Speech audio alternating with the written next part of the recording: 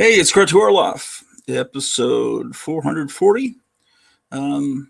This is going to be the best show in the history of mankind. Just finished mowing the lawn. Decided to come in, take a break. Gonna go shower, get the show started in about 35 minutes.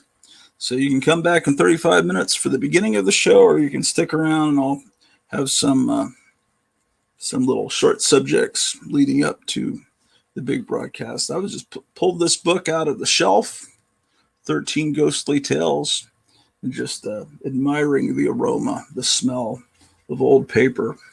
Just nothing like it. Of course, you guys all know that.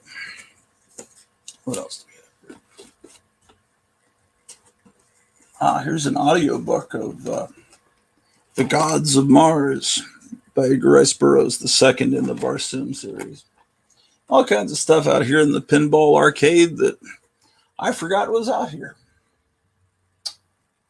Oh, this is cool.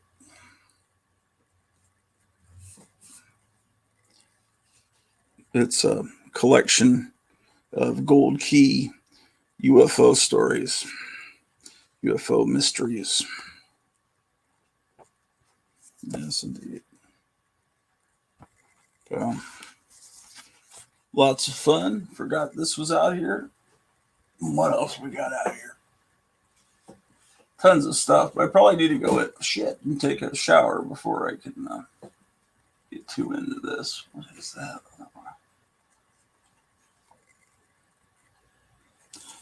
Here's cartoons.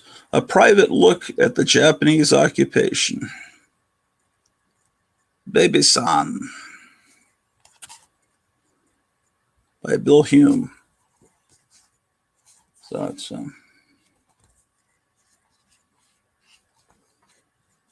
highly entertaining humor about the Japanese occupation. All right. Well, I need a shower. Let's take a look at what's going on in the chat. Let's see. Just as I'm about to go to bed, have a good show, Gratu. Then there's the link. And then Gotham City Comics says hello. Cool. And Zombo says, have a good rest, Tom. All right, so we've got two viewers, Zombo and Gotham City Comics. Well, let's get something going so I can grab a quick shower. Maybe grab a refreshment. Let's see. What can I share with you today?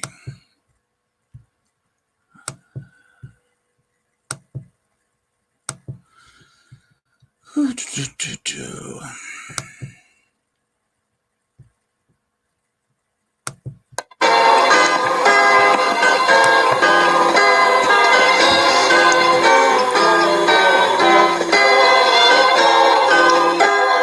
a great theme song, huh?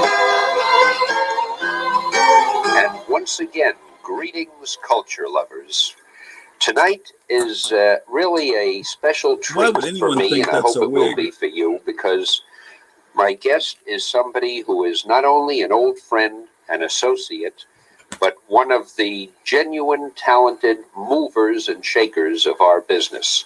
Roy Thomas, editor emeritus of Marvel Comics, and as good a writer as we're ever going to find anywhere in the comic business and maybe in any other business. Roy, it's really a pleasure having you tonight. Thanks for the roll-up, except for the old part. Well, I meant old in a figurative sense, of course. You'll always be Roy the boy to me. Right. How old were you when you started at Marvel, Roy? Well, I'm informed by people in the industry I was an old man because I was pushing 25, and almost everybody else, yourself included, that I know, were teenagers. Yeah. But in the middle 60s, almost nobody had been getting into the field for several years. So at 24, I guess I was fairly young. Well, you know, it's a funny thing. When you started, I have to put these on so I can see my security blanket here, okay? When you started, you looked so young because you were, as I remember, you were so innocent-eyed, and so, oh, you changed. But anyhow, yeah, I remember, and you were absolutely a godsend to me because I was looking so desperately for somebody who could handle all these books and do this writing and so forth. And it just was as though you were the answer to a prayer. Remember, you took over the Fantastic Four, you took over the Avengers, the X. I guess you did almost all the stories. Most. And as good as anybody could have wanted, built up your own following. I began to hate you as the fans began to love you. But here we are. You know, one thing I've always wondered, Roy, when you were young, most kids, they took up stamp collecting, they got into electric trains, they read comics, and then after a year or two, they went to other things. What made you such a real devotee of comic books? Yeah, I think that things just have to hit you at the right age. I don't know. Trains, I couldn't afford to collect trains, for one thing. I always kind of wanted to, but that's a lot of money. Stamp collecting, little tiny pictures. I couldn't get interested in little tiny single shots. But when I was about 4.5 years old, or maybe a little younger, I was walking with my mother. I've traced back through a drugstore in Jackson, Missouri, where I was born. And suddenly I looked up and saw all these colors, and everything. And I said, "What's that?" And, and here were all these characters, Captain America and Superman and Batman and all these great characters. And at the age of 4, before I could read them, my mother just started reading them to me. I developed a great love for them that's, like totally beyond any kind of comprehension. And the other things, the stamp collecting and all the other things that I had as hobbies, be it chess or collecting records, going to movies, they just never meant as much to me as comics. Yeah, and it's really stayed with you ever since. Yes, unlike, say, John Romita, who was mentioning last week that he gave them up for a while and renounced them. Well, there were times during the 50s when there was not much happening in comics that I really liked, but there was never a time when over a couple of weeks went by that I didn't buy a comic, whether it was the Superman and Batman, the few superheroes that were left, or it was Uncle Scrooge, or it was Mad, or it was Archie, if it had to be. You even published a so-called fanzine of your own, of course, a fan magazine. What was it called? Alter Ego. Yeah, I remember that. That's what got me into the field, basically, I guess. And just before we get into your getting into the field, because I want to get into that, you had been a school teacher too, hadn't you, Roy? High school. Yeah, and what did you teach? Well, I was supposed to teach English. I guess that's what I taught. Since my majors were history and social sciences, naturally I ended up teaching English, which was a major. It was mostly 8th, 9th, and 10th grade level in the St. Louis area for the most part, for about 4 years. I think it may come as a surprise to some people, mostly people who've landed from the moon, who still think of comics as being a little bit further down than they really are on the cultural scale, that one of our very top people is an ex-school teacher, a high school teacher of English, and as a matter of fact, we have a number of other people. Yes. Let's see, who is it? We have, you had mentioned somebody just earlier. Well, Steve Gerber. Steve Gerber, one of the main writers. Well, he's an old friend of mine. I've known him since he was in junior high. Yeah. And the major creator of Howard the Duck and a writer for Marvel for the last several years. He was a high school teacher, I think, of English and so forth in the St. Louis area for a few years, in addition to being in advertising and other fields. And our new Canadian a new young Canadian artist is only 23, a guy named Jim Craig, and he's teaching, including comic book drawing, in a college in Toronto. And Marv Wolfman, who is an editor-writer there, was an art teacher for a year or two. So there's a number of people there that are teachers. I guess we shouldn't dwell on it too much, or people are going to feel that they need a teaching license in order to come in and do Marvel Comics. You don't really have to. It does help to have some sort of an intelligence, though. And now, on that ridiculous note, let me pause for a moment, because I know Roy is desperately waiting to find out all about John Buscema's Comic Book Workshop. John, whom you know as well as I do, because you write so many of the stories, including Conan the Barbarian, and we'll devote a lot of time to that later. John is teaching artwork in the heart of New York City to young people and older people who feel that they really want to learn how to be comic book artists, and there's even a course in writing. And this is something new. It's very successful. He's had so many applications, and there's one class almost finishing. It's doing beautifully. For those of you who are interested, let me give you the address to contact. That's John Buscema, Department J, Box 394, East Setauket, New York 11733. That's not where the class is held. The class is held, as I say, in the heart of Manhattan, but East Setauket is where you can reach John. That's where he opens his mail. Big artists have different places where they open their mail and where they hang up their hat and where they read books because they lead very glamorous lives. And now back to rascally Roy Thomas. I've never lived that name down. People keep asking me about that. I think you probably hated me the first day that I wrote you experimented around for a while when I first came. There was Rollickin' Roy and two or three others. That too, I must admit. I made up Roy the Boy to understand the man in one place myself, just for the heck of it. But yeah, Rascally Roy. People remember that, even though we don't use it quite as much. But I find myself using it. Yeah. Even, it's a kind of a. It is good. Yeah. It's a funny thing about these nicknames. I started doing it years ago because I thought it was good promotion and it was good for imagery to the readers, and also because I have such a lousy memory for names, it helped me. We had so many people, it helped me remember who was who. Let's see, at any rate, then you came to Marvel. And it was rather strange the way you got into the business. You didn't come to Marvel first, did you? Well, you were writing all of the Marvel books, just about, except the couple that your brother, Larry wrote, the Westerns. So I figured, well, Marvel is a closed entity, and I never really applied for a job in comics anyway, but I was sending the fanzine around to people, and suddenly, just after I'd accepted a scholarship to do graduate work, when I was back in St. Louis, 2 days later, I got this offer to work for National Periodical as the assistant editor of Superman. And I worked for them for two whole weeks and so forth. Didn't like it a lot.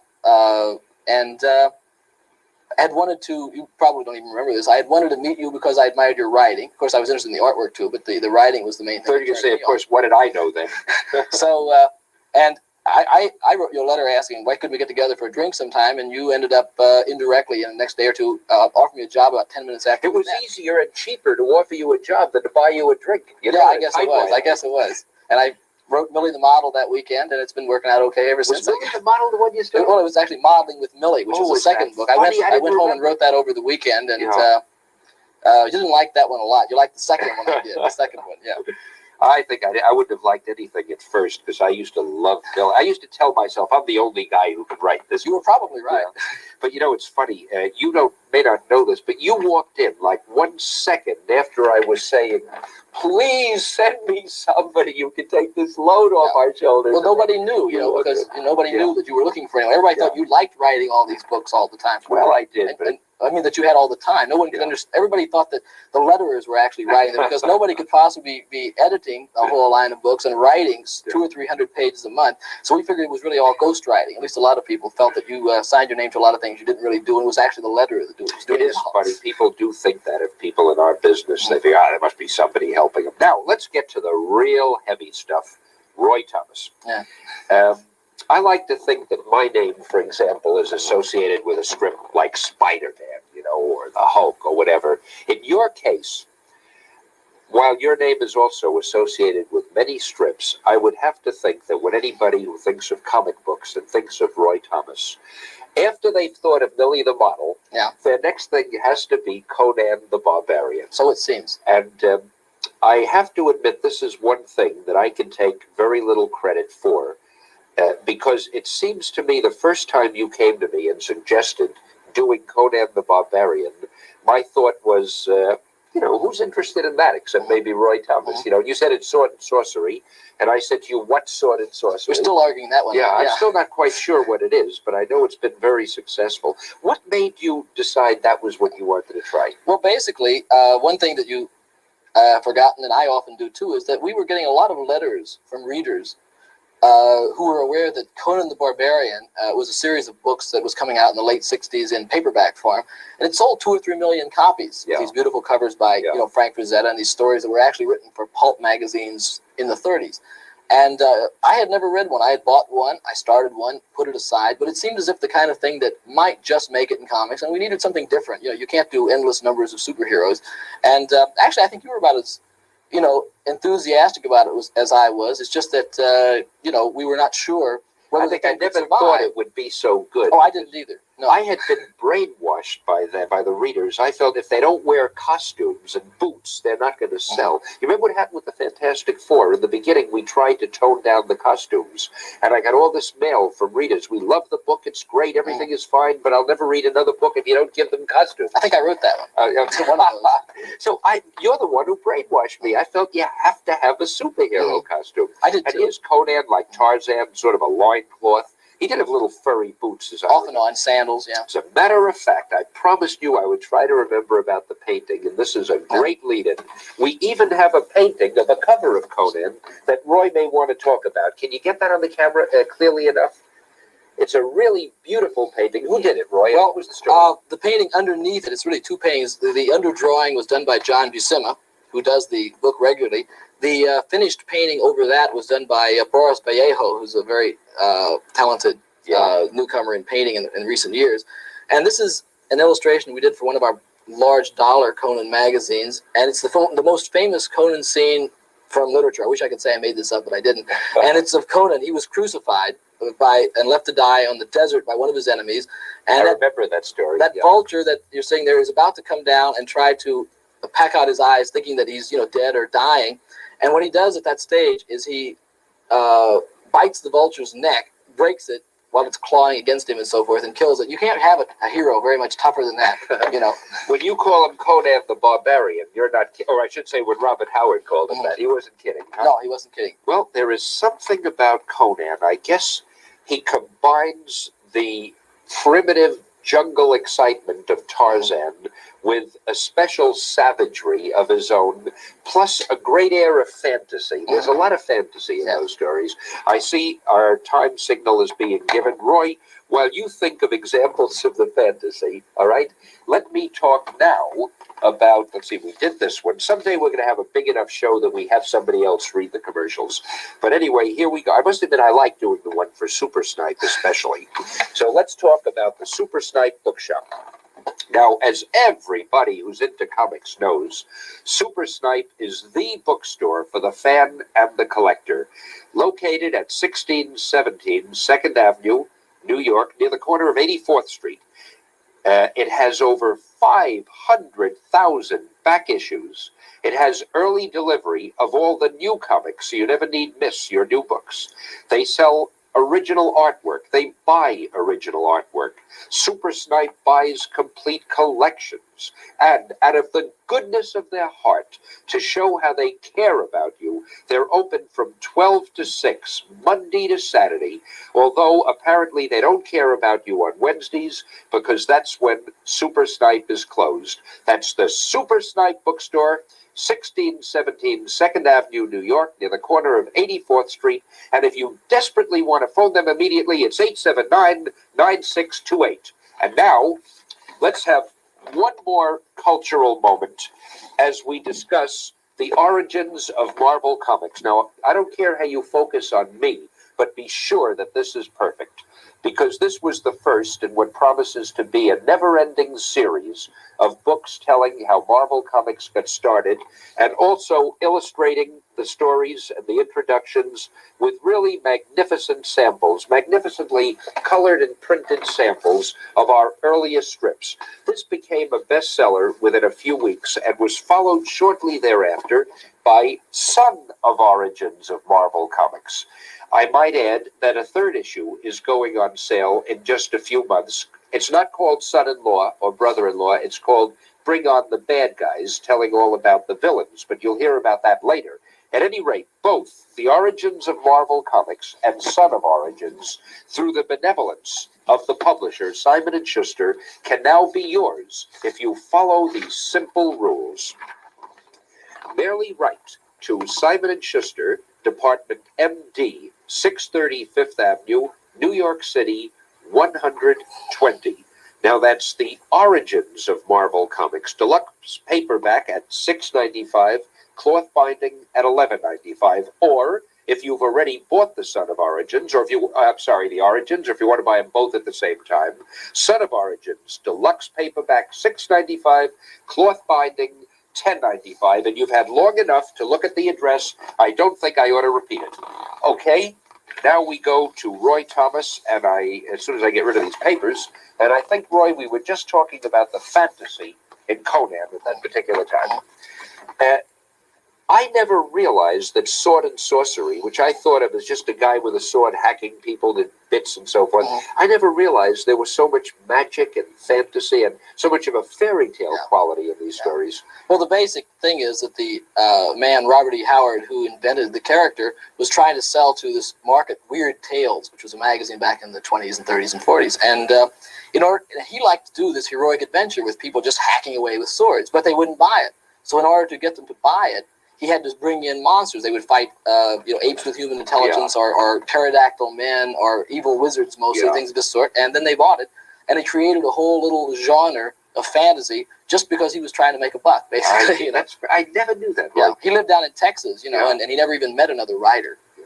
Probably he wasn't able to be corrupted by others. Let me ask you: isn't there a lot of magic and enchantment in the stories? Also, there are witches and people who cast spells, and that's there is. I try. Or are they just occasional? No, I try to keep it down though to about one supernatural thing per issue for the most part, as a general rule. Simply because otherwise, if everything is magical, the world doesn't seem real, and you've already got a kind of a strange medieval, ancient kind of mishmash. The world itself seems because it's a fictitious time. That is supposed to be before the fall of Atlantis, which never really, existed anyway. I think that's great. In order for him to be very literal and very scholarly, and so that historians can follow it, he says, well, it happened before the fall of Atlantis, as though everybody knows exactly what day Atlantis fell, if there indeed was. 10,000 BC. Yeah, that is funny. You can look it up in your history books there.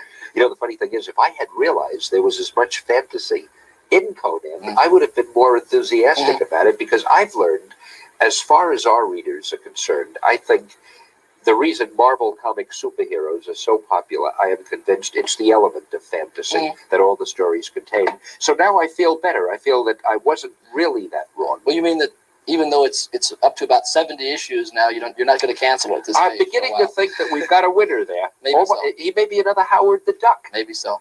Someday we may devote a show to Howard the Duck, but I want to keep you guessing if you don't know what that is. Wait till it gets up to 70 issues. Okay, right? That's right. After he's proven himself, right? Right. Let me ask you something. We had other sword and sorcery characters. We had Kull, King Kull, or Kull the King. He was many things. Right. Yeah, many names.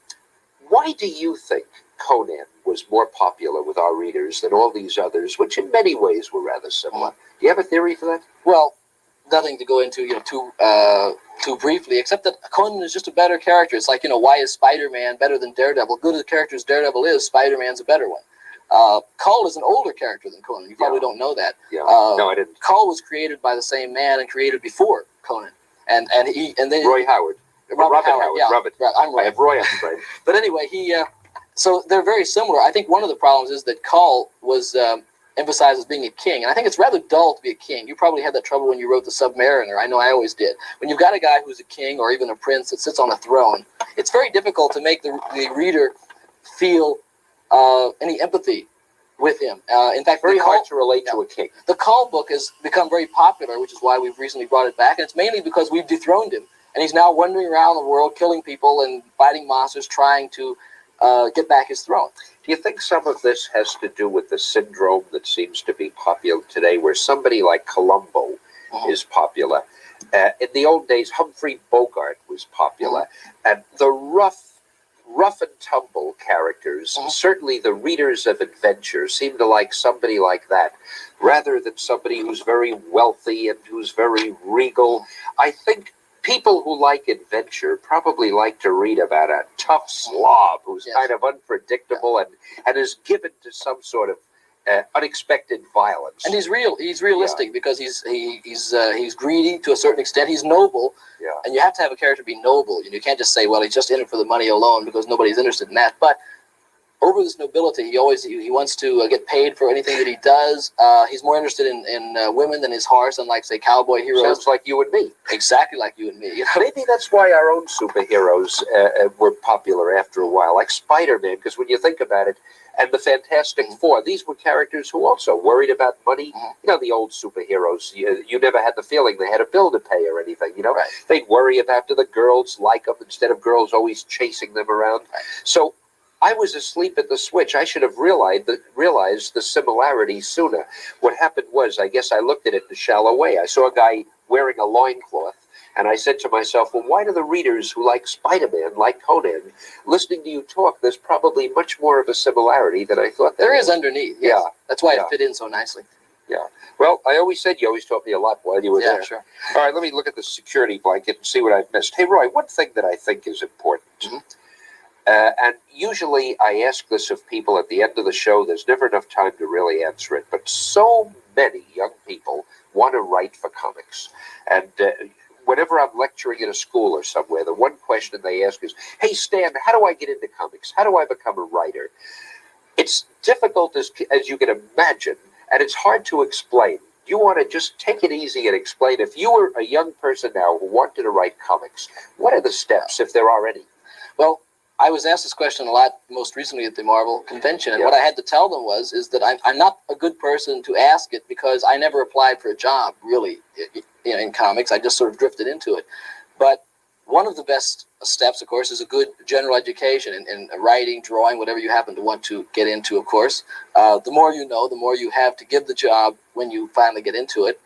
That's one thing. But as far as the direct steps, I think that the best thing to do is to try to get training through these amateur magazines like I did, the fanzines, which are magazines published by fans, primarily for fans. Because this is a good way to have your artwork, your writing, and it'll be published, it'll be seen by people, you may even build a following and so forth. And the next thing you know, you walk in, and even the professionals may know who you are. Yeah. Like I was a fan, and yet you knew That's right. vaguely who I was because I'd written these articles for You fan magazines. bombarded us with that fanzine for years. I just did 3 issues.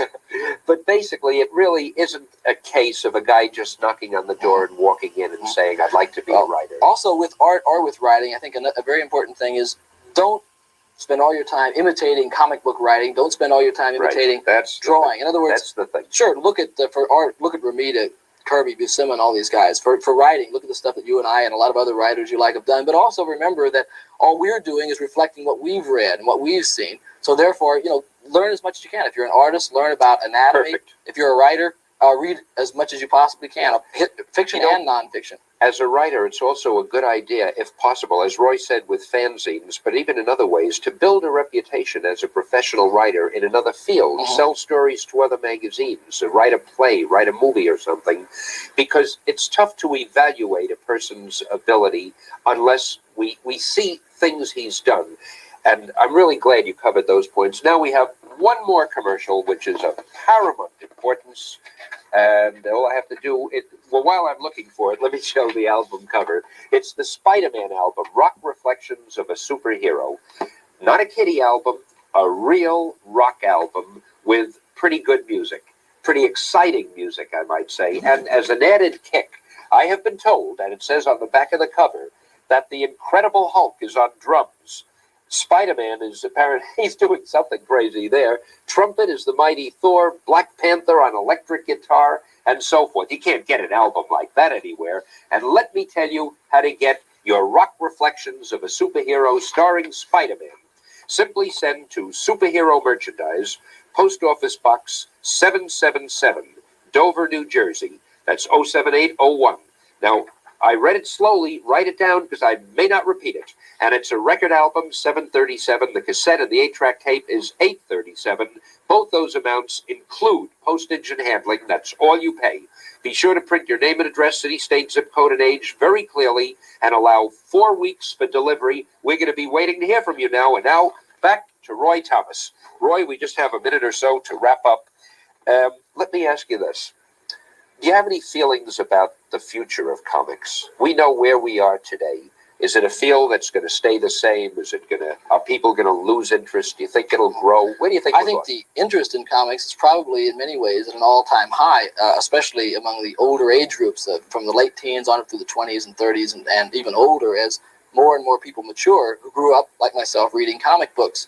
But the problem is that, as you know better than I do, even printing costs and things have grown up so much that the regular 32-page comic, I think, is increasingly untenable. And I think that the directions you're going with the books, the expensive books, both the reprints and eventually original material and things of this sort, this is the real answer, is a more expensive and therefore even higher quality product in printing and probably in the amount of time and work we can put into it.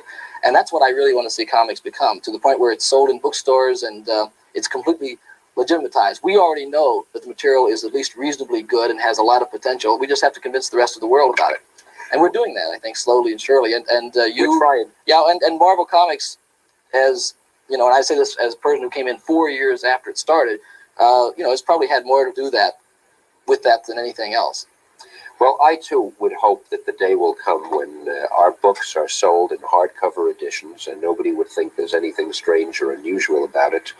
And as for you, you're thinking of moving to the coast, I understand, and you'll still be writing for us, of course, and hopping back and forth and getting your fingers in movie writing and so forth.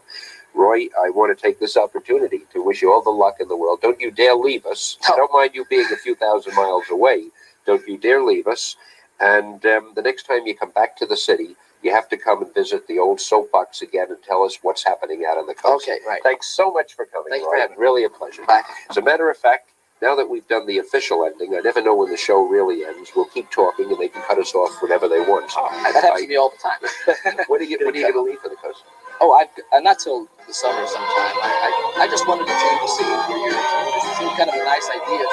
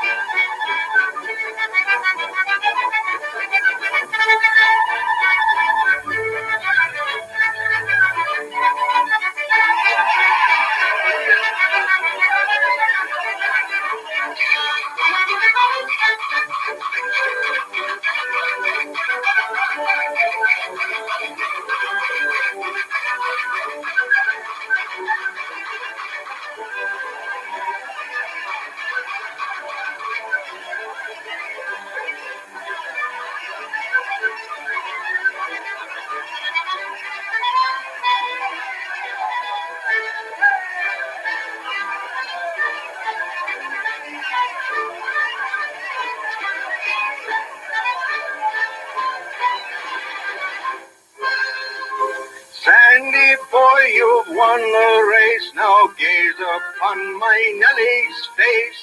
Anything I have is yours, just ask me, just ask me.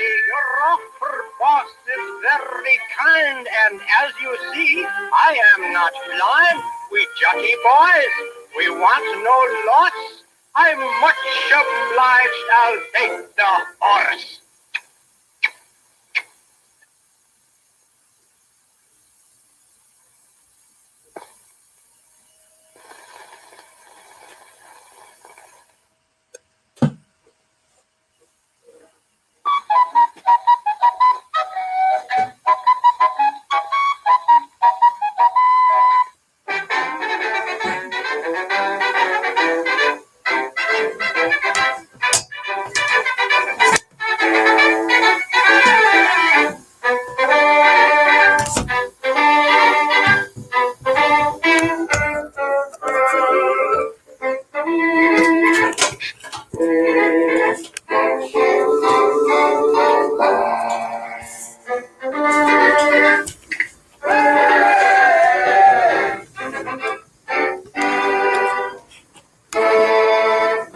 Ladies and gentlemen, come on, over the way.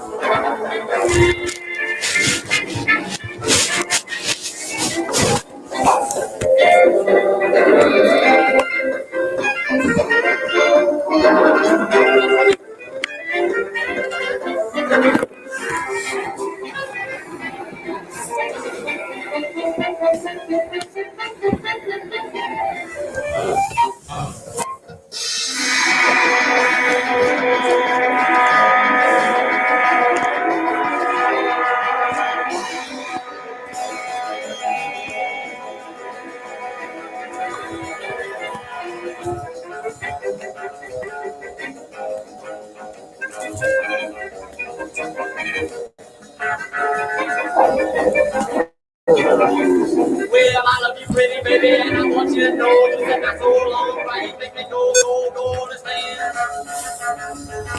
Let's dance. Well, if you'll be mine, you know I feel real fine. Let's dance. Well, I think it for myself when we're out on the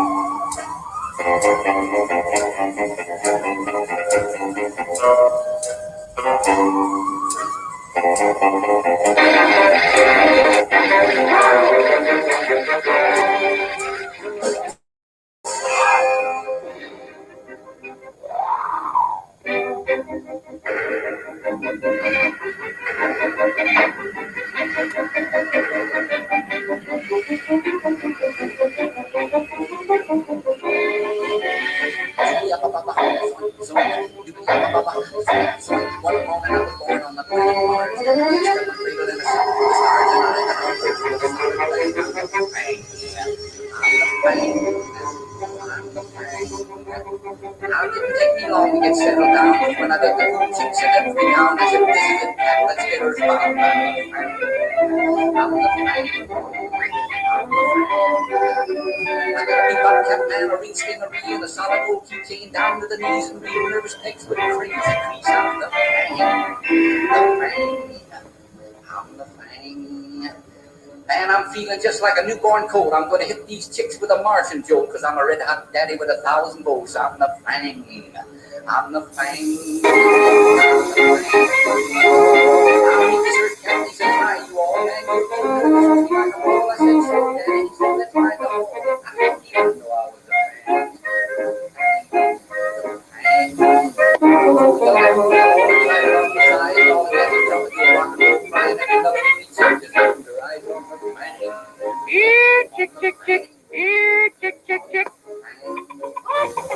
started flashing my beautiful sun and my beach weights were hotter than a $2 gun and the chicks yelled, Daddy, oh, you're the one, you're the fang.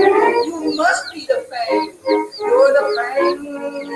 I left that hall about 12 midnight. I was in outer space coming to bed. You like every chick in the house was mine on sight, man. I'm the fang.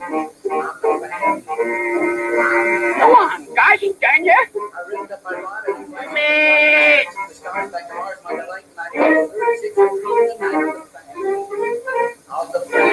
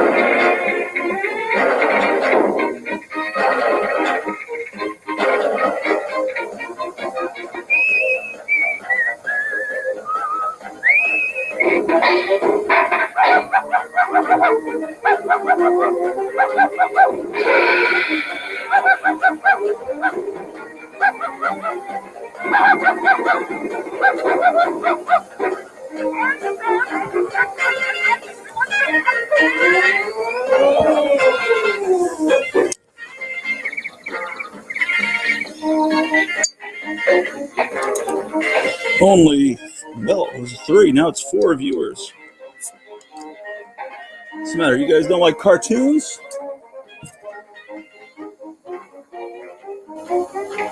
These Terry tunes are the best. We've dwindled down to, well, now 5 humans.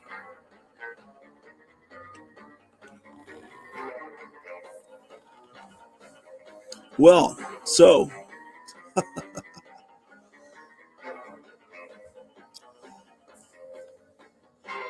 let's take a look what we can do.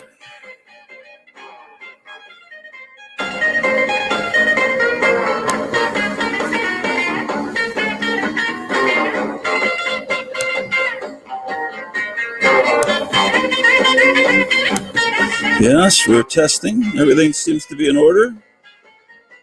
Yes, indeed. Okay. Indeed, indeed, indeed, indeed. Yes, sir. Yes, ma'am.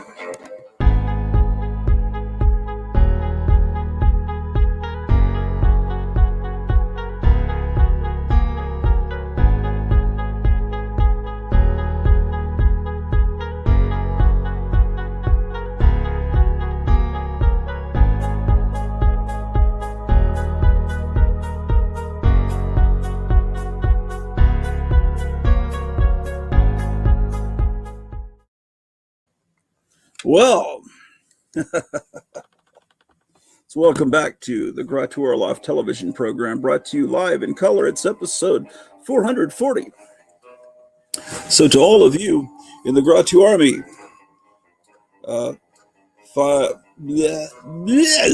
that's code word for this is the best show ever. You know, Famous Monsters often said that on the front of their covers. Best issue ever. This will be the best episode ever of the Gratu Orloff television program in color, brought to you by the Gratu Orloff Inspirational Network.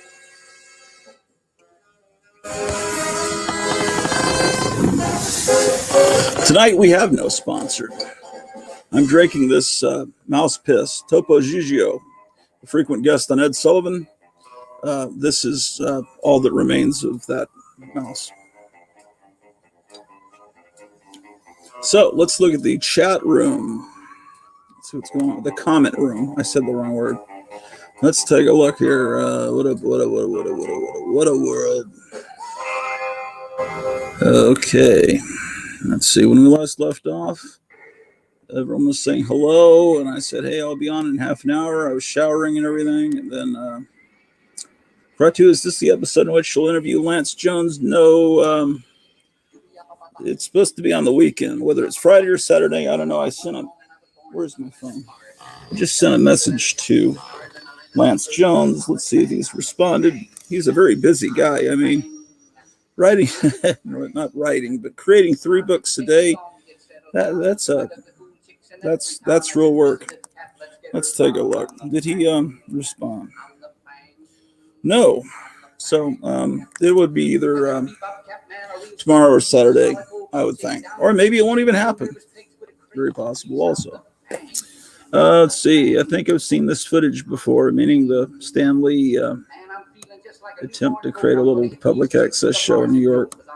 Tom Smith says, thanks, Zombo. Just going to bed now. See you later, Zombo and Movie World Comics. And then Zombo smiles. And everyone says goodbye. And then, wow, Stan was a mile a minute, wasn't he? You wonder how anyone was able to keep up with him. And I said, give me 5 minutes. And then, Gratu, have you seen the Canadian TV show from the 90s, Prisoners of Gravity? No, I don't think I've ever even heard of it. The only Canadian shows I know of are like SCTV, which was great. And then there was Star Lost, which was a science fiction show with very low budget, but it was based on a Harlan Ellison concept. But Harlan Ellison disowned it. It had very primitive Tinker Toy special effects. But I think you can see it on YouTube, Star Lost, the Star Lost. I never saw it as a kid. I think if it ran anywhere, they would put it at 2 or 3 in the morning. And they were embarrassed by it. But I remember seeing a parody of it, I think, in Crazy Magazine. That's the only reason I knew it even existed until YouTube came along. And the only other thing I know is like Degrassi High and the Marvel Superheroes cartoon. But other than that, I guess I don't know much about Canadian television. All right. So, no further ado.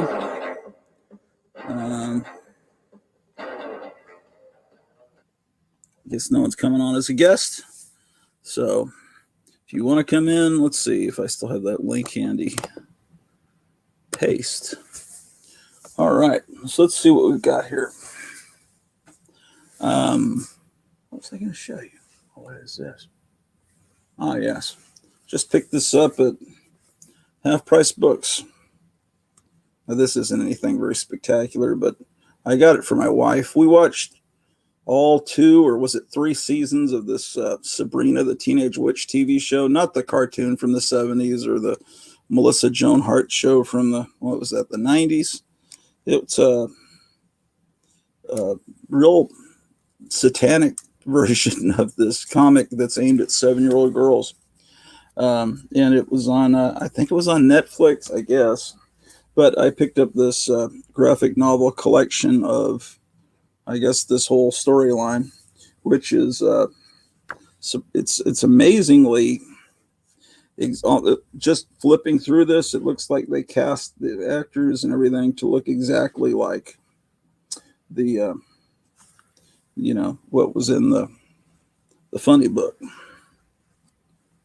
Yeah. So anyway, this is so because we watched it and we couldn't decide if we loved it or hated it just based on the moment because the show had highlights and the actors are very charismatic and everything, but there are times in the show you wonder, well, is there an agenda here? Because they got to know a lot of young people are watching this. Oh, let's see what's going on here. Another comment. Let's see. Prisoners of Gravity was a great show about science fiction, fantasy, horror, and comic books. It was hosted by Rick Green of the Frantics fame. The Frantics that did the song Werewolf? They couldn't be because they'd have to be real old. I think Prisoners of Gravity now that you think about it, it was a TV show on the on the Sci-Fi Channel. Yeah, I think I did watch it. It had like segments in comic books. It was about maybe 20 years ago. Yeah, I don't know what the Frantics is. I don't think it's the band I'm thinking of. Let's see. So, what's going on with you guys on this fine Thursday afternoon? Frantics. I'll show you the Frantics that I know about. Share. The Frantics Comedy Group. Oh, I don't know that. Oh, boy, is my neck hurting. I'm hurting for certain. Yeah, this is the Frantics that I know. Oh, be ready for the school year. Oh, boy. No fun. Even a man whose heart is pure and says his prayers at night can change to a woman when a woman moves and a full moon shining bright. Where's my drink? Oh, there it is.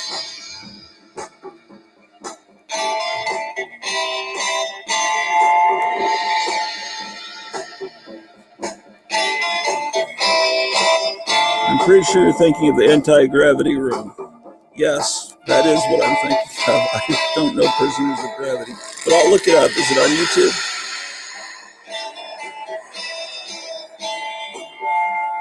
This is a nice little respite from a television program. Oh, Meyer's here? Hey, what's going on, everyone? He says. And then Lead Paint says, Meyer. Hello, Meyer. Hey, guys. Hey, Lead Paint and Meyer, why don't you come on? I've never met Lead Paint. Come on, guys. Here's the link. I'm dying out here. I need some people on here, man.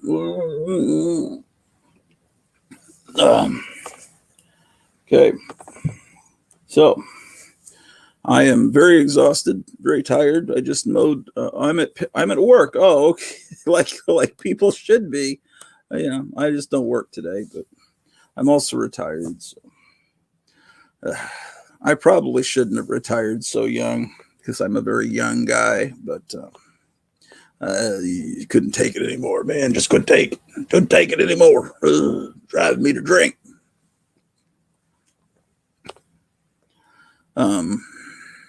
But it's quite liberating.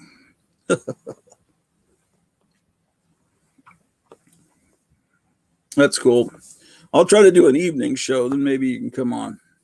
There are tons of Prisoners of Gravity episodes on YouTube. I created a playlist of it. Oh, cool. Well, all right, excellent. I will look that up.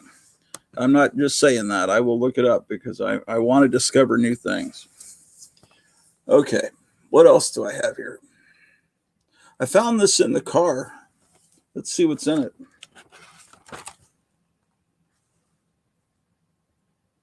Oh, I was creating a television program. This is probably 20 years ago.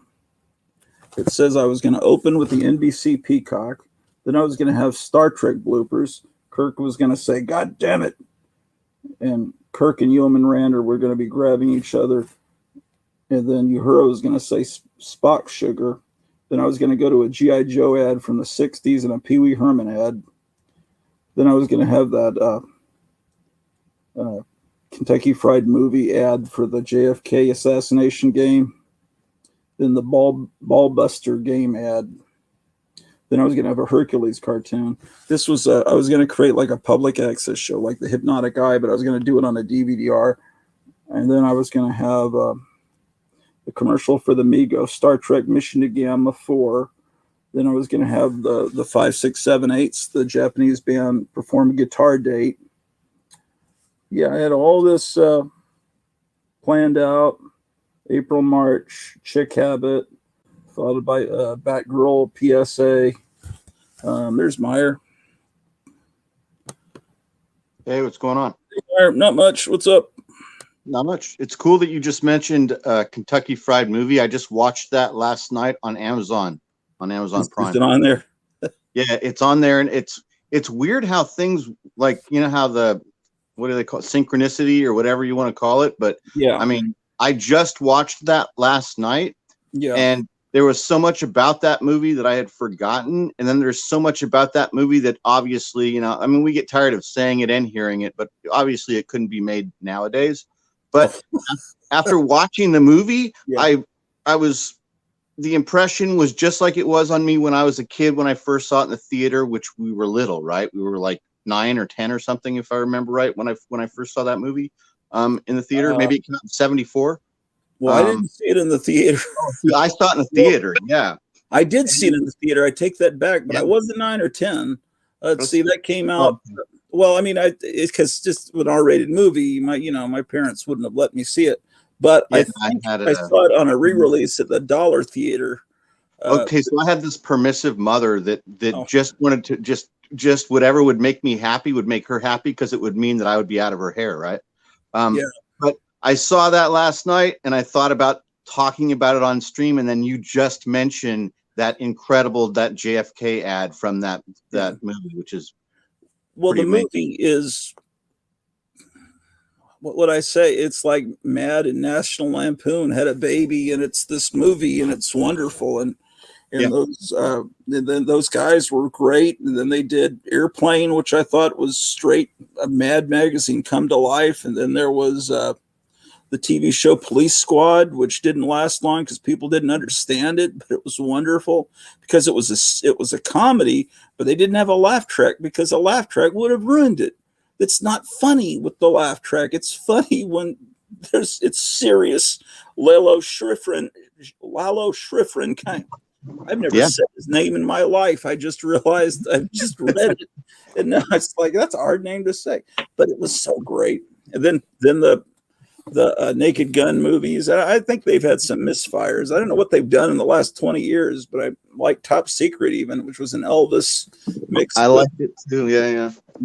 And I watched all that stuff. Those guys, they've dropped off the face of the earth.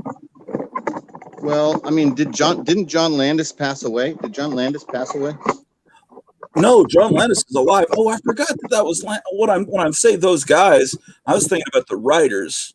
Oh, yeah. This was important to that. And John Landis just was a fireball. And then he just, after that tragic accident on the Twilight Zone set, he just never seemed to be the same. Right. He's one of those guys that's like us, but is really obnoxious. But then I'm probably really obnoxious too. But in interviews, he kind of came across like Quentin Tarantino. You just kind of want to get away from him. But he's all the same influences. But yeah, Animal House, brilliant. Schlock was meh. And then he did. Jeez, am I going to find a shirt? What was it? I saw an inappropriate image in the background, but we won't discuss that. Say what's that? What was that? Is there a pit-up girl behind you? You don't need to. Right here. Oh, is that what it was? I thought I saw something different. Yeah, that's cool. Wow. That's Look at your haul. You've never shown your haul. No, I'm in here because I'm looking for a shirt and a jacket because I think it'll look good if we're both dressed nicely. I think that's the new thing. Honestly, people pointed out, you're copying Mort Todd, and just because it actually is pretty cool when someone comes on dressed up a little nicely instead of just in a Batman shirt. And I realized, that's cool. He's onto something. So Yeah, I am I'll admit when I'm copying someone. I'm the Yep. no pride. Let's see. Oh, that Vampirella is by Dan Brereton. Are you familiar Yeah, with that's him? really good. I So- thought I saw like a modern pinup. I thought you were. Well, I used to live in the same town as this guy, and so because I was always in close proximity to him, I saw him like every 3 months at the same signing, the same conventions, and so I have tons of original work by this guy that are autographed, and he's a really talented painter. Yeah. Speaking of John Landis, he did Blues Brothers, and I love that. Animal House. The things kind of started to go bad when I think he might have lost his mind when actors died on his set, including a little kid. Yeah, that'll put everything in perspective. Yeah, but he was going to make a movie about William Gaines, and it was going to be called Yours. I don't know. It was going to be like it was going to be the biography of William Gaines. It never got made. But speaking of Vampirella, the closest thing, there was a Vampirella movie on Showtime, and I didn't think it was any good. It had Roger Daltrey playing Dracula, but I didn't know that. How was it? Oh, you didn't know about that? No, I never heard. It wasn't very good. The outfit didn't. I'll pull up a picture. All right. It had an actress that I guess was pretty enough, but it just, it was a Showtime, made for Showtime movie from, I think, the maybe late 90s. But the closest Hollywood's ever come to making a Vampirella movie was a movie called Innocent Blood. Have you ever seen that? No. It's a John Landis movie, and hold on, let me see if I can't. Maybe YouTube would let me play a trailer for that. I don't know. There's no telling what they'll allow. Last night after Graphic Man stream, we almost had a heart attack because when it ended on the TV screen, it said stream ended for copyright infringement or something. But I think it was, but it wasn't. It was just, I think it ended and somehow YouTube put up the wrong thing. And I thought it might be because of that Marvel superheroes thing he was showing at the beginning. Even if he showed it, you're right. He showed it only for a second, and that was enough, right? I guess. I don't know. Maybe. I mean, like you can't even show one frame of a banned cartoon that they don't even show themselves. See, it looks like this. It's terrible, and it didn't look good. That's it. They did that for publicity shots, but in the movie, it really looked like that. It looks like someone like a roller derby girl or something. But the movie I'm talking about came out in the 90s, and it was about a foreign, I think she's Italian vampire, and she doesn't wear a Vampirella outfit, but she only wants to. It's this movie. You ever see this at the video store? They have the whole movie on here, actually. You can. No, I've never seen any of this. I haven't seen it. What it is, she only goes after the mafia. She only preys on like Godfather type people because she doesn't want to kill good guys. So she's doing like a public service and only preying on the bad, like Robert Loggia, who wasn't he THE Cat? It's got a great cast. Her name is Anne Parlotta. Anyway, let's get a trailer. I think I could run this on here. But yeah, I recommend this movie. Because when I watched it, I thought, this is the Vampirella movie I've been waiting for. Has me in its spell. I could tell you're excited. That old black magic that you weave so well.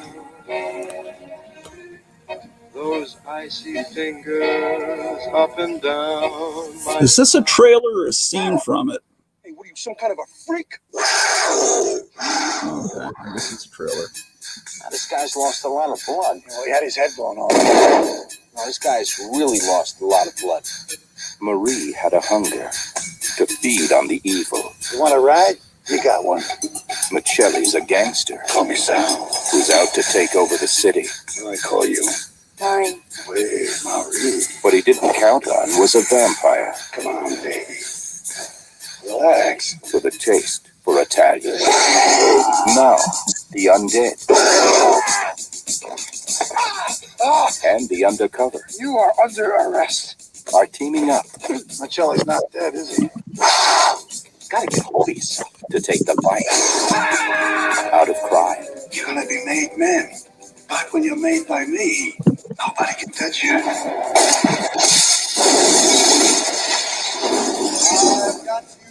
Welcome to the family. From John Landis, the director of An American Werewolf in London. You lost a lot of blood. Are you sure you don't need more? Don't worry, you're not my type. Innocent Blood, a movie that goes straight for the jugular. Yeah, this is a great movie, and I forgot about American Werewolf in London. That kind of changed my life in high school. I showed it to my wife; she didn't really like it. It's like, what? How do you not like American Werewolf in London? Oh well. I love that taste. It's like I can't accept when people don't like what you know. Yeah, I understand that as well. Especially something that was that impactful, like I remember the moment like I first saw all those practical effects in American Werewolf, as well as Jenny Agutter. So yeah, it was a big deal. It's a great movie for me. Yeah, Jenny Agutter was always there as a crush. So I remember when I was in high school and I saw her in American Werewolf in London. I thought, boy, she's gotten old. She was probably 32 or something, and I'm thinking she looks like she's old. It's like, oh damn. You remember from Walkabout? It's probably like in your mind. That's what's stuck in my mind is how she was in Walkabout, right? Well, I've heard of that movie, but I've never seen that. Really? No. So you need to see that movie. That's another one of those weird examples of my mother just letting me watch stuff completely unsupervised and not knowing what that movie is even about. But did she put you in the theater, or did she stay in the theater with you? I think I saw that with older siblings. I think I was with like a teenage, my older sister who was 10 years older than me. So I was probably 5 and my sister was probably 15. I think the first time I saw an R-rated movie in a theater, it was like with my oldest brother who's passed away. And I think he took me to see Stir Crazy. So that's about 81. And that movie is completely okay for young kids, except for the F word or a few curse words. It's like Blues Brothers is R-rated, and there's nothing inappropriate in that movie except for the language.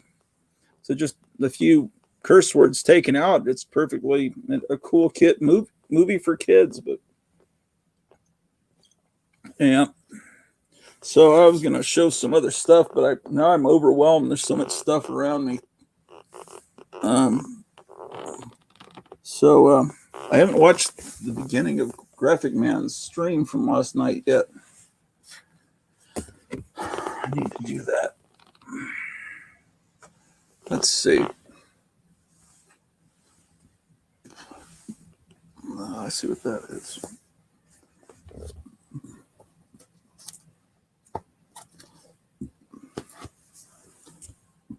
No, I was getting like these quarter type book stuff just because I thought they would entertain me. Like Marvel Age, which I don't think anyone collects. But maybe at some point this will become something historic. But it's the fact that this is in such perfect, pristine mint. You never see. And at this point, in our circle, it has great significance because of all the books that Tom shows that are edited by Saul Brodsky, and then the mythos surrounding his son. So it makes it that much more collectible. Yeah. Well, to 3 or 4 people. Yeah, exactly. There's tons of these. I mean, it's like all this was. That's a great photo. Look at that. Yeah. That would be a great mask to own. I'm sure it's disintegrated. They're promoting the A-Team comic book. Yeah. Yeah, I want that book now. I'm gonna look for.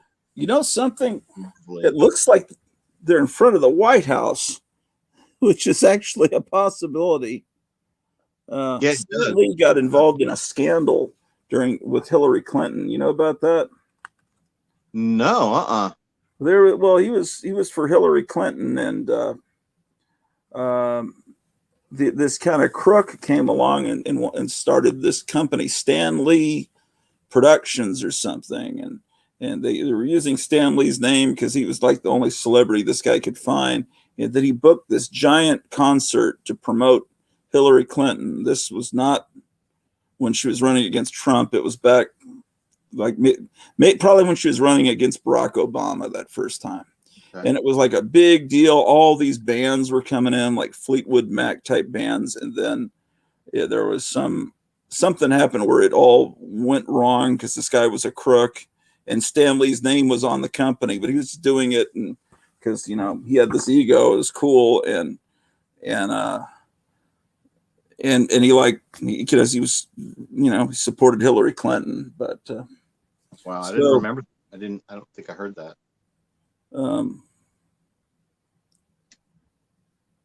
So I assume they're showing this because he designed this ad, and which this ad is wonderful, and this is why, you know, when you buy these I don't know which way to move. Let me put myself full screen for a second. Yeah, of course. It's like you buy an omnibus, you don't get these ads. No, like and Marvel stationery, and look how cool that is. And that shirt, they made reproductions of that about 20 years ago, and I bought one. That's one of my favorite things, man. And then I guess I haven't read this article yet, but I guess Millie the model. Let's see, what does it say there? Oh, this is actually drawn by him, so he was able to draw Archie style stuff. So he had a lot of talent. His son just wrote on the coattails. But then they would do this thing every issue. They take part of the history of Marvel. This is 1966, part 4. Yeah, I don't know. Some point people may realize this is really the first appearance of so-and-so because they appeared in the promotional magazine first, and then people will start caring about it. You know, it's probably not. So, yeah, the phone died last night, and I was on my wife's phone. I had no idea how to operate it. It's just,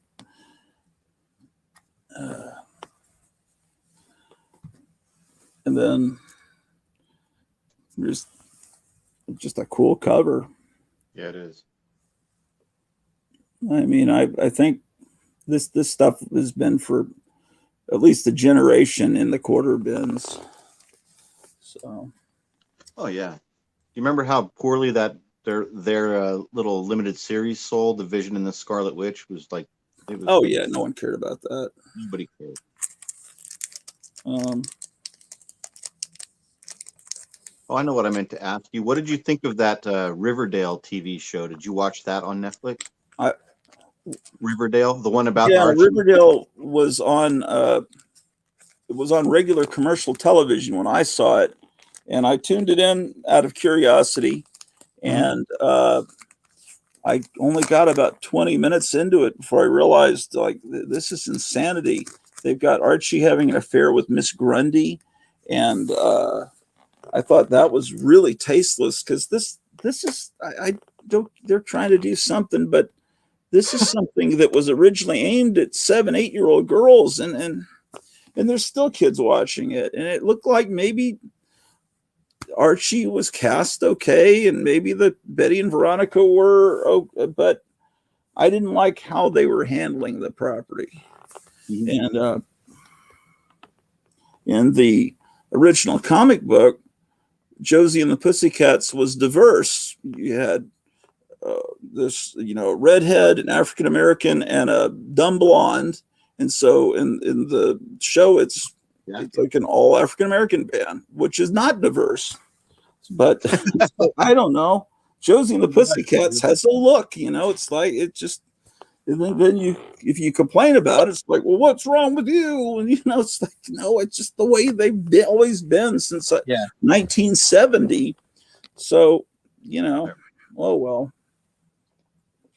But that wasn't the main thing. The main thing is just that it struck me as perverse. But that Sabrina show, they're having orgies, and it's clearly established she's a teenager. She's not over 18, and they're showing orgies, and it's not as it doesn't show a lot of nudity really, but it's messed up. I don't know. But they're saying hail Satan all the time. And then they have this giant Baphomet statue that, in their school. And then there's this new, it's not the Church of Satan. That's Anton LaVey. There's some new thing. It's like the Satanic Church. It's like somehow different. So there's a place that I tried to mention this, or I might have mentioned it to you guys before. There is a church here in the city that is established. It's been here for decades, just as long or shortly after LaVey, after the Church of Satan kind of got all the bad public publicity, but it doesn't have Lucifer or Satan in the name at all. It has a weird name. It's called the Church of Light or something like that. It has a strange name, and the dudes, there's like guys that are like monks that dress in black, and I've seen them riding on the bus before. Well, Lucifer means light, so that's, the Spanish word for light is luz. So they're just playing it's like the holy tabernacle of light or church of light. They try and like candy coat it.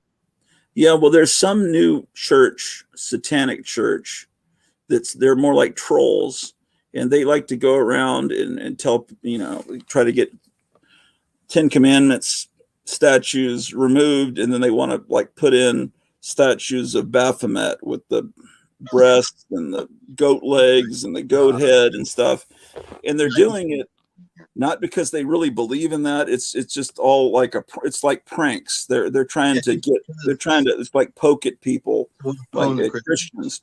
And I forget what it's called, but the guy that runs it, it's not the Anton LaVey. That's different. This is some young guy, and there's all these young people joining it, that these Antifa types. And anyway, they sued, I think, the Sabrina show, because they had stolen their design, which is something that I think goes back to thousands of years. And so they had to change it, or they were worshiping I think in the second season, they get all woke and stop worshiping that male demon, and they start worshiping like Hecate or a female goddess. It's just because they got sued in the first season somehow. I don't know. They just like to create trouble. Let's see what people are saying here. I haven't seen that show. Yeah, Julie Strange should have been Vampirella if she wouldn't have died. I didn't know she died. I remember didn't she marry one of the Teenage Mutant Ninja Turtles creators, and then he made Heavy Metal magazine. The guy that destroyed Heavy Metal, basically. Yeah, did I say create? Oh, creator of Teenage Mutant Ninja Turtles. Yeah, he bought Heavy Metal and destroyed it. Yeah. Yeah, they're still putting that out. I saw an issue there. I didn't look in it, but looks like Shrek. Yeah. What looks like Shrek? I'm not sure, Basil, what you're talking about. I don't remember. My mind is like the memory of a goldfish. I picked this up. I might have a graphic novel that collects all these, but Eric Breen was talking about Brubaker and his run on Captain America, and this seems to be what Captain America: The Winter Soldier is based on. So this stuff seems good, because after The Winter Soldier came out, I got real excited about Captain America again, and I went to Half Price Books and I picked up some graphic novels collections of the recent comics, and they seemed pretty good, and I think this was part of it. But cool. Some of this is stuff that I just picked up recently, and some, like, here's a Sad Sack 166. Nice.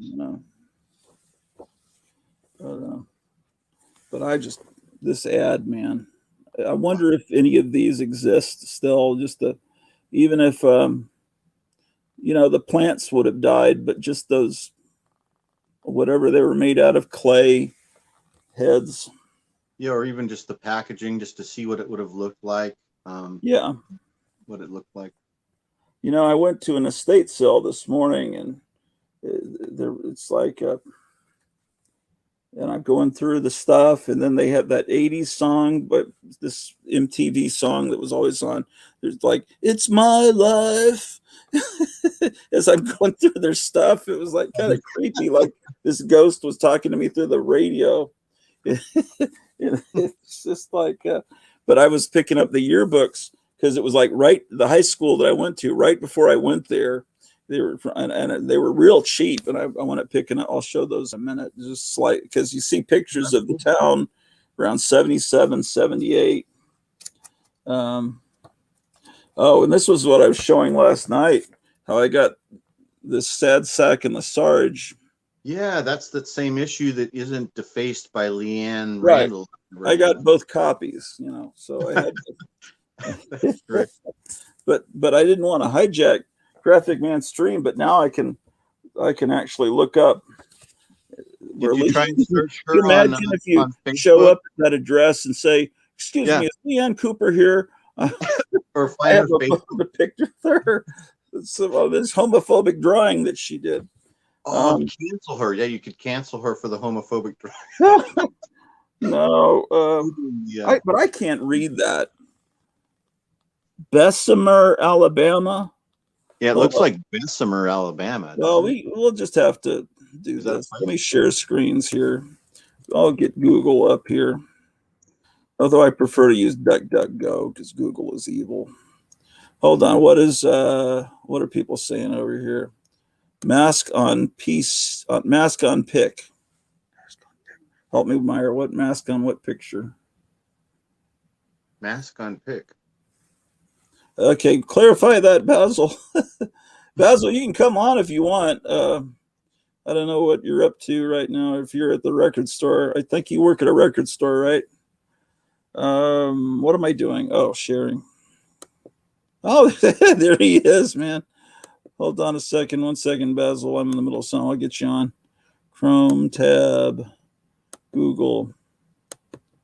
All right. Let's see.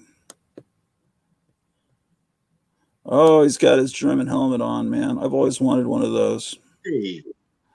Where do you get those helmets, man? Is it a replica or is it real? Helmet? This helmet, No. it's a repop. It's one of those Indian-made ones. Because it seems like in the old cartoons, magazine, the Big Daddy Roth kind of magazines, they would have ads where you could buy those. And I guess they were replicas, or maybe they were left over from the war. I don't know, but I guess surfers used to wear those, right? Oh yeah. Everybody used to wear them. Bikers, surfers, everybody. Yeah. People So used to there's wear probably a lot of those around California where the surfing craze was happening. Do you see those in antique stores? No, I quit. I stopped seeing them back in. They were around when I was a kid, real ones. But then the last time I seen any of them, the last time I seen a real one in the wild was at this pawn shop. And this guy just had tons and tons and tons and tons of World War II stuff. Some of the best stuff I've ever seen. I used to try to buy it from the guy, and he's like, "No, it's not for sale." He'd been in the war, and he'd brought home a bunch of stuff from the Pacific, samurai swords, and then he had a brother that was in the ETO, and he just like brought back all this German stuff. And I used to always tell him to take care of it, and you should take it, because we're here and it's real hot here, during the summer, and leather, these things are made out of 100% leather, except for the brass fittings and stuff. And the leather deteriorates real easy. I used to tell him to take care of it, and he never did. And then over the years, I just watched all that stuff just crumble and turn to dust. And then finally the old man passed away, and the kid got it. And then the kid sold everything. And the moral of the story is had they taken care of it just a little bit, a lot of that stuff wouldn't have needed to. The World War I pickle helmets, like I'm wearing pickle helmets, they wouldn't have turned to dust. I mean, everybody's afraid to touch stuff and take care of it, but you got to understand this is militaria, and it's meant to be, cleaned and taken care of. That's what you're supposed to do. A lot of people, they fuss and muss about stuff being touched. Well, Meyer knows, if you don't take care of your weapons, if you don't clean your weapons and oil them, what happens, Meyer? Yeah, it falls apart or it seizes up or it's no good. Yeah, exactly. There you go. Well, it's the same thing with helmets and all the other, equipment. So, yeah, there's a lot of stuff that you can leave untouched, but the stuff that needs to be touched, you should be touching it. Is that what at the closing credits of Hogan's Heroes? Is that what Hogan's hat was on top of? That same thing you're wearing? Yeah, and I actually have an officer's cap, and when I normally have this on display, like when we're gonna have a party over here and stuff, I take my officer's cap and I hang it over the top, so it looks like a Hogan's Hero thing up there. Oh, cool! It's cool. So, yeah, but that was not used in World War II, except by maybe people that had fought in the First War, or what? No, I mean, they were pretty much out of style. I mean, you'd see them in parades in the 30s. You've seen them out. You've seen them. I mean, there's actually in Argentina, there's a whole regiment in Argentina. When they're in full dress, they still wear the pickle halb. I mean, it looks like the Kaiser's army when they go on parade. And America, we used pickle halbs up until probably just before, we were still using them. They were still as a dress parade helmet. They were still using them since the Indian Wars. So probably up into the 1870s, 1880s, we had a form of a pickle halb too. So it's pretty interesting. But I found some of that paperwork. If cool, you want to look at that, if you guys got the time. Let's get this off the screen. Let's go ahead and look at it. This is apparently where the girl that defaced the copy of Sad Sack and the Sarge lived. I guess it must be the middle house. There's some mattresses thrown out. This is not like a nice area of town. I don't think that you would probably want your daughter to date. I mean, your son to date a girl that lives in a neighborhood like that. But look at it's on a hill. It's like I don't know. That's kind of a cool house there. But is that in California? No, this is Bessemer, Alabama. Oh, look at that nice view across the street. But yeah, they're definitely on a hill. Mm-hmm. Steep hill. At least it seems steep to us that don't live in San Francisco. But having the mattresses in front of the house, not a good look. Yeah. So I don't know. Let's see if what is Leanne Cooper? So it could have been inside that house that she defaced that Sad Sack comic. Either that or she was at school. She a lawyer in McDonough, school, probably. The same one. Life after her ex. What? Maybe this is. No, that's Leanne Taylor. I want Cooper.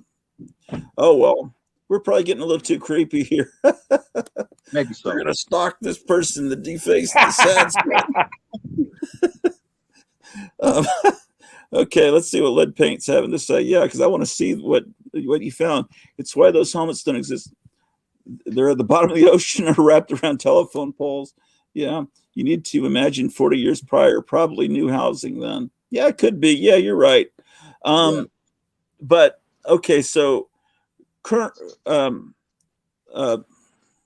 Klink, it's 20 years since, less than 20 years, right? Since World War I. What rank would you have to have that helmet? Well, they had an enlisted rank and an officer's rank, and how you could tell the difference was if you look at the side at the markings like this, the marking here. I forget what this is. It's a light unit. But anyways, the chin strap is made of leather, right? You see the leather chin strap? No. That's right here. It's right here. This thing that's kind of, hold on, I'm sorry. I'm trying to, this thing. I should, hold on, what am I thinking? Let me give you full screen. Okay. Sorry. Okay, yeah. Okay, you see, wait, do you see this buckle I've got my hand on? This is what would slide underneath your chin, this leather strap, right? Here. Hey, Basil, are you on a phone? Yeah, no, I'm on my tablet. I was just wondering if there's a way to turn it sideways so you'll fill the screen like, a movie screen. Oh, okay, here. Look, there you go. Oh, I'm trying to. Okay, do you see? Hold on, you see this brass buckle right there? Yes, I do. That's a chin strap. Here, watch. Let me just fix it like this. This will make it easy for you. This thing right here. God dang it! Everything has to be feisty when I come on here. I swear. Okay. See how this thing hangs off? What I did. Well, I'm writing that light. I'm sorry. What I did. What they normally would do is when they're in parade, they would put it on underneath their chin, and then when they were in combat, they would take it off and put it up because of concussion. Okay, it's not an old wives' tale. It is true. When a large artillery round goes off, most people die from the concussion, not from the explosion, not the actual impact.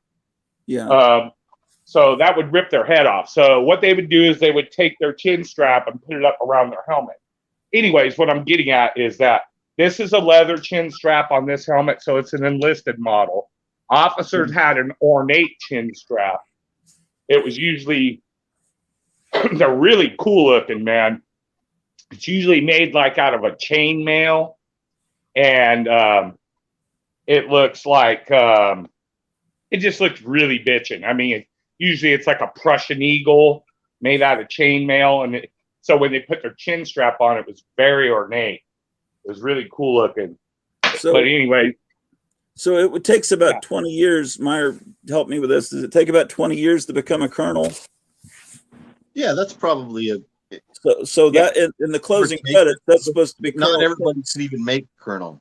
So it's not like just because you do 20 years doesn't mean you're going to make full-bird colonel. It's actually pretty unusual. But I'm trying to remember from references made in that show.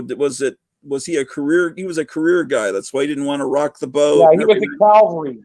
Most of the guys were cavalry. So that's his World War I helmet, and then Colonel Hogan's cap is on top of that. So that's supposed to be the two of them and the closing credits, right? Yeah, that's what it is. Right. Clint just wants to retire and wants to not rock the boat, right? And wants to always be appear competent for General Hofstetter. Was that what his name was? And Schultz was just drafted. Yeah. Like, what was he? I forget what he was. It was some real innocuous profession. Yeah, no, Klink. If you understand it, like I know what's up. Klink was, and it's right. They actually did the story like completely correct. It is right. I know. I just don't. Some of those I haven't seen since the '70s. So in my mind, What the deal is Klink is an old cavalry officer, and all those guys got put out to pasture, and they would usually they were the guys that went out and took over POWs. He was Luftwaffe, so that meant that he actually tried to move along after cavalry, and he probably made it into the early part of the Luftwaffe, and then he was too old to become a pilot or anything else, so they just made him a colonel and head of a POW camp, which is that's what they do with the old birds. Most officers are what's the word? Aristotle or they're aristocrats. Aristocracy, Yeah, aristocracy. Yeah, most of them are even in the United States. I mean, it's anybody that goes above lieutenant colonel. I mean, during John McCain wartime, types, during wartime, it's easy. They'll bump you a grade. They'll bump you a grade and stuff like that. But peacetime Army, dude, forget it. It's not going to happen, man. You're gonna, you got to really suck some balls and know some people. I mean, I don't know. I wonder if the career of Colonel Klink's ever been discussed on YouTube of such, like he's a real guy. He was really cool. I loved him as an actor. He was great. And I think he's Jewish and he's playing a Nazi. I think that's interesting. But most of the people that were in the German army were just like drafted, and they were just like ordinary guys. They weren't in the movies. They're all evil, but it was the evil people running it. They were just like, oh, I've got to do what I got to do. It's just that. But oh well. Yeah, well, I mean, there was different branches, just like there is in everything. I mean, if you were an Allgemeine SS. If you were Allgemeine SS, you were a bad person. Yeah. Well, for a while, I was collecting these wedding pictures. I've got I don't have a big collection, but these German wedding pictures where they're in their uniform and they're getting married, and they probably didn't make it. And it's just, you find this picture at an antique store or on eBay, and it's just kind of cool to.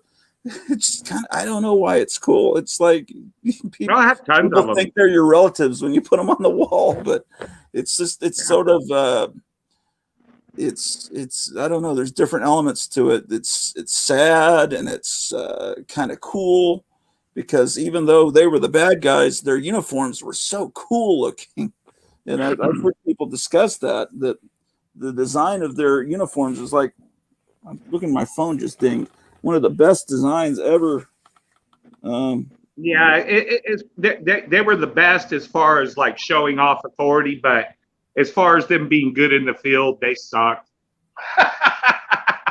They had to come up with a whole new way. If you look at towards late in the war, late 43, early 44, they started really changing over their uniform. It's it started looking more and more like how the Americans or the Russians were, because they realized it wasn't field expedient to, go into combat looking like you're dressed like an early 19th century, whatever the word is you said, aristocracy, guy, Yeah, they had badass hats though. Their hats were killer. Their peak caps were killer, man. They were really cool. Oh, there you go. I'm sorry if it looked like I was ignoring you, Basil. I wasn't. I was listening, but I had an important message come through. I'll tell you guys about it. Look at that. Yeah, I just realized you're talking about this, and this is just sitting up here on the shelf, and I thought I'd show you guys. Yeah, look at MG44. That's killer. Now, what are we looking at? Is that that's a newer GI Joe or what? This is The Ultimate Soldier. This came out maybe about 25 years ago. Well, the thing about the GI Joes in the 60s is they made German and Japanese soldiers. Do you have any of those? Are those just astronomically priced? Yeah, they're expensive, and I don't have any of those. But yeah, they are expensive, and yeah, they made international. I mean, from all different countries. What I always thought was cool is that all GI Joes, regardless of what country, have a scar. It's like it's an initiation. You join the army, they had to slash you, and it's like the Germans, the Japanese, everybody is like a clone. It's just like a little bit changes in the face, and then a slash. No, there's some real stuff to that. I mean, I can attest to it because I was firsthand given the knowledge from my uncle when he was in Vietnam. He would screw around a lot with different nationality armies that were over there, and I forget who it was, the Gurkhas or something like that. But the truth of the matter, make the long story short, is that if they unsheathed their kukri, then they had to draw blood. And so unfortunately, one night my uncle was out partying, and they ran into some, Aussies or whatever they were. I can't remember. They weren't Aussies. They were a brand. They were, how Britain was an empire, so they had like 20 million different nationalities working for them. Anyways, they ran into the guys with the kukris, and my uncle's buddy took the dude's kukri out and was like, "Hey, dude, what's up? Let's party." And the guy got all like tweaked and freaked out, and like his whole crew were sitting there watching him to see if he would do what was required. And so when he gave it back to the guy took my uncle's buddy's hand and went whack and just cut the shit out of it.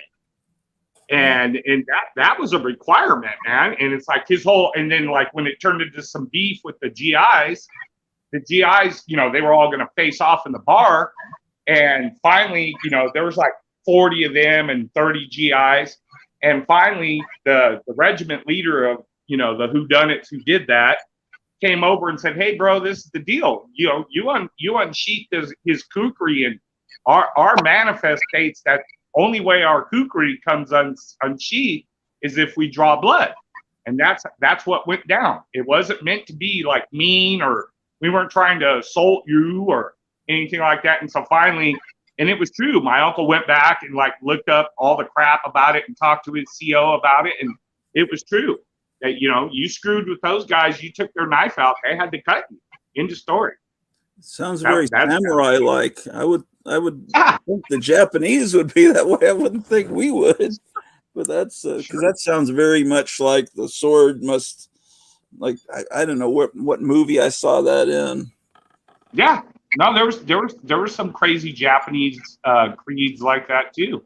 I mean, they were hardcore, man. I mean, you any army that went into combat, with a bolt action rifle and very crappy machine guns and, pretty much a technology that was like 20 years behind everybody else and did the damage that they did, they had to be pretty hardcore. It sounds like they believe there are spirits living in the steel, It's like some kind of barbarian kind of thing. It sounds like that's kind of an occult thing. Who knows what the origins of that are? Yeah, no, it's really interesting. I mean, I've never delved off. I've always had a healthy appreciation, for the Japanese, military culture. I mean, they were pretty fanatical. They were, and to write them off as a bunch of buck-tooth glasses wearing, you know what I mean? Yeah, I don't think so. They weren't. They were very intelligent. Of course they had their dregs in the military. I mean, look at the story of Biak. Have you guys ever heard or read about the story of Biak Island? No, I don't think so. It's real simple. Like, the commander, the garrison commander, the Japanese occupied it. The garrison commander was ruthless, and he would show his troops how ruthless. When airplanes would go over and attack it, and they'd shoot one down every once in a while. The pilot would bail, and they would capture them. Well, they would hack them up and eat them. I mean, that's a true World War II story. I mean, the garrison commander was like, "Oh yeah, we're gonna roast them," to show his troops. So that'll tell you that's why he garrisoned a little island called Biak, is because he was like mentally retarded, crazy. They were like, "Well, he serves a purpose. Let's just put him out here on a little island, and he'll be okay over there." Yeah. He wasn't okay. The guy was nuts. So they were ruthless. They were mean, man. I mean, you watch the worst thing you could do is get captured by the Japanese, because they would they would do you in, slowly or quickly. The Germans, they were a little more, I don't know. They knew better. They did their fair share of atrocities, but they didn't do it blatantly like the Japanese did. Holy moly! Yeah, I don't think but the Germans didn't treat our soldiers like they did the Jews and all the. It was. I think they were treated no. because I've seen German camps. You know, because Hogan's Heroes. I've seen what I've seen is like they had baseball teams and they had baseball games, and it's like the camp had different teams, and they were allowed to play sports, and it was and they had a newspaper that they were allowed to make a newspaper for all the guys. I mean, it's like they kind of they treated them. It's kind of like Patton. Wasn't there a scene in the movie Patton where he had a bunch of German soldiers that were POWs, and I think he saluted them, and he had all this respect for Rommel. I mean, as far as World War II history goes, you can go down billions of holes, and Patton, I loved him. I could show you my whole Patton collection. I'll break that out one of these days. I started collecting Patton by haphazardness, and then through the years, I've amassed a pretty good little chunk of Patton stuff, real World War II Patton. So my oldest brother was, I think, temporarily the aide to Patton's son, who was also a general, and he tried to be a little quirky like his father with the pistols and everything, but he wasn't, obviously the legendary. Patton was a tortured fool, is what he was. He was a great general, but he was like tortured, and he was a victim of. I've read all the history. He was a victim of the New World Order, in my opinion. He didn't fit the narrative of the next phase of whatever the crafters of our world. He didn't fit it. So they killed him. My personal belief is they rubbed him out. They killed him because the way my father explained it is that there are certain types you keep them at bay, and then when there's a war, you let them out then they do, and then you've got to put them back because they're nuts. And he wasn't nuts. He wasn't nuts. He could see through the veil of all the lies.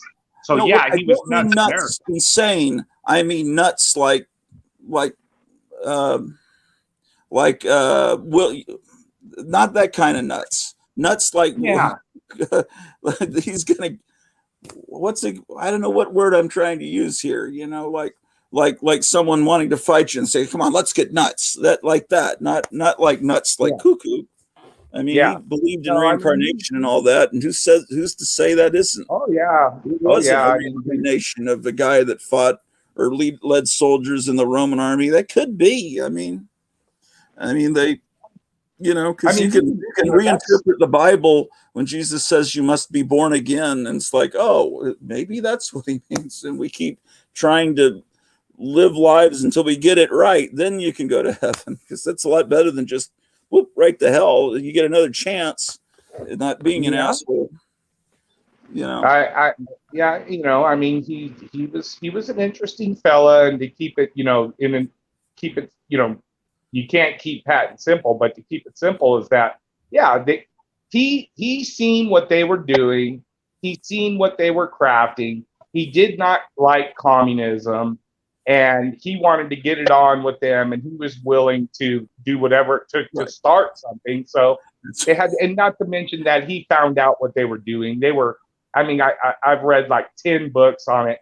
He found out what they were doing. They were stealing money. The Allied governments were, the Allied governments accused the Germans of stealing, which they did, but the Allies themselves were also stealing. And and Patton found a bunch of the stuff that they were going to steal or had stolen, and he was securing it, and that was the final straw. The final straw was like, hey, bro, you ain't gonna touch our $10 trillion, and you're not going to blow your mouth off about it either. So because he didn't die the way they said. I mean, that's proven even on mainstream History Channel. The story is fairly told correct, that he didn't get into a car accident and just die. That's he lived. He was alive for quite some time, and then miraculously he came down with COVID. Well, Brooks T. Scott made a TV movie where about the death of Patton, where you see him in the hospital for a while. But what I'd always heard is that he just at the end of the war he says, "Hey, we're fighting the wrong people," and he wanted to team up with the Germans and go after the Russians. Is that accurate? Yeah, Is that the way they the German people were very autocratic, and he understood that he understood that they were easily turned, and they respected authority, and they respected him. The aristocracy respected him because he was America's Rommel. And our leaders were like, "No, dude, that ain't gonna happen," because they had to get us to where we're at right now. And if Patton would have did what he wanted to do back then, we wouldn't have got to get to the point where we are today. That's the way I look at it. Then Eisenhower winds up becoming president. Then when he leaves, he says, "Holy shit, guys! We need to be careful of the people that make these weapons. They're running everything, and we need to be careful of the military-industrial complex." And now, because nothing was done about communism, we're about 3/4 of the way taken over by China, not completely. But it's cool because we still have comic books, right? We can read them in the camps. Maybe our masters will let us keep them. But but anyway, so what was I gonna say? I have this OCD because when we got 3 heads lined up like this, if you straighten up, then I have to adjust my screen because I want all the heads at the same level. Oh, do you? So that's why I keep adjusting. I got this OCD, and then if I slump down, sometimes I don't know. I you guys want to try and hey, make me full screen. I have some pictures from Burma from 1943 of my dad and his flight crew. Yeah. Oh, crazy! What Air Force was he in, Meyer? I think the 6th. I don't know. Let me get the patches. I don't know that much about it because he died when I was 4, so I never heard anything. I only got to look at the pictures. Let me grab a couple patches. Hold on. Yeah, show them to me, and I'll I should be able to tell you.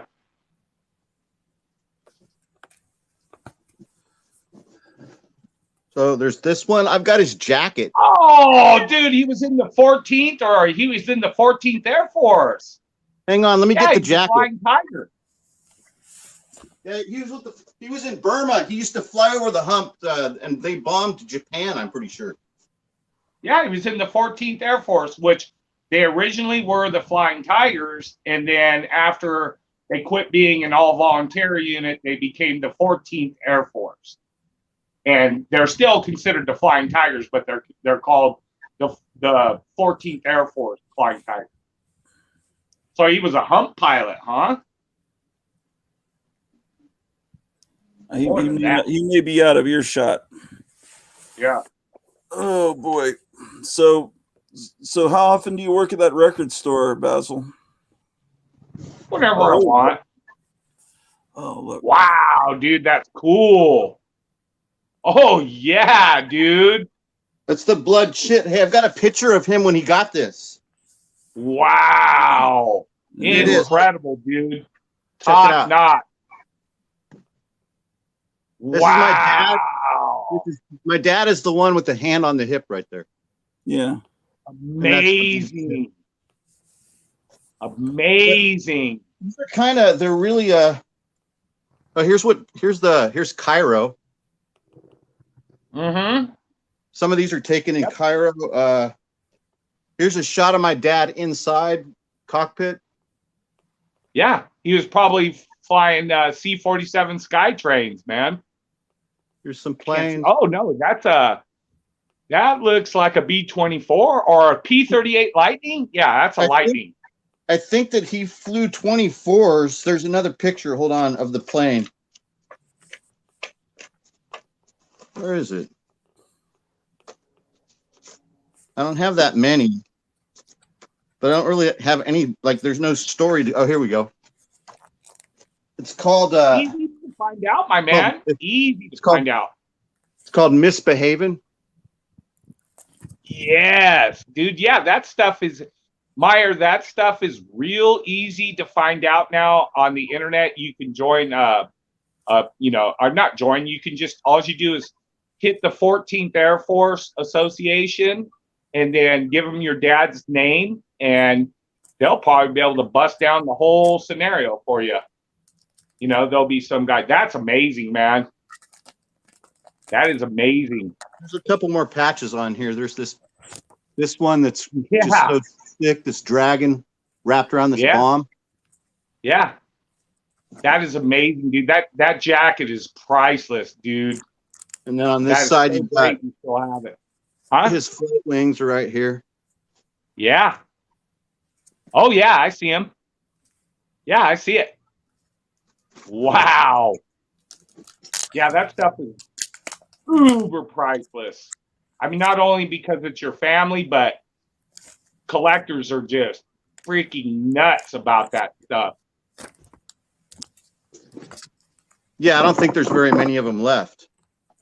No, there's not. I recently went to an estate sale, and I'll break that stuff out because I was getting ready to unload it on eBay anyways. I'm a doomsdayer. I believe the world's coming to an end, so I'm getting rid of everything. But anyways, well, let me put you on screen so you can show your stuff. What if you're getting rid of some of this stuff, give us a heads up. No, I'm good. I'm good right now. But anyways, what I was going to say is I went to this estate sale, and I was meandering through, and I couldn't believe what was there. It was, it was just amazing. The guy was a shop teacher. I think I told Gra too this story. But anyways, he was a P-38 pilot with the 14th Air Force also, and there's different branches of the 14th Air Force. Your dad was probably in one group and he was in a different one. But anyways, I found a whole book signed by all the original AVG pilots, like, Pappy Boyington and it was stupid, dude. It was like up on the shelf, and I just looked and I opened up the book and I seen all these signatures. I knew right away because, I've been hounding, stuff since I was like 14 years old. And so I just snapped the book shut and walked up. I go, how much is the book? And they go, oh, 50 cents. I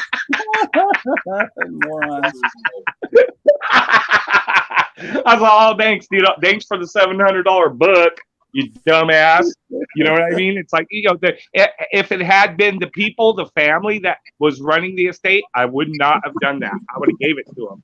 But they had hired some people to run the estate sale, some company, and they didn't know their ass from a hole in the ground. So yeah, that's what I try to tell people. And then I contacted some of the family, and they were like, oh no, we have a bunch of stuff already, so it's okay. That's great. We're glad that you got it. And and I was like, oh, okay. So in other words, I'll show you a picture of that book. Yeah, I'm dragging out all my real expensive stuff, man. I want to get rid of it. I don't think anything much is happening. And this was his anything you've got that I might want to buy or Meyer might want to buy? No comic books. I have very little pop culture stuff. I have a little bit, but I'll have to dig it out. Here, here's the book in the patch. Oh, can you guys see that? Yeah. Yeah. And then here, let me open up to the page where they signed it. Look at that. Wow. I was just like, cool. Yeah, and also in the book was the patch. Also, I was just like, dude, you don't find that stuff out in the wild, man. You just don't. It's weird. It's a weird time period right now. Here, since you got the. Oh no. Okay, we'll wait. Wait. Yeah, dude, it's real easy, Meyer. Just go to the 14th Air Force Association page and give them your dad's name, and there's a historian. I just did this for a relative of mine about 7 or 8 years ago, and they'll come back and they'll tell you exactly who he was and what he did. You know, that's cool. It was amazing. It was, you know, there's like whole huge, you know, it's groups of people that, as a matter of fact, you know, I didn't see what your pop's name was, but you know, it's pretty easy. You just go to the. I know he's 14th Air Force. I can tell by the patch. So. Yeah, I mean, the numbers are finite. There were only so many guys, and there's only so, you know, so the numbers are finite. So yeah. Yes, absolutely. And what an amazing. I mean, that sucks. He passed away before you got to hear any good war stories from him. You know, I was lucky. I got to hear a lot from my uncle. You know, he's a Vietnam vet, and he knew all my World War II vets. So he would tell me what he knew about, you know, like in World War II, there was 4 brothers that went into service. My grandfather and 3 brothers. My grandfather was the only one to come home, and he only came home out of very crazy circumstances. He got really badly hurt, and the guy next to him died, so they gave my grandfather the penicillin. So my grandfather was able to survive, only because the guy next to him had died that was supposed to get it. They had wrote my grandfather off. They said, he's done. And but like all 3 of his brothers, they all got blasted during World War II. And then when my uncle got drafted into Vietnam, my great grandfather, oh dude, it pains me to even say it. My great grandfather, like when he went to go leave to get on the plane to go to, you know, basic training and then take off, he went and grabbed my uncle. You know, my grandfather like didn't even do anything, but my great grandfather like freaked out. And he said, I'm never going to see you again, Jim. Because he, you know, he had lost 3 of his sons. And, you know, that's like pretty heavy. Luckily, my Uncle Jim came back. I mean, he got his ass fucking shot off during Vietnam, man. He was a wolfhound. He was a 25th. And that's like a whole long story. I mean, geez, I could do a 2-hour story on that. But in a nutshell, he made it home and met my hippie aunt, which I love. I love her to death. She's still alive. God bless her soul. But she was like super liberal hippie. And he never told her, you know, what he did. He just said he was a typist during the war because he was afraid that if she found out that you know, how bad he was during the war, how much he killed, that she wouldn't want anything to do with him. And so he kept that bottled up, and that ultimately killed him in the end too, because he ended up becoming a extremely heavy drinker his whole life. And you know, that probably took a good 10 or 12 years off of his life, you know. But yeah, he was, you know, everybody wants to say, you know, what a war hero they were. My Uncle Jim never would talk about it, but I was the only one in the family, and he was never gunning for medals. He never, you know, as a matter of fact, he did his best. He didn't get any medals because as soon as he would do something really good, he'd go beat the shit out of the CO and then have to go to the stockade and get, you know, ran out. And I mean, I've seen all his paperwork. That's what it is. It's like he would, you know, he was like the anti-hero. You know, is like he would do like all kinds of really, really, really super courageous stuff and saved a bunch of people. And like I went to the wall with him and he showed me a bunch of guys, you know, on the wall that were dead that he served with. And then he showed me at home in his roster and his books, and then in letters, I have the letters where the other guys wrote him letter and said, you know, if it wasn't for you, we wouldn't have made it through this. And he was a heavy deal. He was a pretty heavy guy. He's the guy that taught me how to shoot. Him and my grandfather. Yeah, he was the real deal. He was a real McCoy, man. I mean, he was a cowboy, man. He was. He was a real cowboy. Type person they make movies about, or used to. Yeah. I mean, yeah, you could have. My Uncle Jim, you could have made one, and he was named after my great Uncle Jim, and my great Uncle Jim got blowed up during World War II. He was he got blowed up just after World War II. He was a navigator in the 8th Air Force. And that guy made it home. And that's another long story. Anyways, he made it home, but he died in service just after the war, flying a B-52.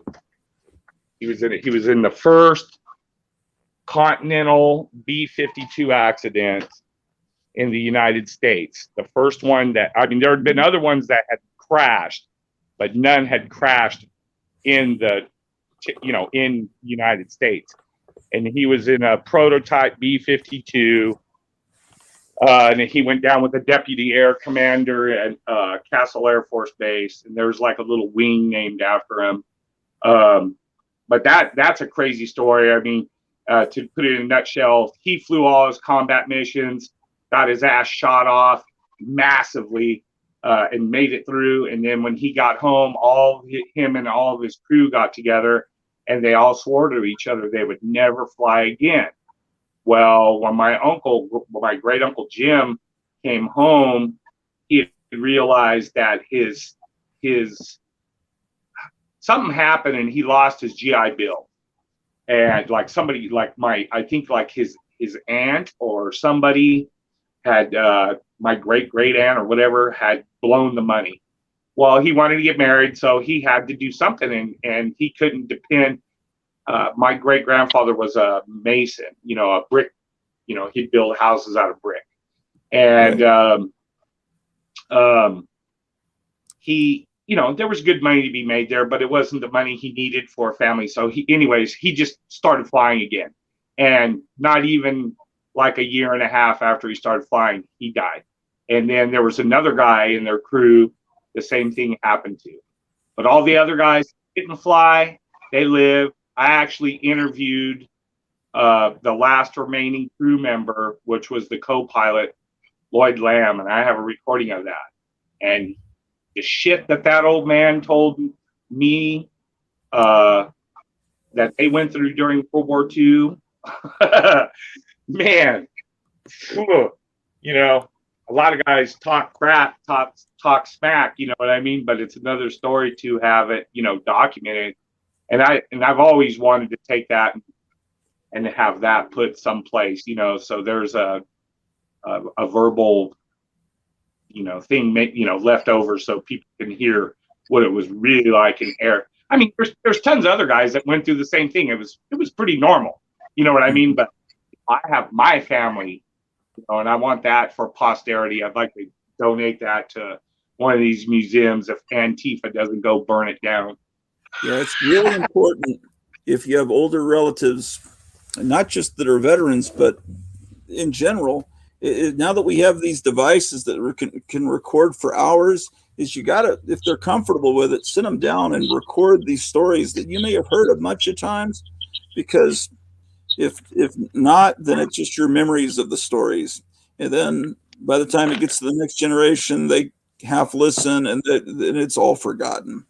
But I mean, even your dad, yeah, your dad, dude. I mean, your dad was a full bird colonel, bro. I mean, what was up with that? I mean, He Well, had to have seen some action. Yeah, there were things that I've seen in letters or he had all these medals, but he didn't talk about it much. I just know guys that seen shit usually don't. Yeah, it's things like, we first get cable like 1981, and they've got Dawn of the Dead playing on television. It's like you get to see it uncut on HBO or whatever, and it's like he comes into the room right as the National Guard's raiding the projects, and they throw open a door and they blast off this guy's head. It explodes, and he goes, "Get the shit off." It's like he was really pissed. And the other thing I know is that anytime a snake appeared on a television show we were watching, he'd just go, "God damn it," and he'd go outside like you were just doing and smoke, and then come back in because he did not like snakes. So, but I saw, he was.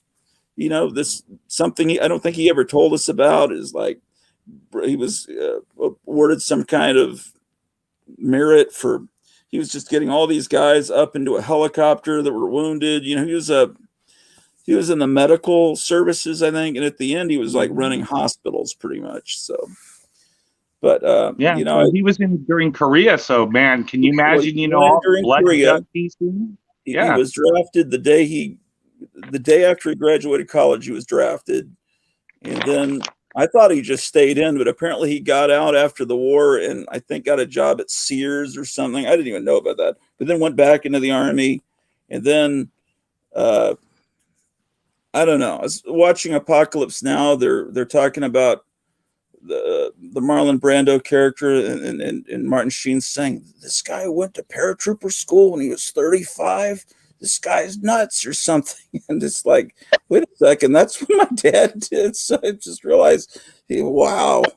And then my middle brother, he also jumped out of planes. And so Meyer, I can't even imagine. I have a fear of heights, just going up, looking over a balcony from the second floor. It's like, so I can't even imagine, but they did it. And Vietnam, yeah, he was in Vietnam, and my mom had to He did the whole time in Vietnam. Huh? Yeah. He must have done the whole time in Vietnam. He must have been there from probably 64 onwards, probably. Well, I don't think anyone does the whole time. I think you go for like a year or something. I'm not sure, but I remember he was. What was the guy that was running for? What was the guy that was running for president about 10, 12 years ago that everyone said it's stolen valor? John McCain. Oh yeah, the guy that was running against Bush when Bush Jr. was running. McCain, right? No, McCain was the guy that was shot down and was a POW. This guy was from an aristocratic family and talked very properly, and he was in Vietnam. What was his freaking name? Oh, I can't think of it. He's a real pointy chin. He's the guy who looking. came back after the Vietnam War. He didn't spend a year over there. He spent just a couple of months, and he was there to further his political career because he made sure that he went to the PX and bought an 8mm camera and film, and then he had someone filming him walking heroically on the beach like he's MacArthur. Like, who does that? Is that it? John Kerry? Yeah, John Kerry. Well, my father was still alive then. He hated that guy. He came back after the Vietnam War and testified to Congress about how they were killing babies and things. And that's how all that baby killer stuff started, with all the hippie girls throwing stuff at the guys coming back off their planes. He started it all. He says they did atrocities of the caliber of Genghis Khan. And it's like he's the only person who've ever heard pronounce it Genghis Khan, but I always call him Genghis Khan. He might actually be right because he went to this Harvard or Yale or whatever. But he was an asshole. And he was. Just for his political commercials that he knew would happen 30, 40 years later, he was there. And that was the thing. I think he had this small little injury and he got a Purple Heart. And my father said, I was injured worse than that. And I guess, do you apply for a Purple Heart or is it automatically given to you? I don't know. But Your What is it? command has to put it in. Your command has to apply for it, request it. Oh, okay. But anyway, he just thought, that's nothing. But his wound was worse than Carrie's. It's just, it's all big performance. And a lot of it is. A lot of it is. I mean, unfortunately, when you get at that higher level, I've known career guys. I'm sure Meyer knows he was in for what? What were you in for, Meyer? 20 years? Yeah, but only 8 years active duty. But I worked in the civilian sector, a civilian employee. But yeah, I've seen it all. Basically, I could answer any questions about the Army. I don't know that much about. I know a little bit. I spent a little bit of time on a Navy float. Since I was a paratrooper, we went all over, like traveling. All we do is train and travel. I mean, we train every day, and then we get deployed or we travel, and we train in other countries even. We Italy, I know you were in Italy. We travel to countries that we might be deployed in, and then we train there without anybody knowing that we're training there before we're getting deployed there. Yeah. I don't think if I said this, but a little while ago I was looking at my phone, and so that guy Gwendolyn Books confirmed that Saturday is a good time, and he says because I can do it earlier, so I guess it'll be in the earlier afternoon or evening on Saturday. So I just got that confirmation. So that should be interesting on Saturday. If it's earlier, then I guess Eric Breen would be able to. It wouldn't interfere with the auction that he does Saturday nights. But so that'll be good. But did you do any combat jumps, Meyer? Did you do any combat jumps? Combat jumps? No, we didn't do any combat jumps. You didn't do Grenada or anything like that?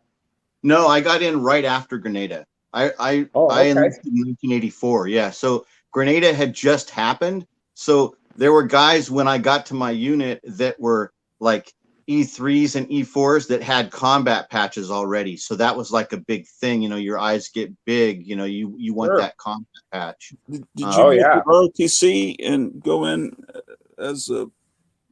No, I didn't do ROTC. I enlisted as an enlisted man right off the street, like with my skateboard in hand, and I ate it all up. It was a situation where I used to ride home from my job at this comic book store. This is in Monterey and Pacific Grove, California. You know those areas, Basil? So that's where I was living. I worked at Cannery Row at this comic shop there. And every day on my way home, I would skateboard past the recruiting office. And I had a lot of customers that came to the comic shop that were soldiers stationed at Fort Ord. This town where that I'm talking about has a big military presence. So I had a lot of customers telling me like, hey man, what are you getting paid in here? They would come in and ask for specific comic books and stuff. And they weren't much older than me. And so I was like, this looks interesting. So I thought about the Air Force, and I stopped in there on my way home, and the Army recruiter gave me a cigarette, said the Air Force recruiter was gone for the day. Yeah, the classic thing. He took me inside and he had these film strips, right? They're like little 10-minute long VHS tapes. And everything just looked boring. I'm like, look. And then at the end of the row of tapes, there was Ranger and Airborne. And I was like, wait a minute, what's this? And he's like, you don't want to look at that. And I was like, yeah, I do want to look at that, right? And so I was one of those weird people that saw the videotapes of guys crawling through the mud and jumping out of airplanes. And I was like, that's for me. I wanted to do it. I just wanted to do it. I wanted to make friends doing that. As I've mentioned before in other streams and a little bit to you guys I had kind of a charmed life growing up. So even though my dad passed away at an early age, my father had a lot of financial assets at the time of his death, so much that my mother never had to work again, and we always lived in brand new houses in nice neighborhoods. So I had anything and everything I could ask for like a close-knit brotherhood, family, or togetherness unit. So I sought out my family in the Army, and that's basically what happened. And that's I found awesome. and I still miss it to this day. And I still am in touch with my friends from my time in, and it was the same old stuff you hear. It was, for me, it was the best of times and the worst of times. So it was often during the most terrible situations that, just like that old cliche, like, you know, like the hardest of steel is hardened in the hottest of fires, right? And so the friendships and the moments that last the longest in my brain, that even have caused me problems with post-traumatic stress disorder, those moments that will never be forgotten for me are also still precious in a way, because my friends were with me. And so yeah, that's awesome, dude. It's really deep, man. I had no clue what I was getting into when I was 18 and I signed up for that. I had no idea, and but I love it to this day. Cheers. I mean, I'm like a 180 of that. The 180 is I was a troubled child, you know, always in you know, not good situations, and you know, for years just kind of meandered around, played in bands and did this and that. And then as I got older, a friend of mine was Cal, you know, nothing compared to you, but you know, he was a long-term Army veteran, and he befriended me. We're still friends to this day. He's like my brother.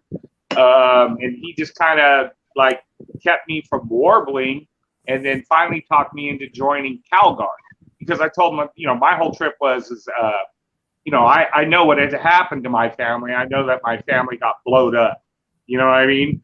And badly got mauled from war. And like, I have my whole family history, and it goes all the way back to the French Indian Wars.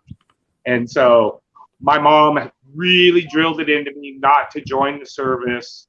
My Uncle Jim also did too, the Vietnam vet, not to join the service, you know.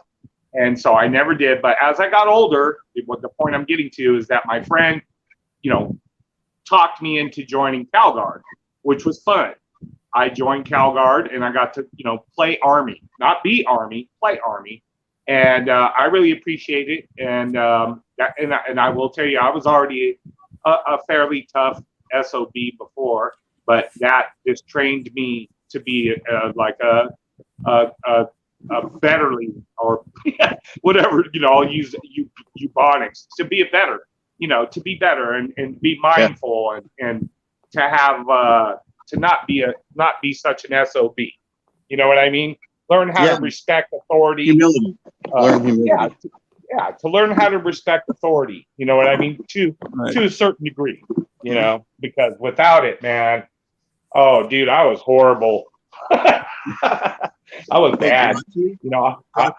Can you make me full screen? I want to show you this airborne card. So, eventually I'm gonna end up getting your address, Gratu, and I'll want to send you one of these. So this is a calling card. Yeah. And it's got the classic airborne humor woven into it. Yeah, I can't read it. I can't read it. You'll have to read it. It says at the top, it says casual hero, philanthropist, world traveler, hero of the oppressed, airborne, author, lecturer, traveler, bum, covert underworld operations, Special Forces and Jungle Fighters Association Limited, wars fought, police action 2, revolutions started, assassinations plotted, uprisings quelled, governments run, alligators castrated, bars emptied, computers verified, tigers tamed, orgies organized, and virgins converted. And then on the back says, if you fight for money, you're a mercenary. If you fight for free, you're sadistic. If you fight for both, you're airborne. That's fantastic, man. So they like when we first got to Fort Bragg, at the unit that I was in, they gave you a stack of like 25 of these after you made your cherry blasts, after you make your first 2 parachute jumps out of helicopters. Then they gave you these. But this is all gone, I'm sure. Oh, look at Chris. I'm sure things like this don't really exist anymore. Because it wouldn't be politically correct, because this sort of thing not today's glorifies a a toxically masculine lifestyle and Right. culture. Which is how wars are won. Unfortunately, it's the truth. That's Wow. freaking awesome, Meyer. Cheers, That is hoy, great. brother. Here's the thing I've got in the other room. I need to bring it in. I don't know what. Let me find it. It won't take me but a second. But anyway, did you say, Basil, that you had those comic book posters? Oh yeah. I got those. Yeah. Hold on, let me burn this cigarette real quick, man. I got all excited when Right, we'll just, I got all excited when he was talking about his airborne shit. But yeah, I've got them out in the living room, so I've got it lit well. But yeah, that's freaking awesome, dude. Good for you, man. I part of me, I have no regrets in anything that I've done, but part of me, I know I probably should have went into the military, but it was just, God, man, I had it drilled into me so bad, from my mom and my uncle. They were just like, dude, our family's given enough. Don't do it. I mean, I went to the recruiter station twice, and both times my mom found out, and like one of the times she went into the recruiter station and like beat the shit out of me on top of my head, like you see in those movies, and dragged me out of the recruiting station. It's amazing. If my friend Warren was here, he would have testified to it, because we were both there. He was just like, you're not enlisting. It's not going to freaking happen. It's never going to happen. I will not allow it. You know what I mean? But, and I never knew at that point. I never knew, that was early on. I never knew why they were like that. And then finally, like my mom and my Uncle Jim sat down one Thanksgiving and just broke it down. And I was just like, wow.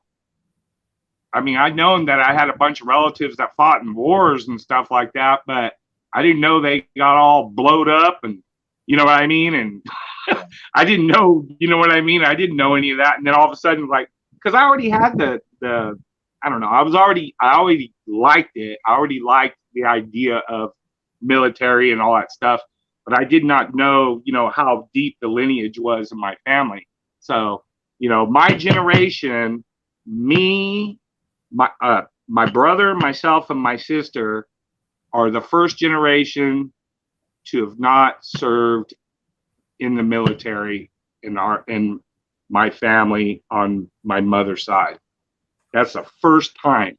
I have cousins and stuff from other people, but as far our bloodline's wiped out, bro. There's nobody left on my mom's side of the family. Nothing. It's like me, my brother, and my sister. That's it. And my brother has a son, and my sister has a son. I have no kids. So as far as like my mother's side of the family is completely wiped out, because and you can directly correlate that to World War II. So that's the decimation of war right there. You know what I mean? Yeah. Pretty hard. Can I tell you guys? Oh, you got something coming, Gretchen? Go ahead. Yeah, real quick. Well, this is my father here. Oh, I love this. Oh, that's freaking awesome. This is a copy of the original picture. So I don't know what rank he was at the time or when this was taken. I'm imagining in he's the mid-50s. He's a captain right there. Yeah, he was a captain. He retired in 1976 as a full colonel. So I don't know how many years would it take to get from there to there. I don't know. Well, this is early on in his career. Like captain, he's probably in for about 5 years at this point. Okay, so this is probably the 50s, huh? Yeah. Mm-hmm. Or maybe early 60s or late 50s, I would guess. Yeah. Okay, so let me show you this object I have here. I don't know. I haven't opened this in a while, but it's something from maybe when he was promoted. They gave this to him as a gift, but it's kind of not something you could do in today's liberated army. but I don't know. Is this a military type of thing? I don't know. I don't know. I'm unfamiliar with it. Let me see how to open this thing.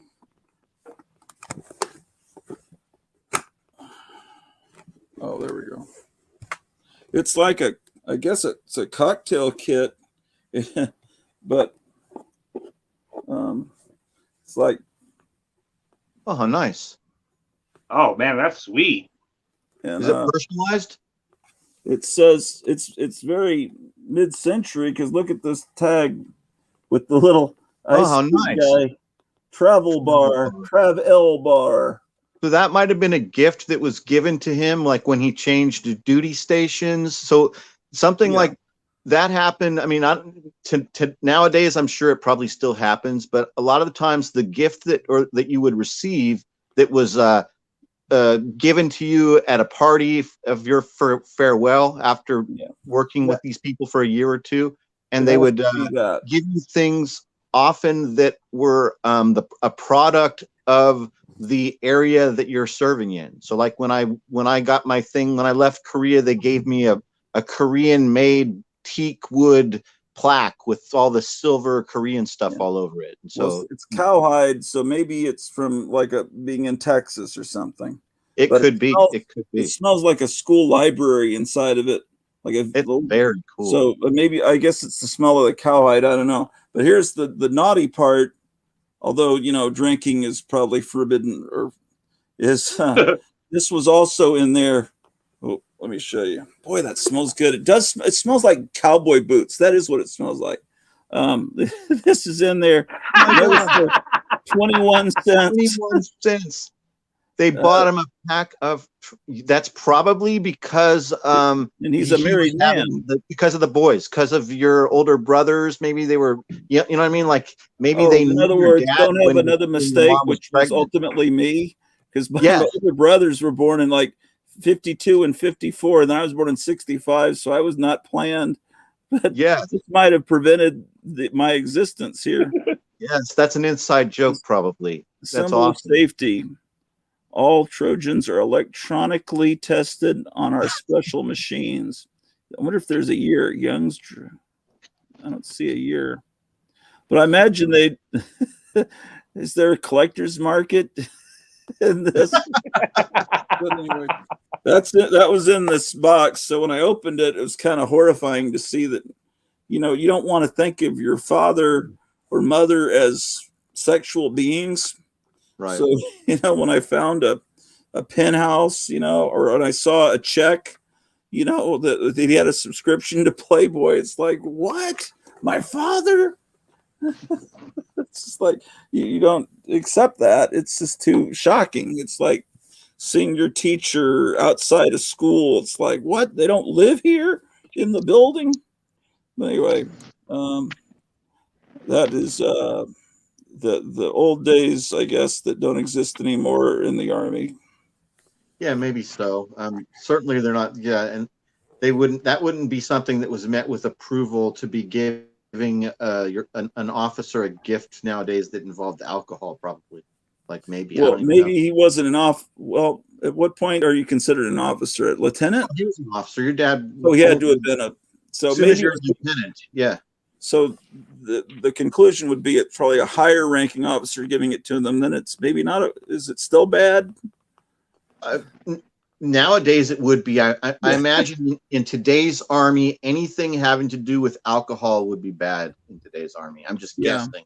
I'm guessing. I mean, we used to have on Fort Bragg. Christopher might remember this, but we used to have two beer lunches. So you were allowed to go to lunch and have 2 cans of Budweiser and come back to work. And it was totally allowed. And in addition to that, there were bars and strip clubs on base, on post. And they were open during strip clubs, yes, with topless dancers while you go and eat lunch, you could get a sandwich or a hot dog and 2 cans of beer and sit down and watch strippers. Yeah. It was called the All American Club. You know that AA that's on the patch? It stands for All American. Oh, I've seen pictures of giant mountains of Budweiser that I guess was given free to soldiers, like in Vietnam, like whole plains of it. Right. But my father always drank Budweiser and smoked Kent. I figured maybe those were the things given free to soldiers. I don't know. Let's We make used to you have full giant screen. company like organized and run beer bashes where entire beer trucks would come to our softball games or our rucksack races. It was called Cav Days at the time, and it would be a week long of doing nothing but barbecuing every day. See, now I hear they have to run around in high heels and to get a sense of so they understand. No, I've actually heard there's training like that. Have you heard this? I've never heard that. No, I've heard that they have sensitivity training and all this. no. I could be wrong. I probably heard it on Alex Jones. There Okay, used what to do you got be there. Oh no, I've seen pictures of it. I seen the actual stills of that of the guys where they were doing it, and like Yep, General Chris remembers. Billy like seeing it on. But anyways, here, check out here. I'm gonna go above it because there's a lot of it here. Tell me what you can see here. But okay, so this is some of it. I found some of it. Ah, Okay, you want to explain what this is for people that haven't seen previous episodes? Okay, this stuff is the stuff that you'd order all the Golden Age comic books. This is, like this is what For the store distributors. owns. Like So- this is given by the distributors to news dealers so that they know what books to pull and what dates to pull them and send them back to the distributor or company or whatever. You see that Santa Claus thing, Gratu? Pretty cool, huh? Is that the green at the top? Yeah. Yeah, Let me see I if I do. I mean, it might be cool if could you hold these up to the tablet to show close-ups, or is it too awkward? Kind of weird. Hold on.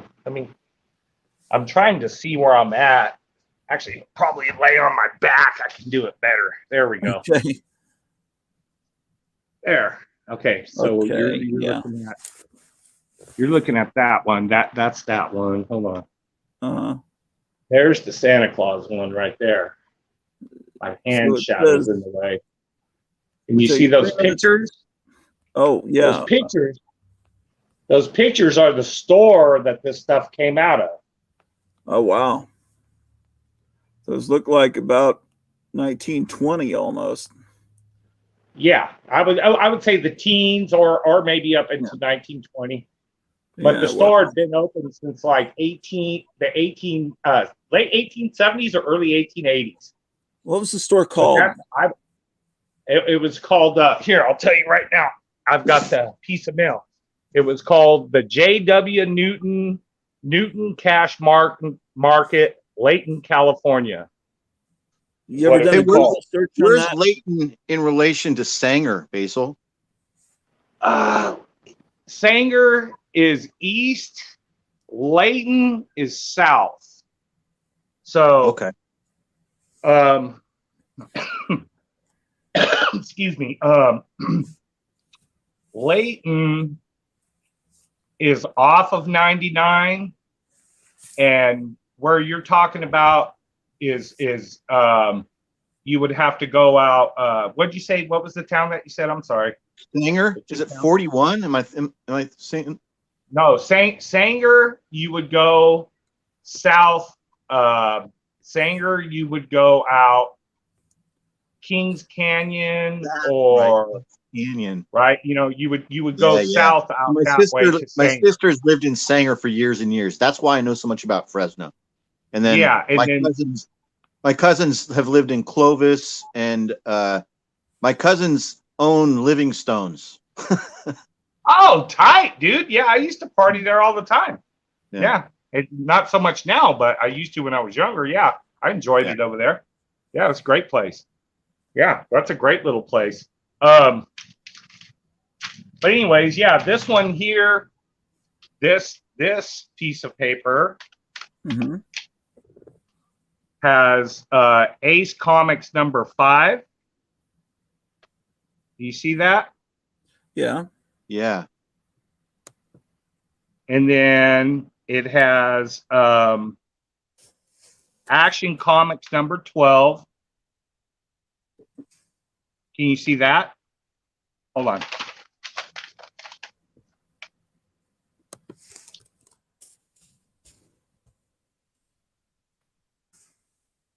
There you go. I'm going to move my finger. That has Action Comics number 12 on it. So I don't know where the ones, I know I have the ones that still have that have Batman and all that, because I know I kept them out of there.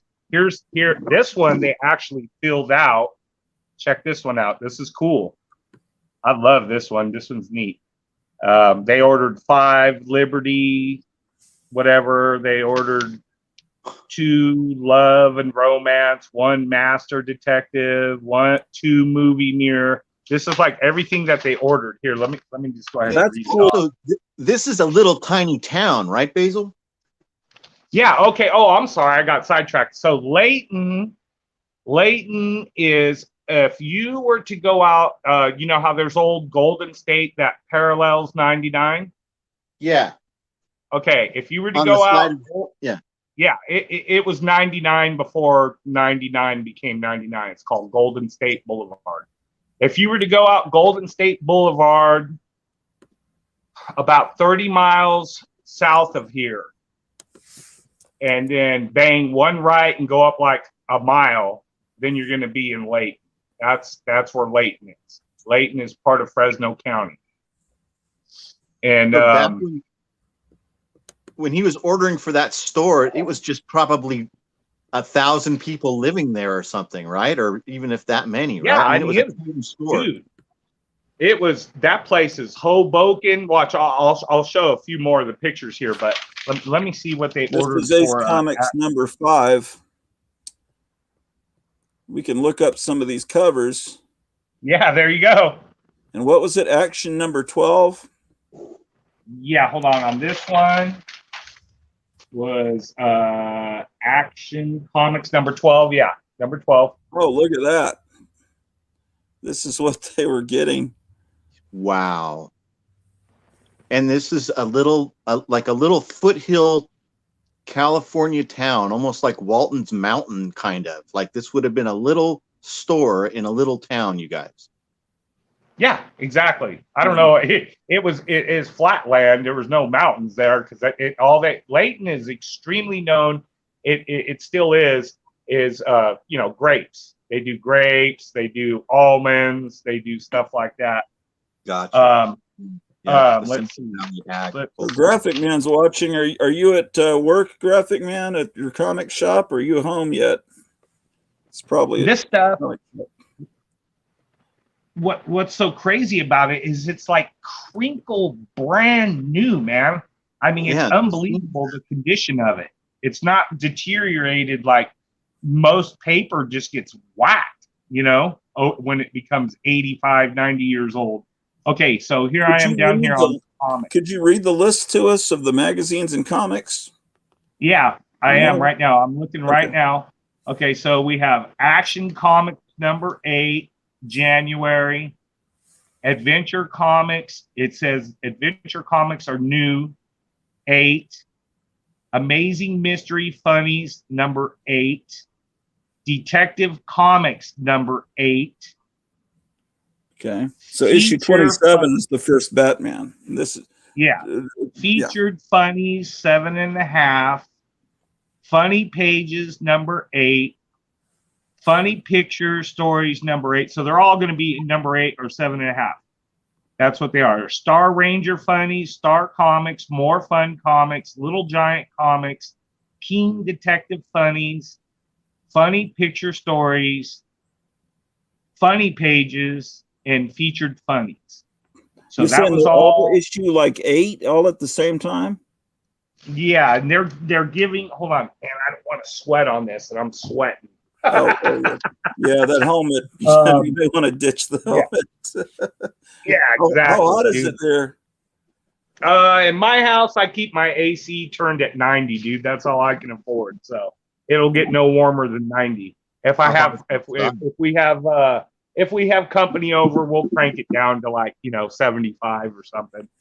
Okay, so but hold on, let's go here. Let's go to okay, there's a little more. Hold on. Now, what else do you guys want to know? Oh yeah, you were telling me.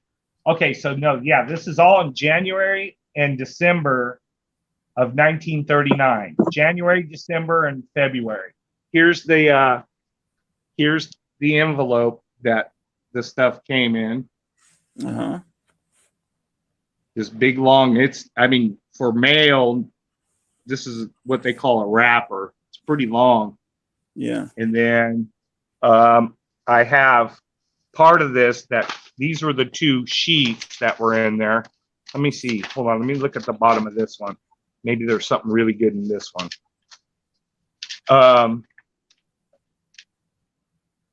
Oh, yeah, they have it marked here, too. They had ordered Variety Love, Variety Western, Western Aces. Yeah, a lot of Western stuff they ordered. Did they order Doc Savage? Let's see. Daredevil Aces. Hold on, let's see. Yeah, Doc Savage right here. I see it. Copies? I don't know if you can see it. I'm sorry. But Well, yeah, there's a Doc Savage right here. And hold on, let me get to this other thing that's interesting. I thought you guys would enjoy to see. Okay, here's what an actual, if you were the general store guy, whoops, I'm sorry. If you were the general store person, let me lay down here again. If you were the general store guy, here's your order form. And it looks like they ordered $7.58, which was a pretty good haul in 1939. You figured that'd be like, the equivalent of what, $70 nowadays. Yeah, definitely. Not more. And then hold on, I'm gonna flip this around in a second here. I want to look. It's just, this thing is so freaking pristine. It just blows my mind, man. I've dealt with paper for 30 years, and look at this. It's like freaking brand new, man. Wait. So hey, Basil, that amount, was that how much they profited in selling comic books in a month? I have no idea. I don't know how it works. The profit number, because I'm thinking the comics are a nickel or a dime, so we could do the math and we could kind of figure out how many comics this guy was selling every month in that little store. It would be interesting. Yeah, no kidding, huh? Is that how much they pay the distributor? Yeah. Because if that's the amount that's paid to the distributor, they're probably paying half of the 10 cents that the comic cost. Mm-hmm. So then you could do the multiplication. I don't know. I'm not good at math. So hold on. Here we go. Like here we're gonna look at. Man, my lighting sucks. I'm sorry, guys. On this list are the comics and pulps listed. The names there. So this is all the newspaper stuff. Yeah, I'll get to that. Man, I don't want to jack. I've already jacked that original staple. Shit. All right. So, anyways, there's New York Times, Radio Guide, San Francisco Chronicle, blah blah blah, whatever. All the normal stuff. Love and Romance, Movie Mirror, Radio, Sonic or Song Hits, True Experience. Hold on. Dude, you would think for like a little hillbilly Hoboken town, these people were reading pretty intense stuff, man. Right. Hold on. Let's get to the one where there's some comics. Here we go. Here's some comics right here. He was ordering because he knew what sold. He knew what his customers were doing. Yeah, they're just. There was Detective Comics, January of 1939. He ordered 2 of them. Do you know? Does it have a number on that? No, it just says the month January, and then it says Detective Comics 2 ordered. Let me look that up. 2 ordered. That's so awesome.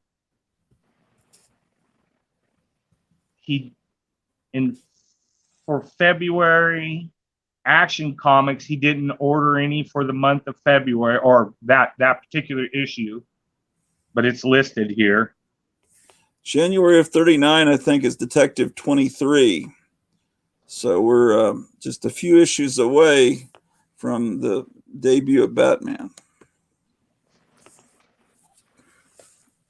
Hold on, let's keep going here. I'm looking for anything comic related because there's several sheets here. You've got to think, what are the big comics of that time period? Someone else is coming in. Let's see, who's that? Oh, they read a lot of Country Gentleman, Ladies at Home Journal, Saturday Evening Post. Nice. Hold on. I'm sorry, guys. What else did we look for? The Shadow. What are some big titles from the 1939?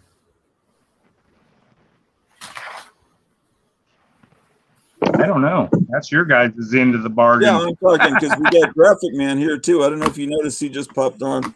So yeah. Hey, Graphic Man, how are you? Hey, sir, how are you? How's it going, Graphic Man? Good to see you. A long time no see, fellas. Been a while. Yeah. I'm trying. I don't see anything else in this one for comic books. Hold on.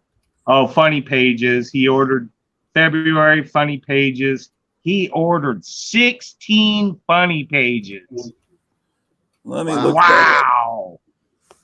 So yeah, that must 16 Funny Pages. Yeah. So let's see here. That was a big seller. Yeah, the kids like that, I guess. Okay, here we go. Here's Adventure cover. Adventure Comics again. Do they have the number or the month and year on the Adventure? Just a month, and I can tell you it's 1939 because I have the actual thing. So Adventure. Okay, so now hold on. Now here's a whole. This is exactly what would be mailed to you. Wait, hold on here. Let me get this out. There we go. This is exactly what would be mailed to you in 1939. This is from newsstand distributors. And then as you open it up, dude, this thing is awesome, man. I love this.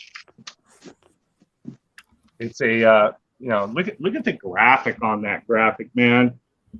I mean, it's just so that time period, Yeah. And it says to them, J.W. Newton Cash Market, Layton, California. Dear sir, I am in receipt of a report from our district manager, Mr. Howlett, who notes that you are receiving too many magazines, but I want to tell you that we discovered this too, and our records indicate that when we received credit memo number 12, we immediately started a reduction in the order. The result has been the March draw is $3 less than the February, and returns are $5 less, and I feel sure that by the end of the month, you will see an even further out. Very truly yours, whatever the guy's name was, V. Simmons, it looks like, or V. Simmers, newsstand distributor. Okay, and then when you go into this package, I'll try to get it down here.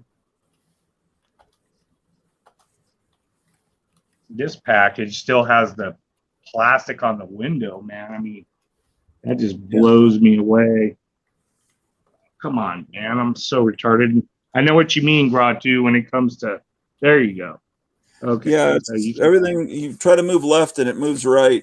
It's confusing. Okay, so look at it. It's still got the plastic, over the window, which is pretty amazing for the climate and the territory that I'm in. You found this in an attic covered in dust. Yeah. There's the business return. Here's an actual postcard return to the store.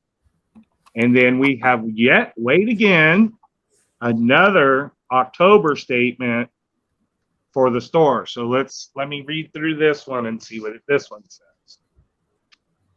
Here, let's look at it. Let's see if I can get it to look. I'm sorry. Okay, so you can see that.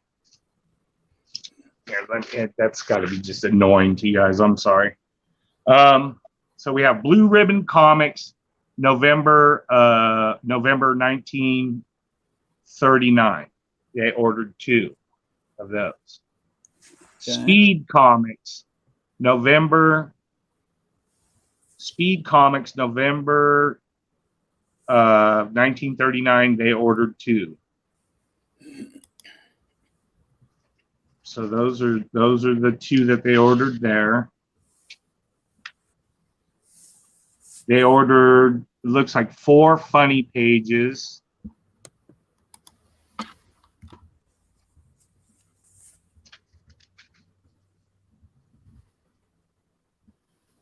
November of 1939, they ordered 2 Mystery Men comics. They ordered 2 Amazing Man comics. And look at that, Marvel Comics. They ordered 2 of them, November of 1939. So that isn't the same Marvel, is it? That would be. Yeah, it is. So. Really? Marvel was around in 1939? Yeah, that's the torch busting through a wall, melting it. In issue 1. But what's the month and year of this issue of Marvel Comics? It says November 1939 Marvel Comics. It'd be that. So he ordered 2 of November. Hey, that's Marvel Comics number 1. That is that is like the most. It used to be that was the most expensive comic out there. You got to be shitting me, really? Yeah. Wow. So what you've got there is here. Hold on, let me dude. Let me show you it. Yeah, let me show it to you so you know I'm not bullshitting you. I believe you. You sent me one of them. Basil, I don't want to presume. You do know what Marvel Comics number 1 looks like on the cover? No, I don't. I'm about to show you. I'm about to show you. But do you want me to show you, or do you want to? You were going to show something first. No, go ahead. Show me. Oh, okay. I got to share the screen here. Share screen. Share screen. You have to hit 4 buttons to do it. Wow. It's this one. That's the original Human Torch, not the guy in the Fantastic Four, but he was based on this character. So this is where the Human Torch first appears, the Angel, who was later reimagined as one of the first X-Men, the Submariner, and the Masked Raider. So this is a super. Let's see. How would I? That came out in 1939, man. Oh yeah. Yeah, Marvel's been around. Yeah, then they created Captain America, I think, in 41. Mm-hmm. Hey Siri, what is the value of Marvel Comics number 1? Okay, I found this on the web. For what is the value of Just Marvel tell Comics me. number 1? 1 Check point it out. sold at auction for 1.26 million. Let me tell you, Basil, if the comics it's a very scarce comic. There aren't many out there, but you've got the only, absolutely without any doubt, possibly, but maybe you've got to have the only copy of an order form for Marvel Comics number 1. It's not going to be worth $1 million, but it's got to have some value to it.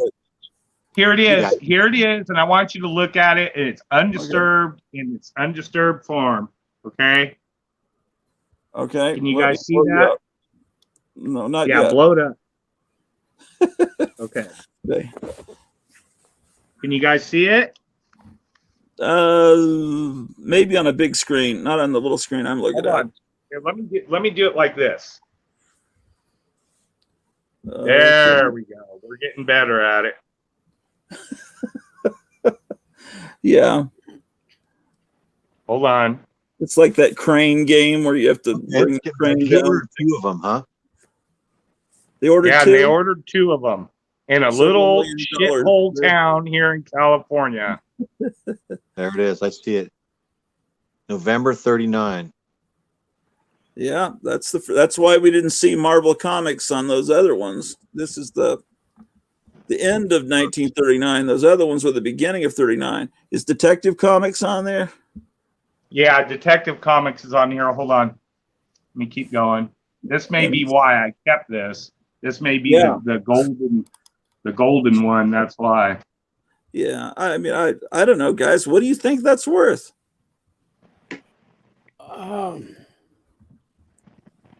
I mean, how do you figure the value? You have to have comparable sales. I mean, I don't know. To tell you. Oh, look, they got Superman right on here. Look at this. Look at this. Superman, what number? It says Action Comics November, and then all of a sudden it says Superman, and it doesn't say anything next to it. So maybe it's number one. Number one. These are all November of 39, right?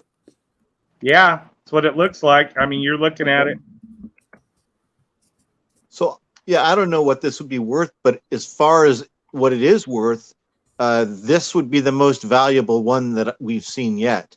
So this would put it at the most valuable, and I would say that somebody who was like, I mean, does Steve Geppi have this? That's what I would think about first, right?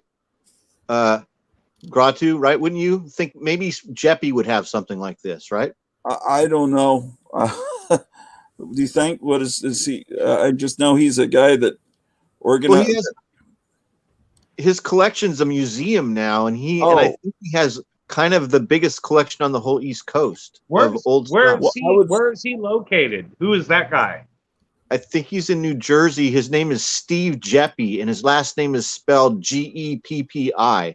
Wasn't he in Baltimore? Okay, it's not for me because because I think the dude that I sold my stuff for, I can look on my phone. I have his number still. I think he was in Baltimore because he bought a bunch of this stuff off. If that's November, the Detective Comics would be number 33, and he's jumping into an open car, a late period car. It's a great cover. I'm trying to look up. I have. I mean, dude, I can keep going. I don't want to keep you guys all tied up. I want to hear what you guys have to say. You know what I mean? But here, let me show you some of these other funky photographs. These are I gaffed these on the side. There was like a box, and it had a bunch of old. That's how I got the pictures of the store, where there was a box and it had a bunch of old negatives in it. So I took them up, and I've got the original negatives, but these are some of the reprints of the time period of, you know, and what it looked like, you know, there in Hobokenville. So, I mean, they got some potato, looks like some kind of some kind of early farming equipment there. And look at that case car, dude. That is a case car made by the same company that makes the tractors. Look at those white walls. Oh, here's another one in the store. This actually works better, so you can see the front of the store a little bit better. I love the one where they got the horse and the buggy in front of the store. That one's hilarious. This one right here.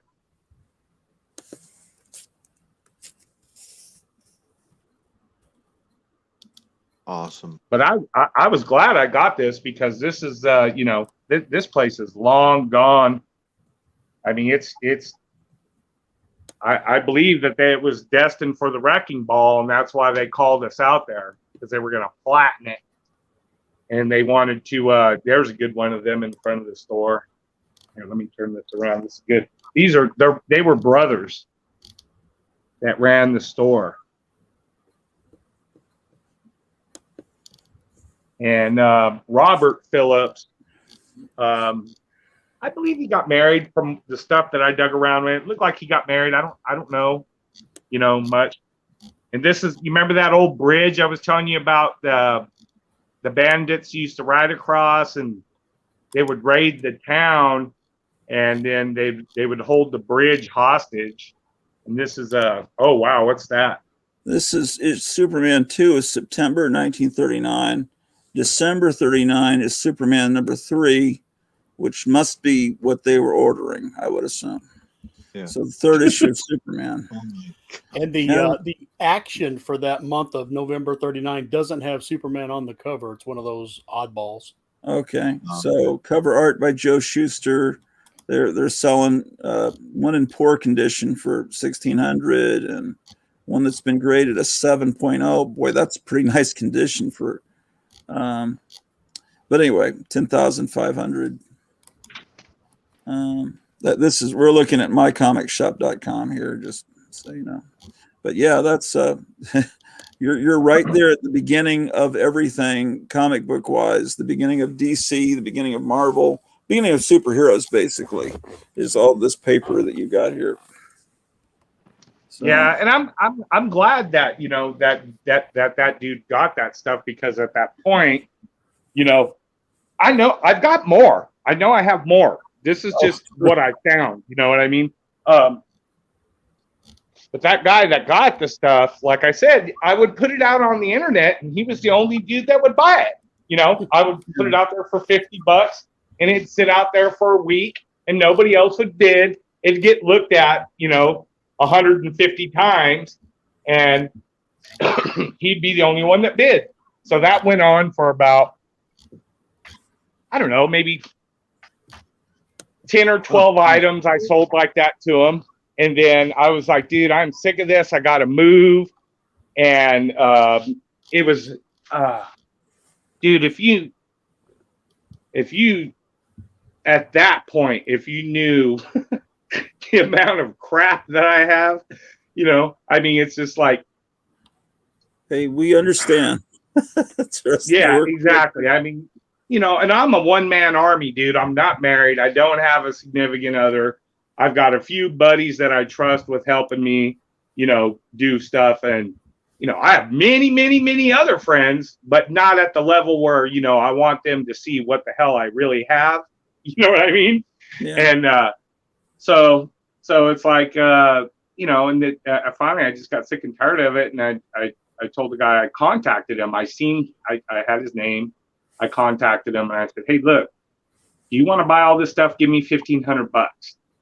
And he was right, because most of what I gave him definitely was a lot of doubleage, it seemed like.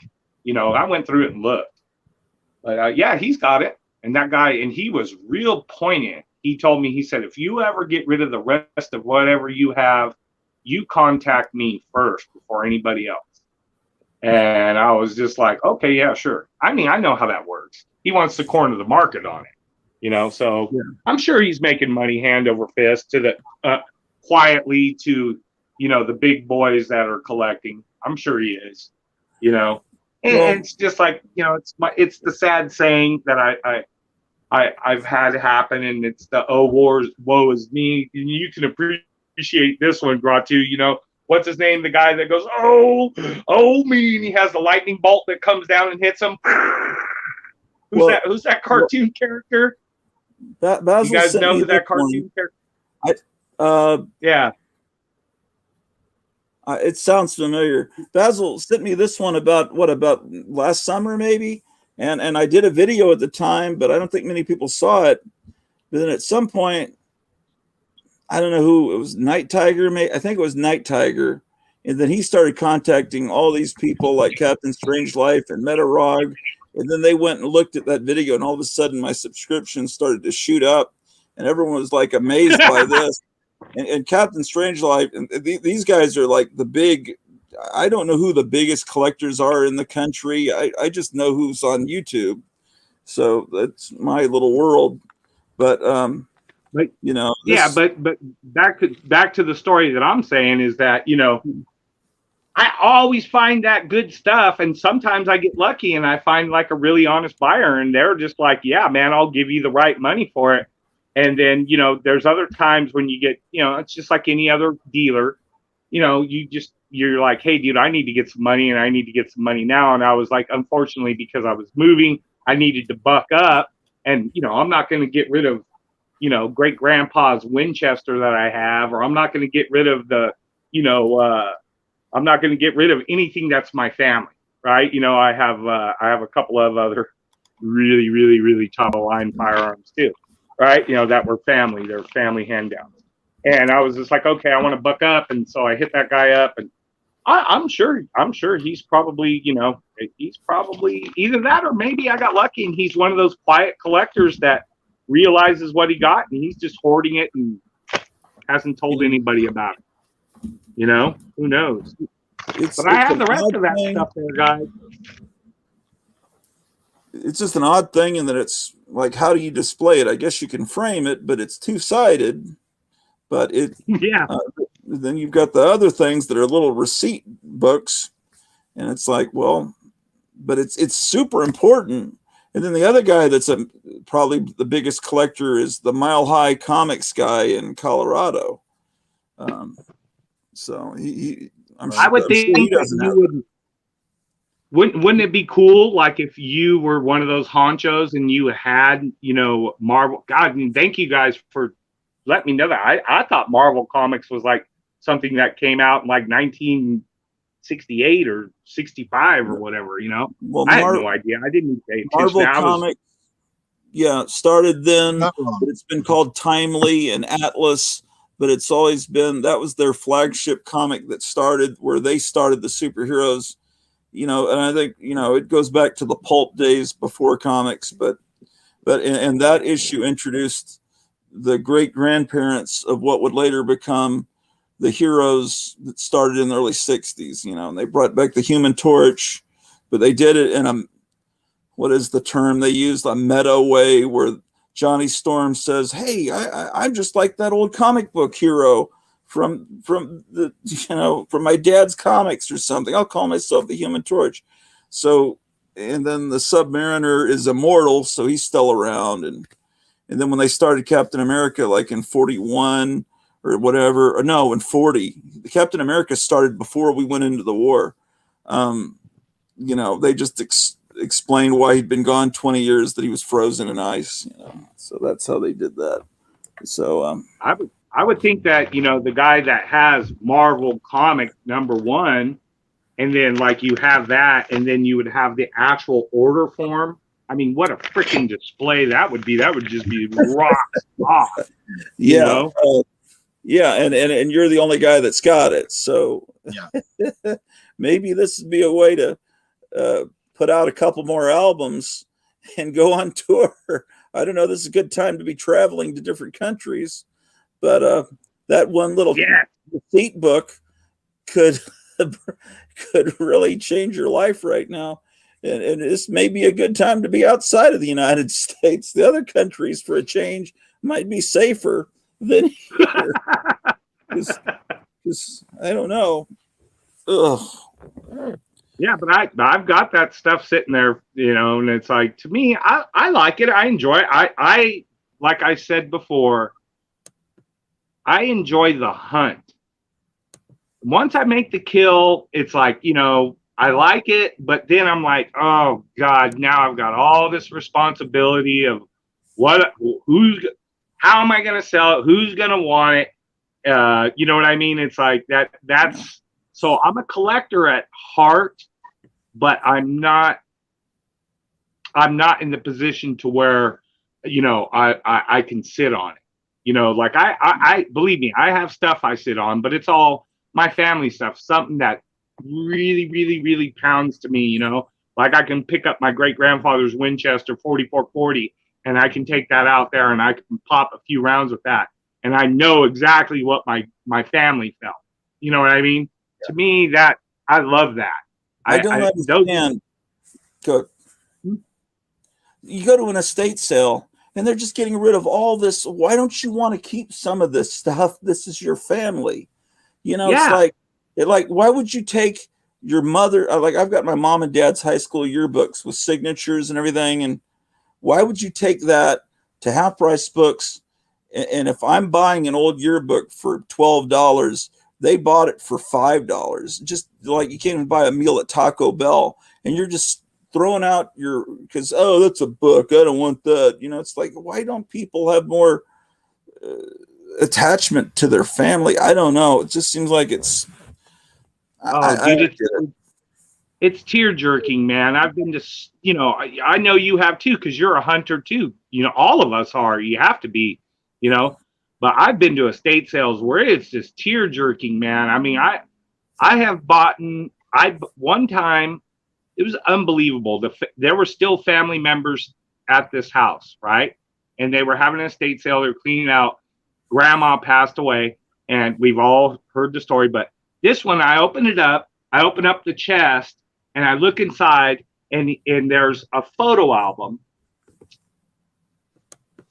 And I opened the photo album, and I looked inside of it, and it was, I guess, Grandma's son, or you know, whatever. He was a World War II pilot, and he got blown up during the war, shot down, and inside this book was this guy's whole story of him in the military, including when the plane was lost in action, and the letter that said, "We're sorry to inform you that your son is missing in action as of this day." I have my family from, you know, that I am the proprietor of my family stuff. So these people were put with the proprietor. They were supposed to, you know, be the proprietors. So I get the book. I walk up there. I said, "Hey, you guys need to keep this." "Oh no, we don't. We don't want anything to do with it." And I said, "This is a family member that got blowed up during World War II, dude. And this is like, you know, he's your relative. You need to hold this." "Nah, it's got to go." And I said, "Okay, well, what do you want for it?" And he's all, "I'll take $10 for it." And I said, "Okay." So I just went back and I just pilfered everything that I could, you know, anything that was related to it.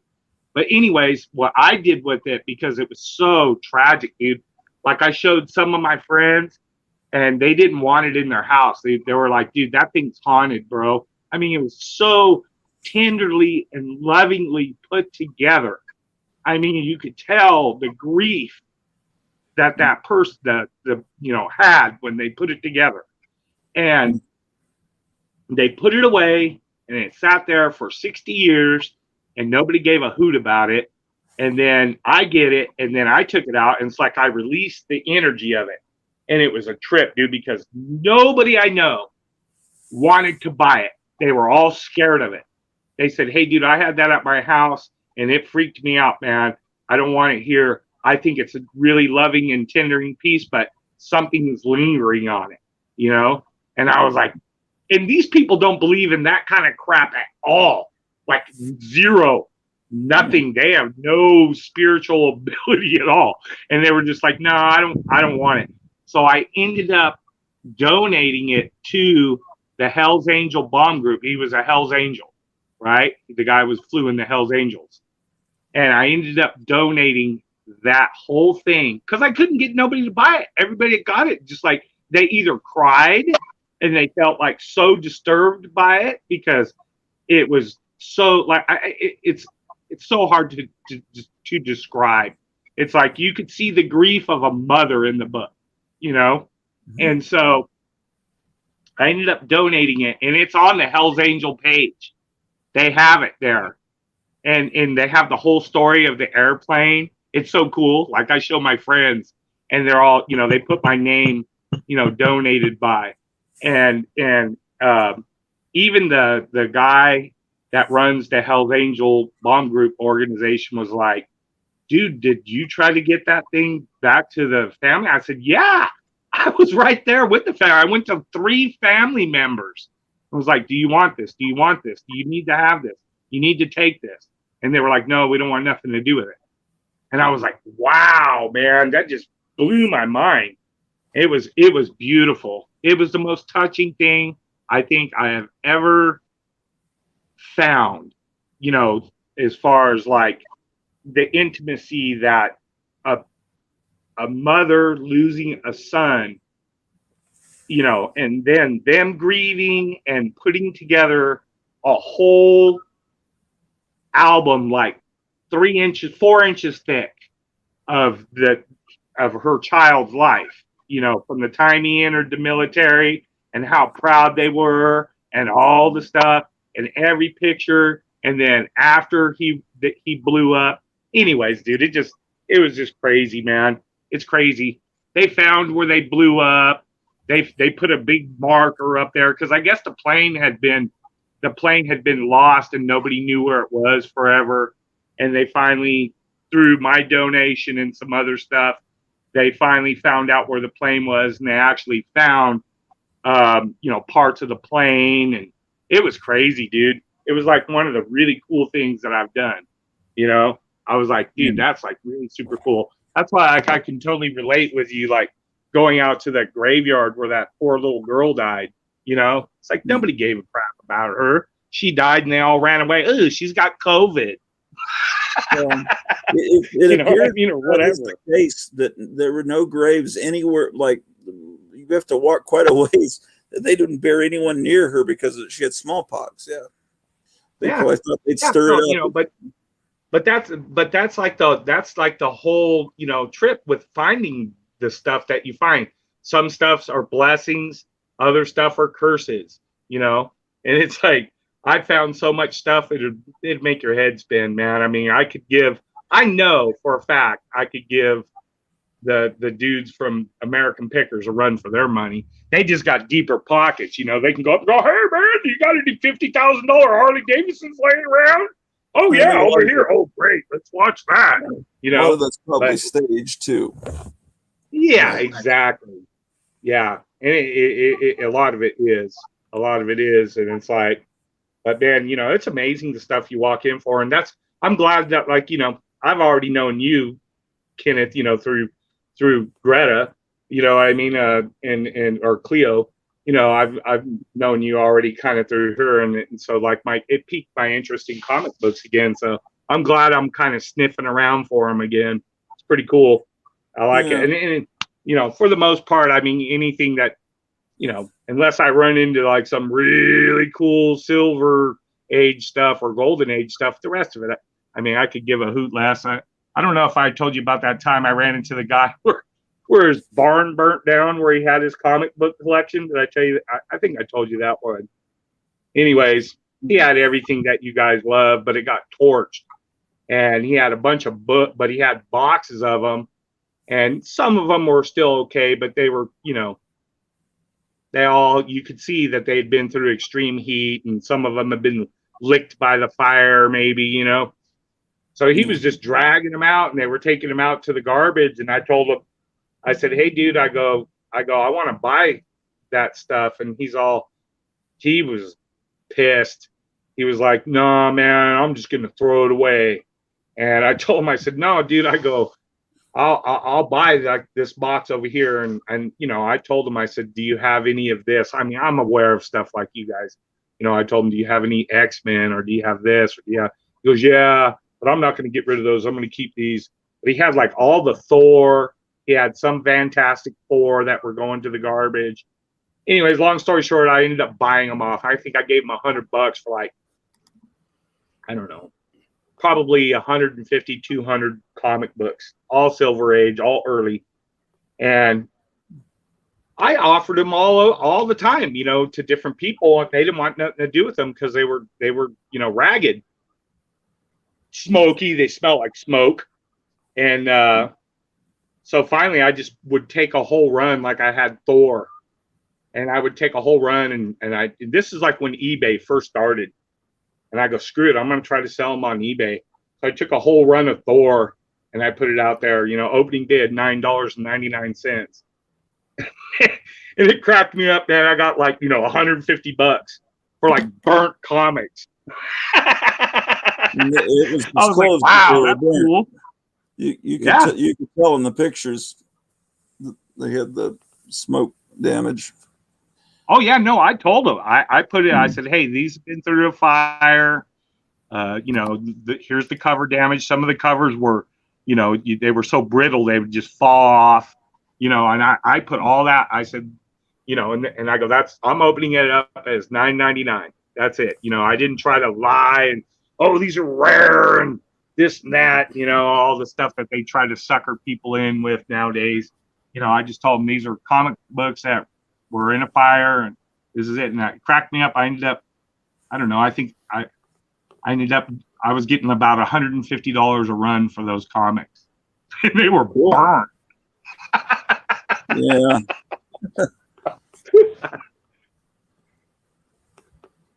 I just wanted to show you guys something if I can find it. This is actually a pretty good cover. I got this early. I probably shouldn't admit it, but because Free Comic Day is what, the 14th. This cover looks like an old Warren cover. It's really good. Because the insides are terrible. Look like this, you know. But what I was wanting to show you is not that. I guess they're reviving Zorro, World of Zorro, but it's I love inside, Zorro. It's not. It's like old Zorro stories. I don't know. It's not Disney produced. It's put out by American Mythology Productions, but I'm pretty sure. Well, this first story looks brand new because it's crummy, new type of art. But in the back, this is definitely looks like old art, and it's definitely the likeness of Guy Williams. So maybe they reprints from Dell, most likely. This is Dell reprints, recolored. It's only at Legendary Adventures. Yeah, probably so. But it's something that's going to be given out free. But where's the one that's going to show you? I guess they're reviving Judge Dredd. Oh, this was one I wanted to show you. This is the big hot comic right now. And apparently it was a 5-issue series. It's over with, but this is some supplemental story. It's out from Image. It's real hot because it's about to be made into an animated feature, but the art, unlike most comics, it looks like feature animation art. I mean, it's just like this is storyboards for this movie, which I guess really that's what this book is. But apparently it's pretty dark, and it's about some dog that I guess is family, the owners get killed, and apparently I just heard about this. I haven't read it yet because I don't have those 5 issues. They apparently reprinted them and sold out instantly yesterday. So, and it's not out in a collected edition yet.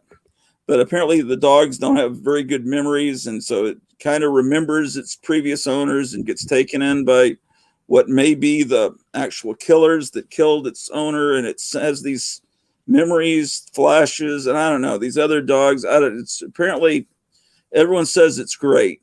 So that was a movie, wasn't it? That was a movie. There was a movie Dogs, like with Dustin Hoffman. This is called Stray Dogs. It's a movie that's about to be made. So, because a lot of comics, they're just like storyboards for a movie project. They want someone to buy it and turn it into a movie or a Netflix TV show. That's the new thing. So Stray Dogs, that's like the hot thing right now. Comic books are like a stepping stone to bigger paychecks, is what they're all hoping. This looks kind of cool. I just picked this up, but it looks like some morbid kind of stuff. But the artwork's not. I mean, when I see something that's kind of good artwork, I'm like astonished in a comic book that's made now, because usually the interior art is really crummy. And so, watch, I'll show you what I'm going to do. I got to jump off of here, but this is, for instance, is something, one of my prizes that I'm getting ready to list on eBay. As I got to get rid of this. Is there's over 340 letters and photographs. This guy served in a long-range photographic. He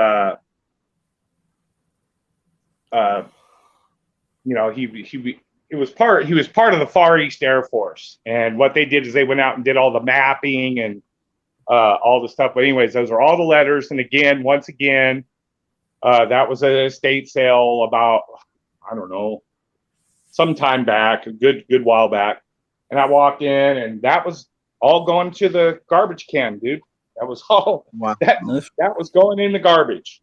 And I went over there and I picked it up and I said, the guy goes, I go, how much is this? And he goes, well, we were going to throw it out. He goes, I don't know. Can you give me $5 for it? And I said, yeah, sure.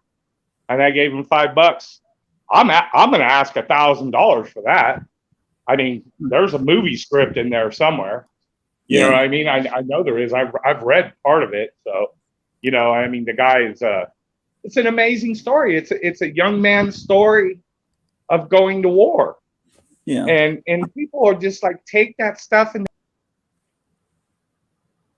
you know, happened? Yeah, just there you go, breaks my heart. Yeah, it's crazy. But yeah, that's I dug that out, and I was like, oh yeah, I remember I have that. I'm gonna go ahead and, you know, that's something that needs to, you know, go to a better home and needs to get down the road, and I can go buy, you know, 3 months worth of food to put in here and a little bit more ammunition. That's the way I look at it. You're prepping, well, but anyways, yeah, I'm gonna jump off and I'll keep listening to you guys. And I'm gonna, like I said, I need to start putting that thing together to photograph and put on eBay. So I'll keep listening. Thanks, guys, and I'll talk to you guys soon. Cool. I'm disturbed at how much I realize I look like Tom Snyder here. All I need is a cigarette. I'm Tom Snyder. How did this happen? Shit. So, did you get any cool comics today? Yeah, I did. They're in the other room. I'll be probably showing them Wednesday. But okay, I don't want to. It got hot in there, and I sure earned them. Yeah, I just can't believe Basil just said, "Well, I keep my air conditioner at 90 to save money." Shit. I don't think I could handle that.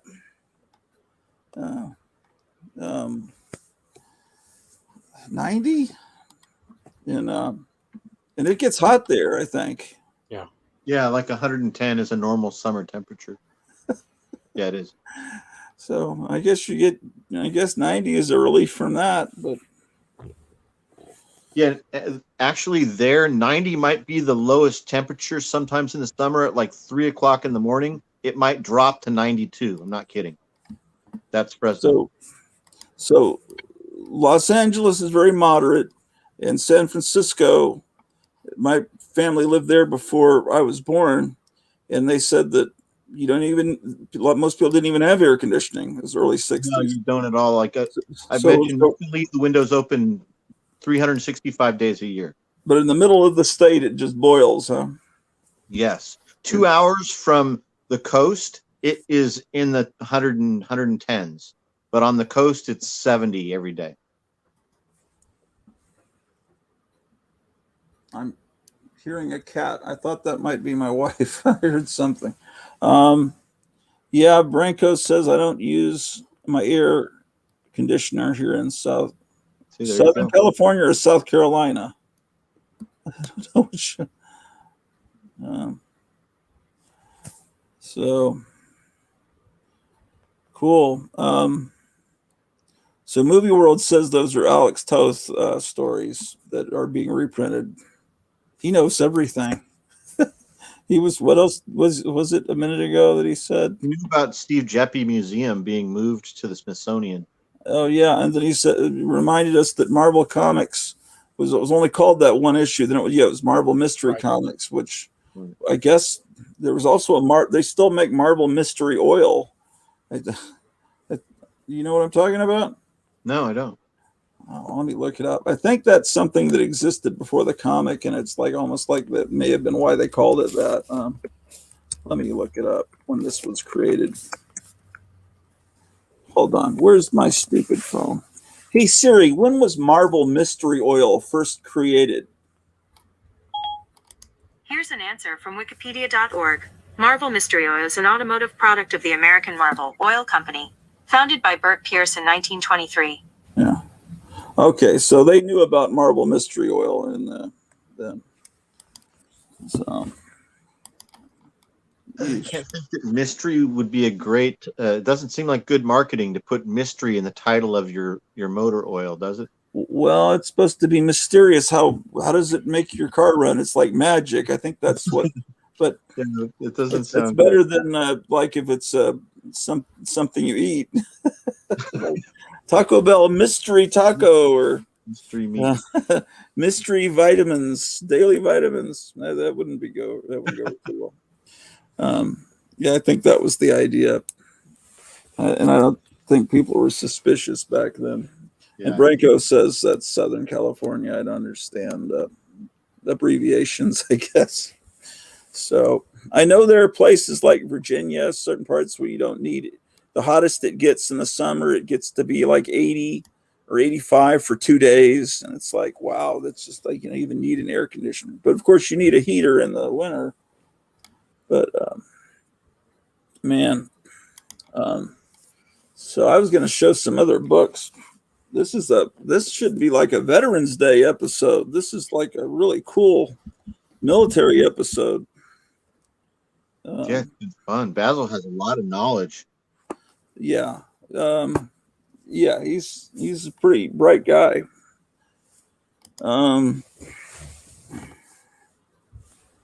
Let's see. Oh boy. I picked this up. It's like new. It's nice. Just because I wanted to read it, It's this is, I don't know. It was $7.95. You can tell it's old. But it's like it's brand new. No one's effed it up. Yeah, I like reading about the original show.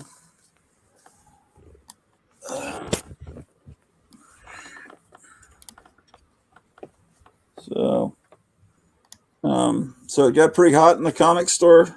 Oh yeah. And it rained, so we have a lot of humidity here. Oh.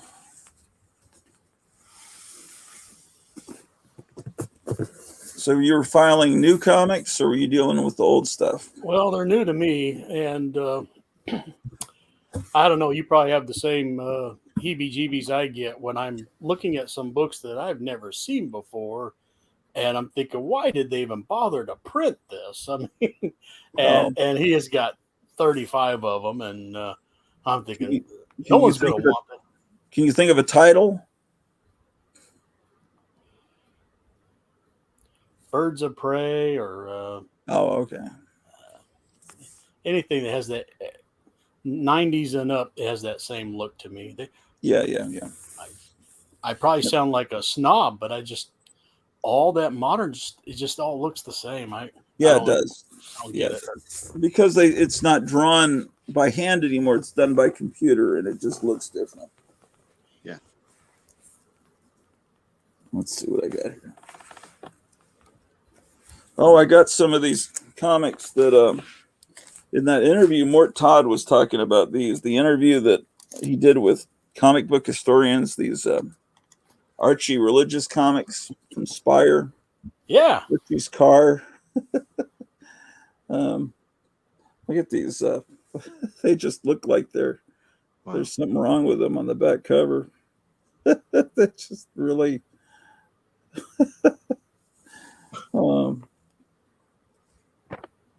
But yeah, it's not in great shape. But I was thinking, I never heard of this comic, but it looked kind of interesting. Vanity. I guess I should give myself full screen. Is there a way to make my picture big, but you guys can still be seen? It's one of those options. It'll be the big square surrounded by two little bitty squares. There you go. Oh, there. That's cool. Okay. Yeah. So I don't know. It's who's the artist? The artist I like. This is not crummy art like most of these TNA books. I'm sure this book is put out by Pacific. Yeah. Let's find some. Yeah, the artwork's pretty good. But it's part of that big glut from that time period. Mm-hmm. vanity.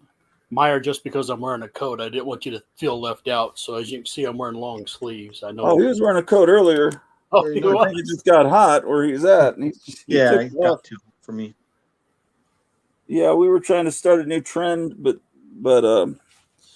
Basil didn't have one off, but he did have a World War I helmet at least. Yeah, for the beginning at least. I need to get one of those. I've always wanted one. I didn't even think it was possible, but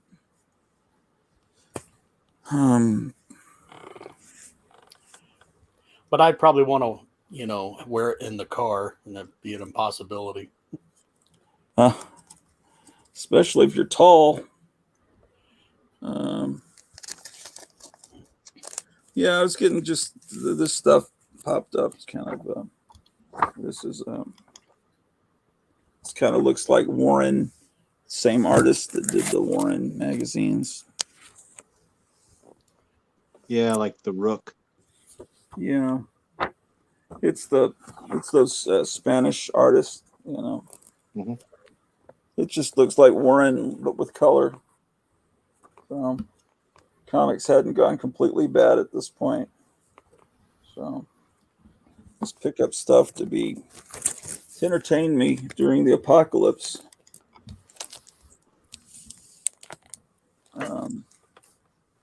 Not that anything's going bad in the world. Oh no. This is like a worthless comic. I mean, it's really worth like virtually nothing, but it's like a mint condition version of something that's worth nothing. So I always like Deathlock, so I thought I'd read that.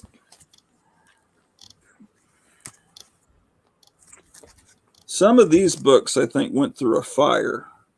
Maybe not these ones, but these are like from the dollar bin.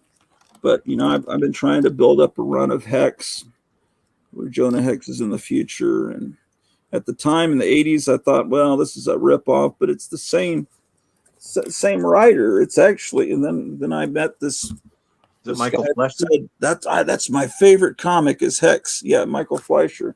Mm-hmm. And I've always, and this is just a beat up copy of Warlord. It's another comic I always enjoyed. It's me too. Edgar Rice Burroughs. It's kind of like Green Arrow meets Edgar Rice Burroughs. He looks like Green Arrow. Mike Grell art. Yeah, I was all swept up in the whole thing with Deimos and Warlord's son and the whole thing when I was like 12 years old when it was happening. Yeah. This is put up by the Joe Kubert School. And that Stan Lee show that I put on while I was taking a shower at the beginning.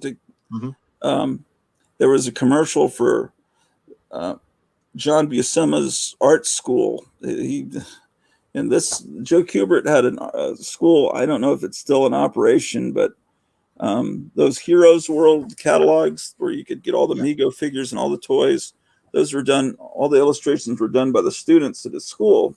So these are all done by the artwork's all done by basically college students. I mean, or whatever age they are when they're going to this comic book school. That's cool. Yeah, and here's the ad. I remember this ad to recruit you for this school. Oh yeah, I remember the bottom. that as well. Yeah, Tarzan and the little weird-looking dinosaur thing. Yeah, I mean it's cool looking stuff. So I pick out these comics that no one would want, and I mean literally no one, and that I think I'd like to read, and I wind up getting them.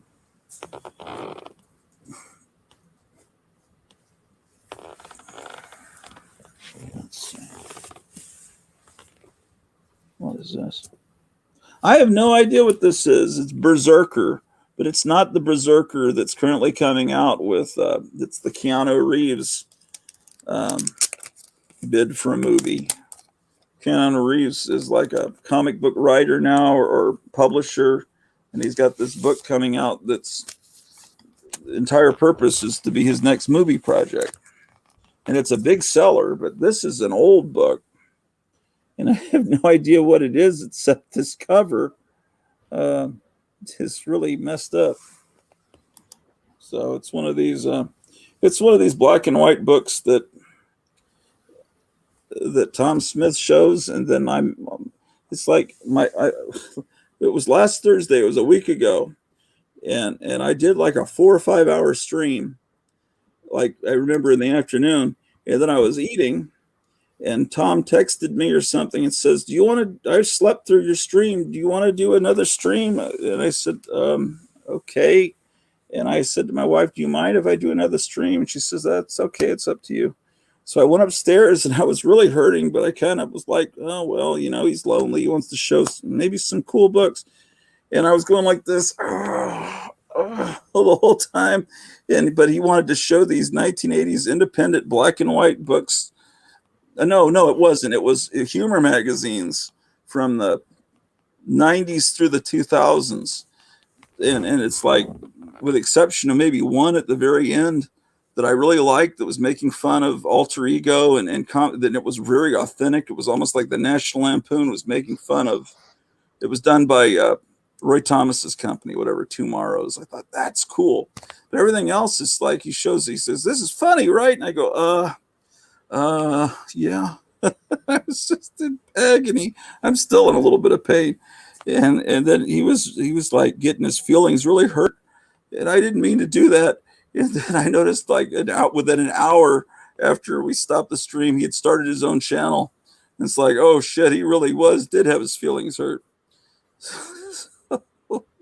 And then we did a stream the other day, and I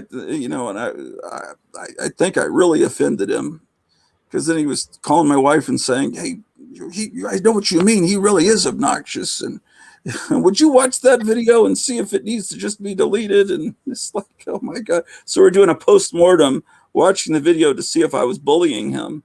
And the determination was no.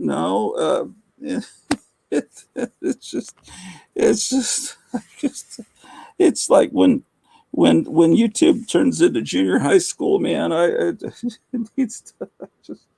need to shut up. But it's got this fake golden age story in the back that looks like a old sort of. It's not anything stellar, but it's not hard to recreate golden age looking art, because when it was not very well done, and that's what this is.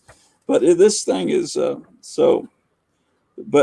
this is better than most of that stuff. But I don't know, man. When you show me 3 hours of shit like this, I just, it's like, ugh, drives me crazy. So I apologize to you, Tom, if I offended you. Okay. I was trying to fill in my All-Star Squadron. That's what these are. I wrote out on a list which All-Star Squadrons I needed. And these are nothing special. You can find these in dollar bins, but it's Joe Kubert did the art for all these, and for the covers. And, it's just Justice Society. Well, it's what it is I think it's like all these, like Franklin Roosevelt calls all these heroes together. It's kind of like, it's Roy Thomas basically doing the Invaders, but over at DC. And this is the stuff that he read as a kid. Because Roy Thomas was, born in, when was he born? The early 40s, right? Hey, well, but he was reading this stuff as a kid. He was reading. Hey, Siri, when was Roy Thomas born? Roy Thomas was born November 22nd, 1940, and is 80 years old. You're right. He's 80. He's 2 years older than Joe Biden, and he's still like the kid that Marvel hired. He still looks like that kid. Okay, so when he's 5, All-Star Comics has still published. He could easily get back issues, so he got a whole set of All-Star Comics. And okay, so yeah, when he was a little kid, his earliest formative memories was at very dawn of the Golden Age. So that's what he was doing. So after last night's broadcast, Tom wanted to talk to me, and so he kept me on till about 11. Oh shit!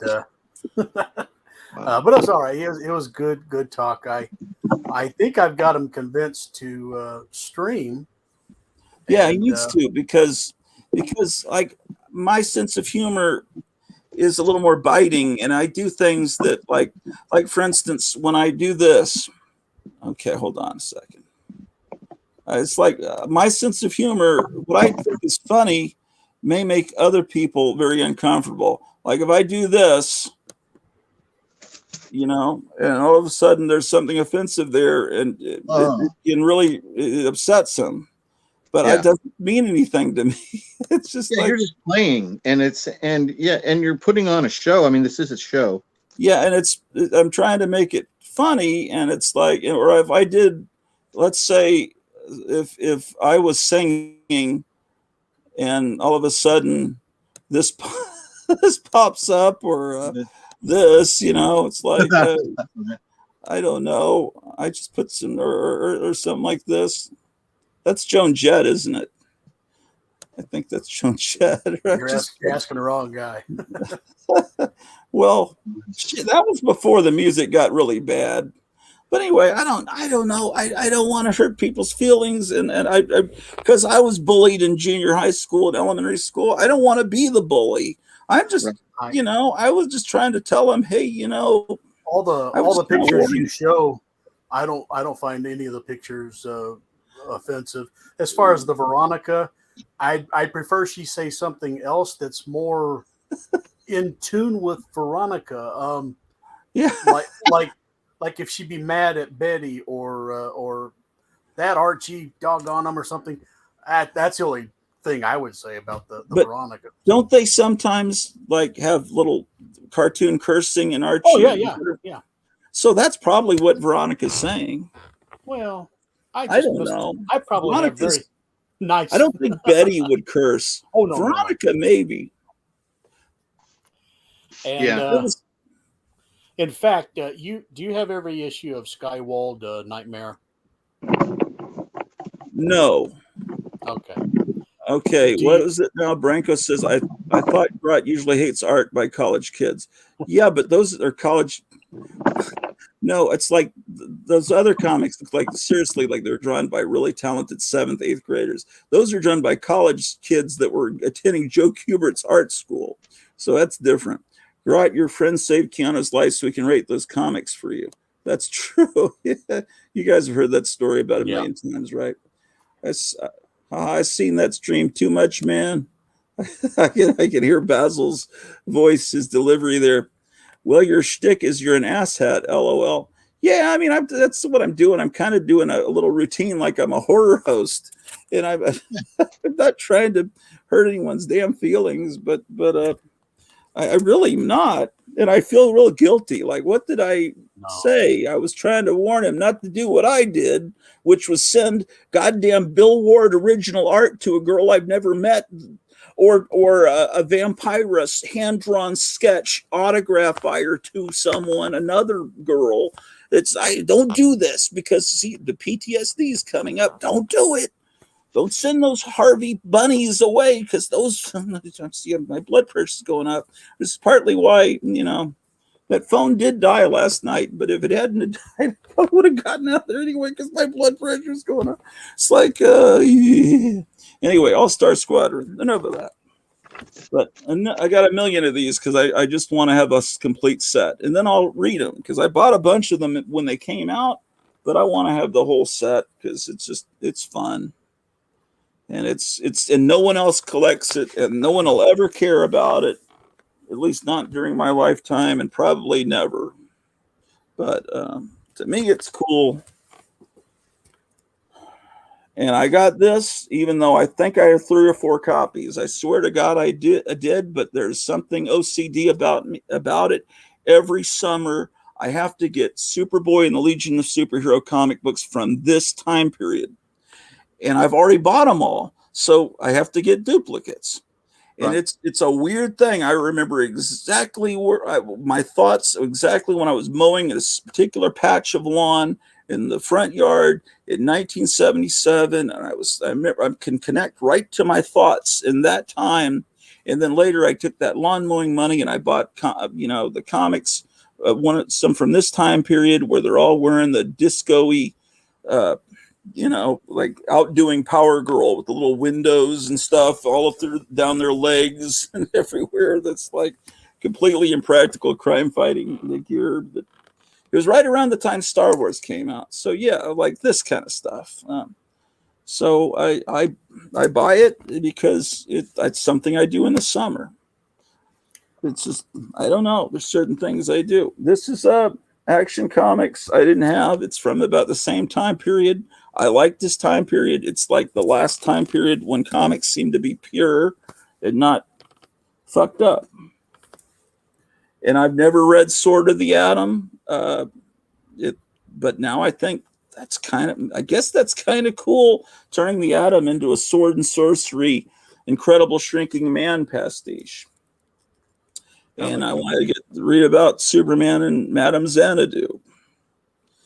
So I got that. So I'm stocked up, seriously, for the apocalypse. Now we got to stock up on food, and we got to get something to cook when they turn off our electricity. We're going to get some little not propane. I forget what it is, some $30 grill, because I figure you gotta eat, and I know they're going to turn the electricity off.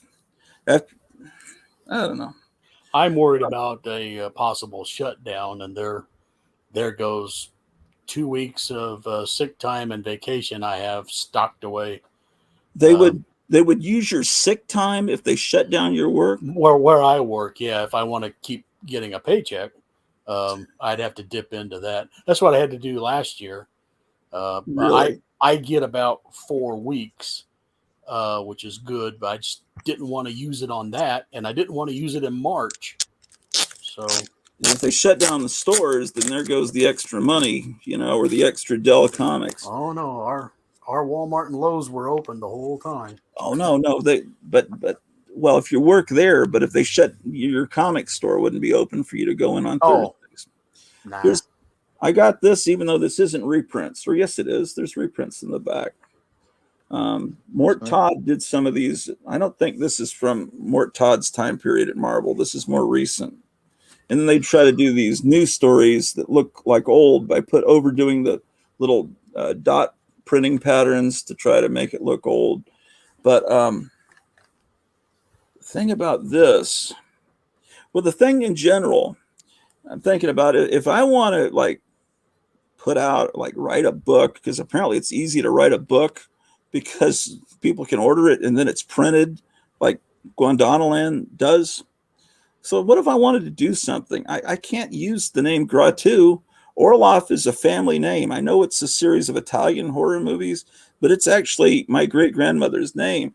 But Gratu is a complete Stan Lee creation, created about the same time as Groot, Gratu, and they own it. And Disney are bastards. They were coming after you with your Hulk Super 8 film. Yeah. So I'm thinking, it's not like I'm getting big. I've got 270 subscribers, but maybe should I be Ken Orloff? It's like Tom always calls me Ken anyway, because he's trying to show that he's an insider. But everybody knows my name's that. I think, because I don't make any. But should I just be Ken Orloff, or should I just be like today? I just put Professor Orloff because I'm thinking maybe I should wean myself away from the Gratu name that no one could pronounce. It's Grotto or Grotto. It's just no one ever says these words aloud. We read all these comics, and then it's like, how do you pronounce John Buscema? Is there John this, that? It's like no one's ever done it. Then we find, that interview with Stan Lee today, he pronounced it right. The Roy Thomas interview, and then you find Stephanie Buscema, and someone calls her, and she doesn't correct them. Oh, that must be the right pronunciation. Have you seen the Stephanie Buscema thing that I'm talking about? It's funny. No, I haven't. What's going on in this chat over here? Let me see. I don't pay attention. That's another thing. People get pissed because I'm not looking at the chat, and because I can't do this, and my mind doesn't work that way. And then people get their feelings hurt. They get butthurt in the chat. So it's like there's something in the chat saying something to Tom, and Tom if you watch the video from the other day, Tom's reading the chat and you can see these waves of anger come over him. And it's like, oh my God, Tom is the sweetest, innocent guy. But all of a sudden he's turning into Norman Bates and you could see, oh, and it's like, oh my God, and then I see someone's like kind of like kidding him about, well, I'll get you some big boy posters, and he's getting madder and madder. And it's like, oh, because we watched it later. And then he says, well, hey, what profession do you have, Mr. Blah, blah, blah. And then I get this later, well, this person's this profession. He might be actually this person that I don't like. It's just, it's like, so it's like, be careful what information you divulge when someone asks you, hey, what job do you have? I don't know. It's just maybe we need to move out of junior high school and into maybe high school. But anyway, so, okay, what do we got here? I was trying not to, I need to cool it. Cool books, Grot. I thought Grot usually hates, I already read all that shit. Okay, let's see. Well, your shtick, okay. Zombo says, it seems class clownish to me, but I think Tom feels like he's teaching or informing. On the other hand, it is your channel. Tom needs validation. It's our time. If you don't like what he likes, he's a great guy. Though. Yeah, of course he is. But he didn't make the books. I'm not insulting him. I just don't like the books. I was messing around with the comics drawn by college kids. Yeah, I know. Let's see. Sword of the Atoms works surprisingly well. Good, because I got all 4. I think it's 4 in that series. My wife has 3 bear heads. The heck does that mean? Because of Bronco Bear. Oh, yeah. I'm not. Hey, Greta, says Branko. By the way, Bronco Bear, I don't know if I should say Bronco or Branko. So. Oh, what do I yeah, that's one of those things. How do you know? Bear power, sort of like turtle power. That's my wife talking there. And then Bronco sounds cool, but I think it's Branko. No, we don't need Teenage Mutant Ninja Bears. They'd hibernate, and even more hell would break loose. And then my wife says, one time someone called you Grout. I think that was Movie World. I think, or maybe no. I don't know where it started. Might have been Strange Life. I don't know who did that. Yeah, it's all right. Loose. For your Professor Orloff persona, you need to wear swimming goggles on your head and a white lab coat. Laugh out loud. Nice one, Paulo. Let's see. I'm not pissed when you don't pay attention to chat. I'm not paying you to read it. Yeah, but then when I click on it, it's like we have to stop and rewind and freeze frame because I click on it like instantly, like it's a subliminal, and you can't read it. I noticed I do that. Written by Pastor Orloff. Yeah. That's why Gratu can't monetize. He'd be missing all the super chats. I don't know if it's worth. KG Orloff. That's my Branko salute. What was it? Oh, look at this. Yeah, go ahead. I don't know if it's worth consulting a lawyer for your name, Gratu, but no, I think as long as you are Gratu Orloff, that is different enough from just Gratu, the giant ant from Strange Tales. I wouldn't bank on that. It's not that. It's not. I have nothing invested in it. I used it on MySpace because I just wanted an anonymous identity, and then this old friend of mine, I was like making fun of hippies or something, and it hurt his feelings, and so he said, I sincerely hope that you get help, mental help, because you're pretending to be a toy on a professional networking site. He was calling Facebook a professional networking site. And it's like, I once considered you as a brother, but now you have gone down a different path. And it's brother. And it's like, because I used as my profile picture, the Scuzzfink, the Daddy Roth, like Martian model kit. Okay, look at that. I saw this like in the spine, and it's just like, it just like says Giant Strange Life. It's like, wait, was there a Strange Life comic book? It was in a stack, but it's Giant Strange Life of Lois Lane. I wonder if his name was inspired by seeing the spine at some point. I'd have to ask him. I always thought it was I thought it was a play on the Dr. Strangelove movie. Yes, of course it is. You're Okay, right. okay. Of course, you're right. Yeah. You're right. Of course it is. But it's still, it's just like, I'm sure he has this comic book, you know. I couldn't resist. Man, I love the big head. Yeah, that's great. But it just, you know, if you just see it just right, it's like there was a Strange Life comic book at one time. Yep. So anyway, what else do I have here? Oh, I got a Captain Marvel 13. Not the Fawcett Captain Marvel. Well, now I'm rethinking that Dr. Strangelove because his name is Captain, not Doctor. Yeah, that's right. So but I don't know. But yeah, I mean, you know, I don't know, the Gratu thing.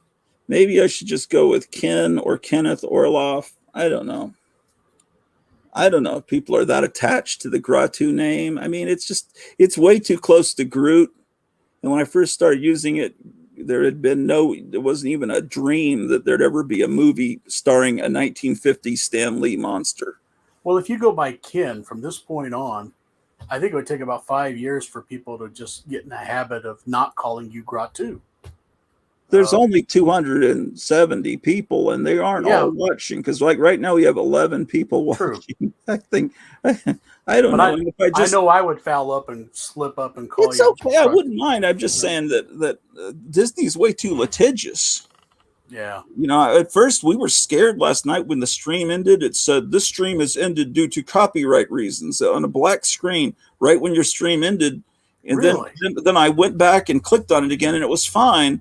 And I don't know if that was what it was going to go to next after yours, but I think it was just a YouTube glitch. And then I thought, well, he was talking about having trouble filming the Hulk. And like the other week when I was these tapes that Jambo sent me that I've been recording, and if Jambo, you're watching this, I'm going to get your DVD to you. I'd still have to finish the Submariners. But when I went to the restroom, I just pointed the camera up at the big screen, and Iron Man was playing. I don't know why that. Of course, now I'm saying it to watch them do it, but it's just. But Basil was talking about having memories attached to an object, and when I touch a Silver Age comic, it's just there's some wave of good feeling that goes through it. Touching this or a 20-cent comic from the Bronze Age, it's just like it's just something wonderful, and the smells, and it just you know the kid that once owned this that might have, got it from the 7-Eleven spinner rack and looking at the ads of the other stuff available that month. And so it just, because this is I have this love for this time period, which seems like a perfect time period. But then you realize, well, there was the Vietnam War, and that must have been pretty damn scary if you were a 12, 13-year-old, knowing that you're just a few years away from possibly being drafted into a war that ultimately was fought for no reason because we just gave up. It's just like it. And then I always thought Vietnam, that's a war-torn place. And then have a student say, I went to Vietnam for Christmas. It's like, what? Because Vietnam is war. It's like you hear certain words, Beirut. Oh, explosions.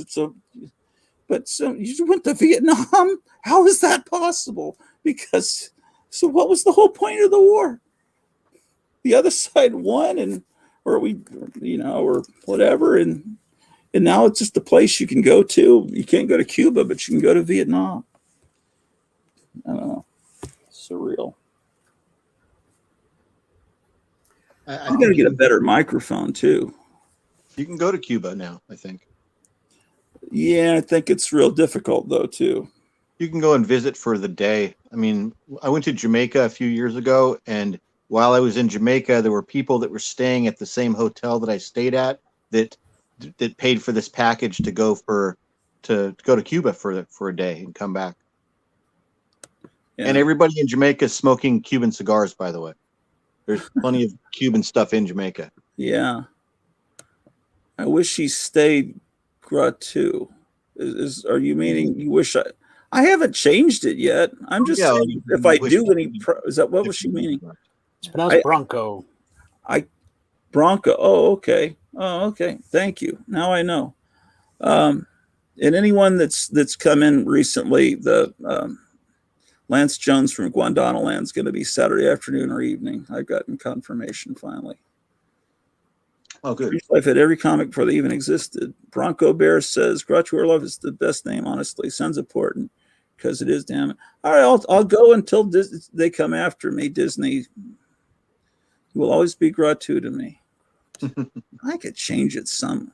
I'm attached to the Gratu name. All right, but it is Stan Lee, man.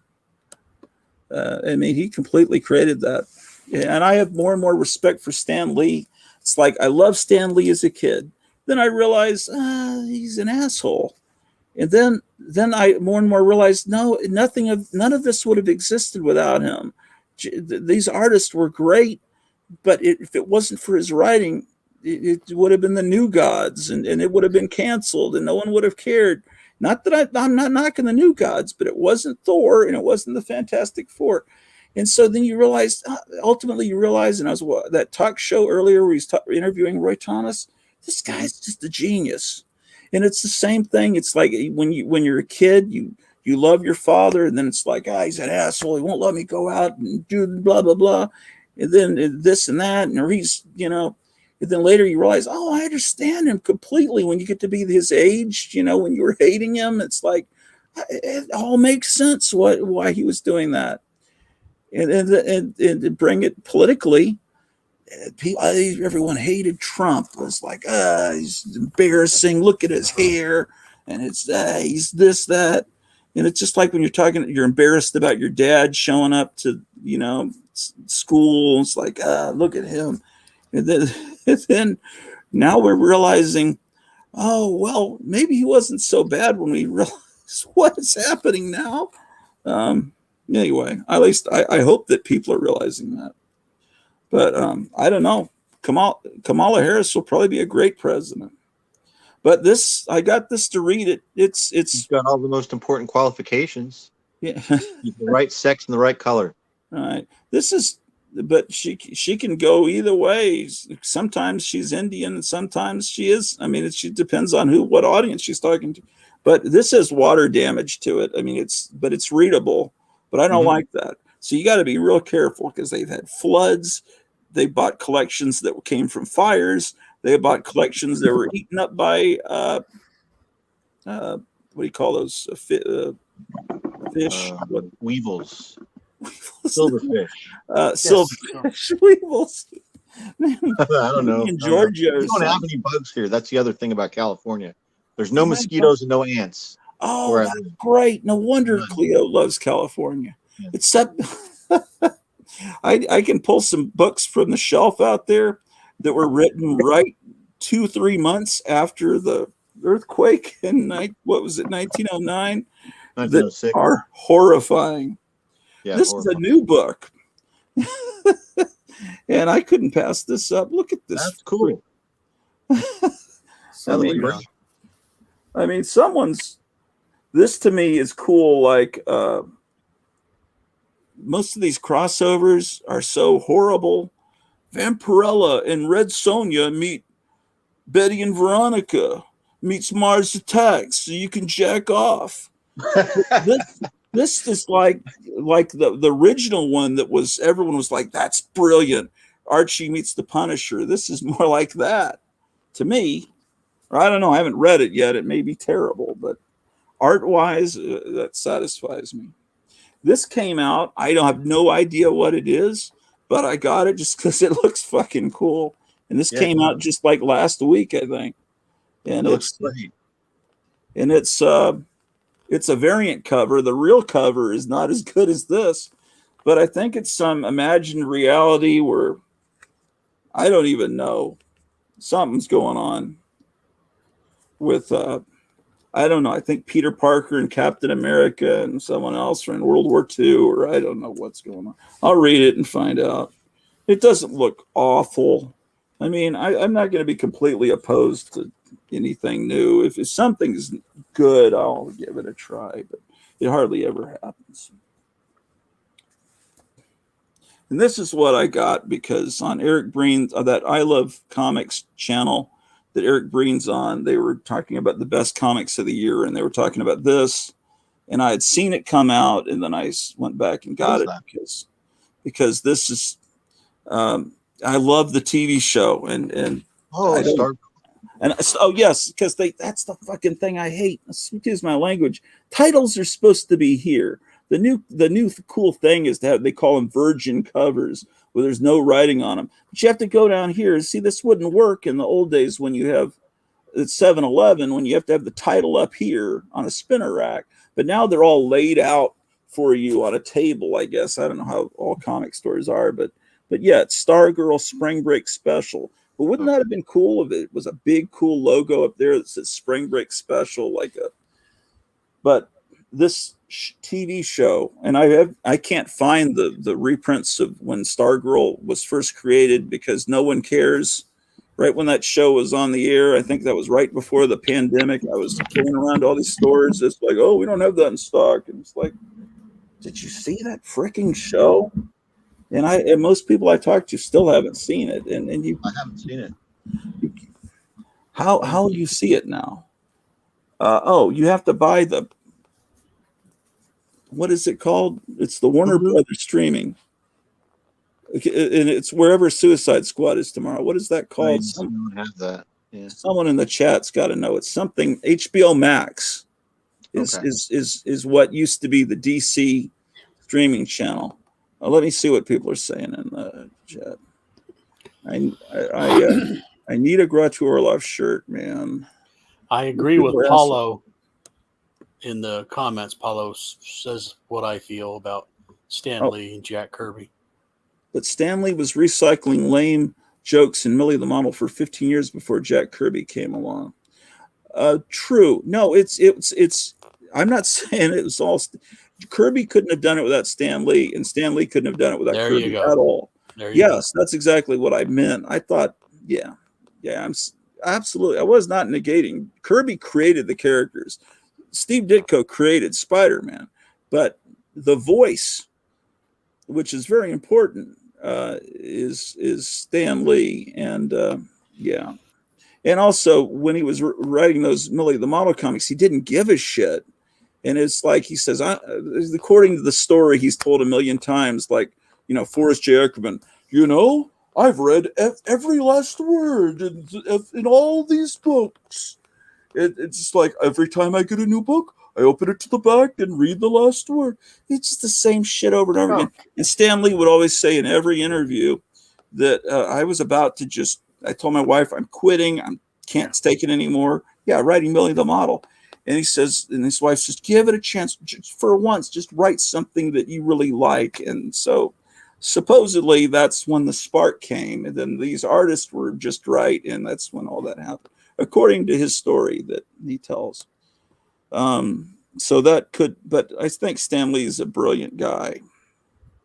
I mean, it's just like, you're embarrassed because it's got the wig and it's just like your old man. You're embarrassed when you're in high school by this guy that's square. And then later you realize, oh, he's cool. Stan Lee, Donald Trump, maybe your own real dad.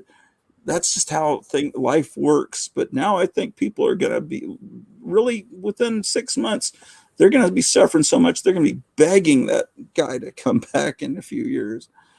It's just weird that, I don't know, that Stan Lee, I'm sorry, that Roy Thomas is 80 and Neil Adams is 78. It just makes you realize, shit, life is short. Who the hell is Kamala Harris? Miss Marvel says Bronco Bear. I assume you're joking. If you aren't joking, I admire you for not. Oh, and then Paulo. Wait, what does this say here? Zombo. What? My family's watching Stargirl. Oh, my family's watching Stargirl. Thanks to you, Gratu. We are loving it. It's wonderful. No agenda, no political agenda. My wife will come on and attest to it. Her mom was watching it with it. She loved it.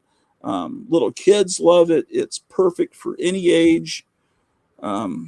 It's like something from another era. Kamala Khan Bronco. She's annoying. Don't read her. Yeah, that's part of that new wave of stuff. Whoa, nice Samba. I want to check out Stargirl too.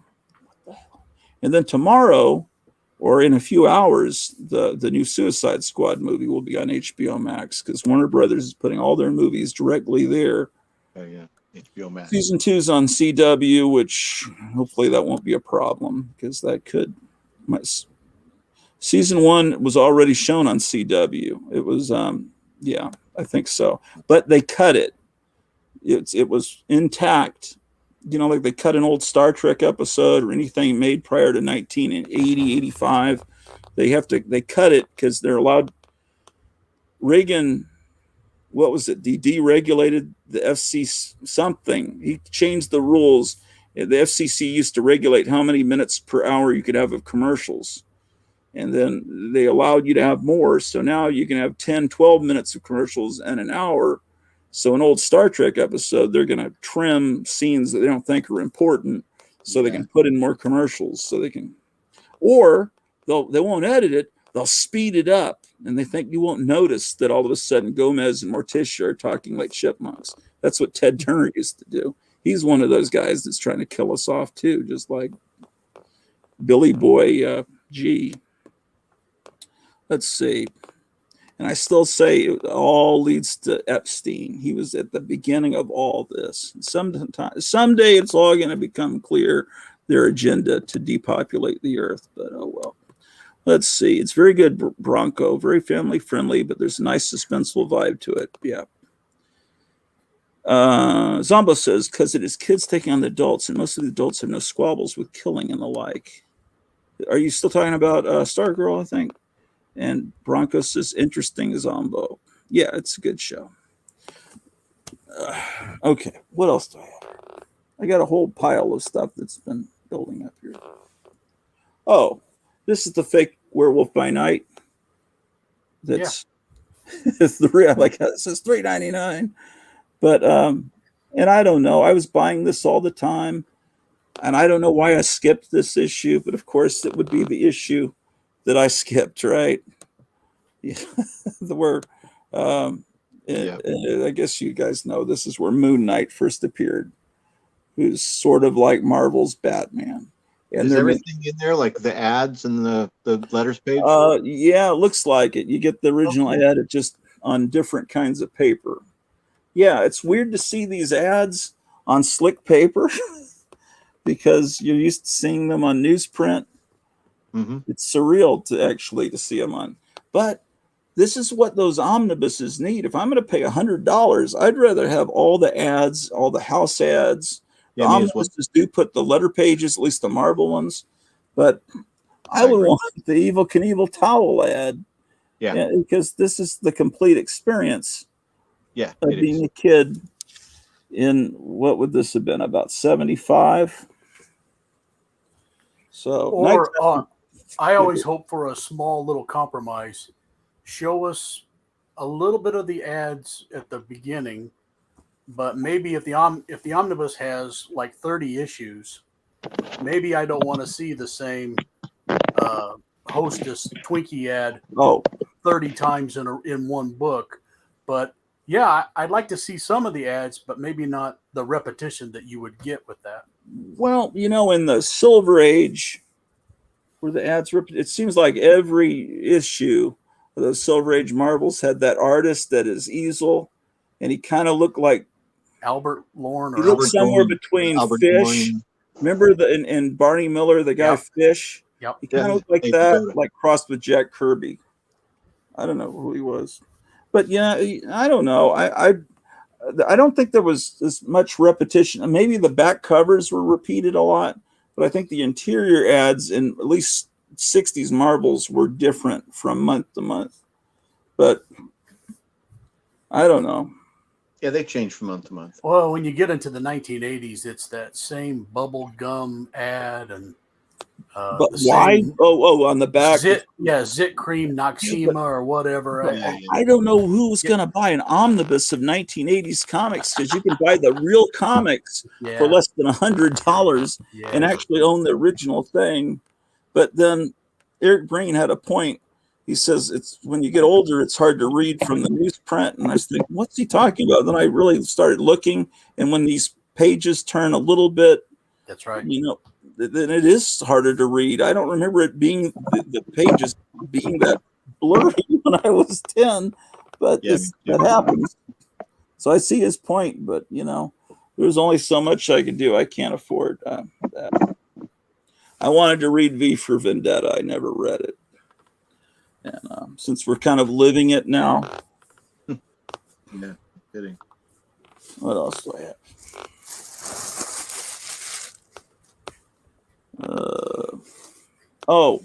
This is what I was showing last night. But now I've shown this to you guys, but now it's you can, if you want to see this scene for the first time, you got to go to Graphic Man's channel. There was a live stream last night, and I went into this store that I work at, and they said, hey, we got a surprise for you at the back. And it was a pile of comics and magazines. And I said, what are you talking about? He said, someone came in and they said they found these in a barn and they just gave them to us. And it's weird because it's the same stuff we've been talking about. It's not. What are the chances of that? It's almost. I'm thinking it might be someone that watched the show that was doing this is a little Christian. What do they call it? AOC, act of kindness. I don't want to accidentally give the acronym for that. What is her name? You did AOC. AOC. Kindness you mean doesn't start with C. It starts so much for an English. Paying it forward. AOK. Oh, it's AOK. Yeah. AOC is the fucking woman. Son of a bitch. No, act of kindness. But it's weird because these don't. Anyway, so an issue of Cartoons, which is one of the first comics I ever got, was an issue of Cartoons where this guy was like being dressed up like a reindeer, and it was a Christmas cover. It's probably from about 1969. My mom let me buy it at the Army base, bookstore. And so Cartoons, I know I got that issue of Cartoons before I ever got a Mad or Cracked or anything. And then you got this Turok, which is either 50s or very early 60s, because 10 cents went to about 1961. This is probably 50s. Yeah, I would say 50s. Not in good shape, but I love Turok. I mean, everything here is something that I love, and it's like. I thought about going, wow, that's awesome, but I didn't want to be a jerk, acting like we've never seen it before. Yeah, well, it's just cool that. No, we loved them. That these just popped up. It's like, and you were amazed at the condition, but I tell you, the more you look at old books, you start to just not even notice the small little wrinkles. They look great. Yeah, I know. I at first I thought these were all beat up, and then I looked at them again last night, and they're not too bad. And then there was all we're talking about lately is Sad Sack, and there was a Sad Sack in there. Yeah. So this is issue 19.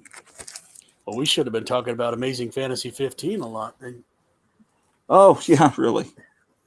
And then Drag Cartoons, which was the other one that's got the same. I always liked the logo. Yeah. And I was like live on. No, I wasn't live. I was just filming. I went into Walmart about 2 months ago, and there was an issue of Cartoons on the stand, and I thought, what in the name of how is Cartoons was been published all this? It's like they brought it back. Apparently, I had no idea. But I have dreams of. I've had dreams where I go to the newsstand. It's like, wait, Castle of Frankenstein and the Monster Times. Did they never stop publishing those? what? There's new issues, and it's like, but then I wake up and and that never happened. They're still gone. That's a great dream. Yeah. Yeah. What else we got? Oh, we can. And then a couple of mad specials that were in there too. So let me see what else. There's still more. I'll let you premiere your books on your channel. Graphic Man. Let's see what we got here. Here's Beat Up Sad Sack World that was in my hold pile. Is that the same issue? No, this is 41. So what are the chances that I have a bunch of sad sacks in my hold pile and then someone brings in another sad sack and just like, here, you can have it. It's just way too weird. And Tom just made two videos about Sad Sack, and I just ordered my my comic shop stuff last week, and there's Sad Sack mixed in. And this is military episode. I ordered that stuff last week. The stuff from like the Milton Knight episode, and then the stuff from Tom's recent stuff. Like there's some cracked and some Sad Sack. And when you had Shannon on that one day, he showed that one book that was reprinted from the back pages of True Comics, and it was about Sad Sack. And so the Sad Sack stuff just keeps going and going. That's funny. Yeah, I've got a bunch of True Comics. You've seen them. Makes me want to go back and look at them. Did I miss Sad Sack in there? I'm checking out the comments. I think I already read all these. I wish I could know where I left off. Wish I could put a line on the computer, but it keeps moving. Okay. All right. Where was I? You can just say Brank. No, I'll say Bronco. I'll have to remember it because I can't pronounce Brank. Oh, okay. That's how I've been pronouncing it with a southern accent. You can just say I don't really mind. I usually have a close enough. Yeah, I know. I want to say Bronco. I'm listening to you guys on my 100-watt bass amp. Bass. I read it like fish. Bass amp. An omnibus of old Image comics. LOL. Aren't old Image books used for kindling these days? There was someone that we knew that actually would say LOL out loud. Well, I'm having a nice day, LOL. They wouldn't ever laugh. They'd always have a straight face, but they'd end every sentence with LOL because they've been texting all their lives. It's a fucked up generation. My son says GK. What does that mean? Just kidding. Just kidding. He'll I thought you said something, and then he'll say something sarcastic, and then he'll say JK at the end of it. Okay, yes, this is the generational thing. This is this is weird how we have a military episode. We have all these military stories, and then we got some Sad Sack. So whatever. But I still think, oh yeah, politically incorrect here. What year is this? They got natives, Uh-oh. Yeah.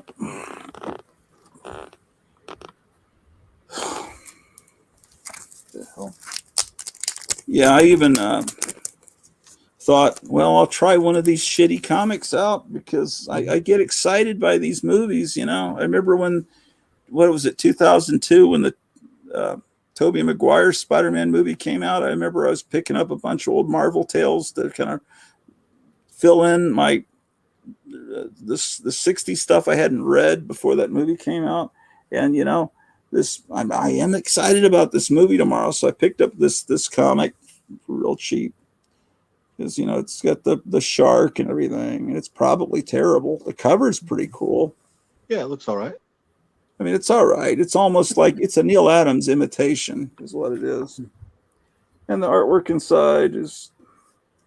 You're braver than I am. At least it has white borders. Yeah. It's not that great art, but I don't like it when the whole page is black and then it's got the panels on top of it. I don't know. I just I'll move on to something real quick, but I'm excited about that. Oh no! Don't let me stop you. I wasn't stopping. No, I'm saying I'll move on to something else to be excited about, whether or not it's a good movie. This is I just real cheap, but I think this is getting back in. There's some new series. I probably already have this, but it was in the dollar bin. Squadron Supreme, which was the evil Justice League that Marvel did. This is a terrible comic.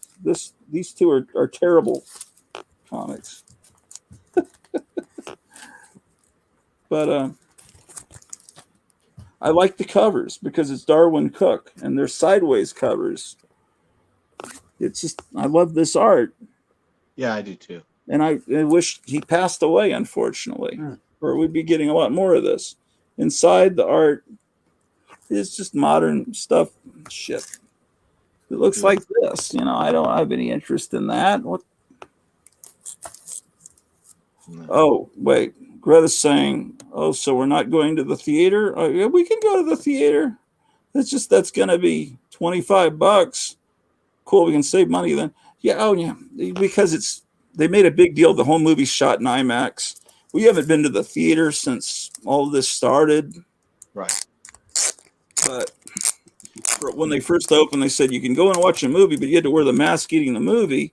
Then Man Bear Pig says all you have to do is get some popcorn and a drink and eat them very slowly and drink it very slowly for the whole movie, and then you don't have to wear a mask. But because he went to see King Kong versus Godzilla.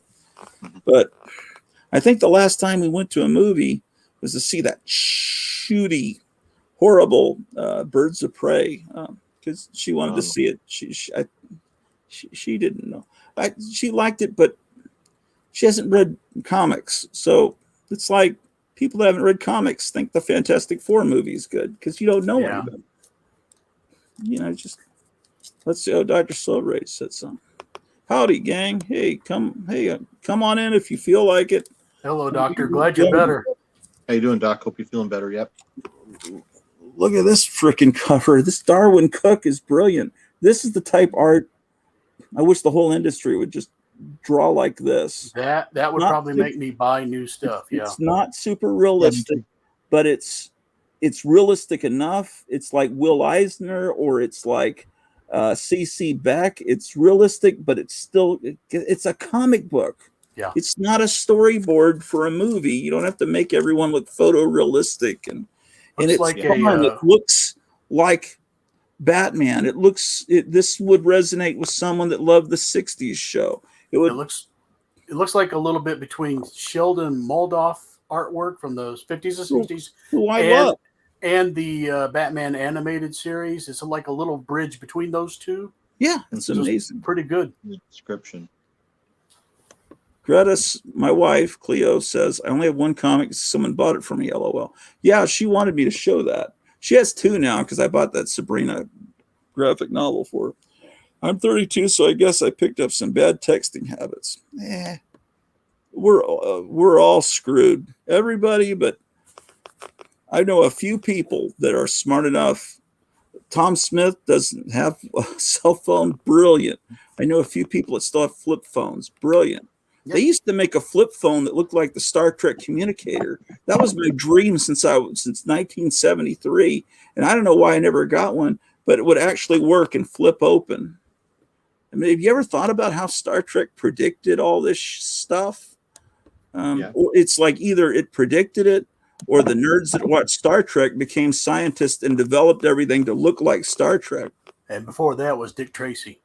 Yeah, my wife's got a watch. Yeah, it's just like out of Dick Tracy. She can talk to people on it. And I forgot about 2001: A Space Odyssey, but you can see it on the back of the soundtrack album. The astronauts on the moon are looking at tablets, flat screens that they're holding in their hand. It's exactly like the modern tablet. He's the modern art. Oh, Chris Samney. Okay, I got to look that up. I love Cook's artwork. Yeah, absolutely. You can follow Chris Samney on Twitter. He shows great art. Yeah, I don't like Twitter, but I'm going to look at. I'll have to. I actually do get on Twitter occasionally. My wife still has her flip phone. LOL. that's great because and then Bronco says, "Hey Rod, it's just like because it's a tracking device. And it's radiating us. It's giving it. I keep it in my pocket. It's probably giving you testicular cancer. You hold it up to your ear. It's microwaving your brain. But my brother used to work for the phone company. He passed away, but he said that the early cell phones that had the big antenna, you hold it here and the antenna would go up higher. He said that was a lot better. He said that this stuff, people don't realize the radiation danger. Let's see, what are we going here? Even European comics have the same problem, says Paulo, who's in Portugal. Adventure series that had,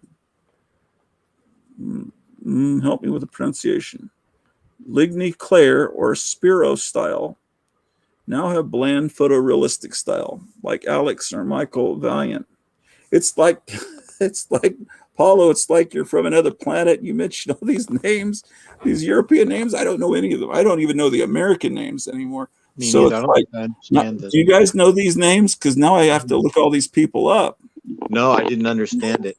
It's just like, that's cool though. It's like a whole nother world that we need to explore since American comics are so crummy. Lead pouches, available on Amazon. Okay, see, my wife's already right in there with the prepping. Paula says, "Hi, Rod." Should I not be sleeping with my phone on the pillow next to me? Because that's what I do.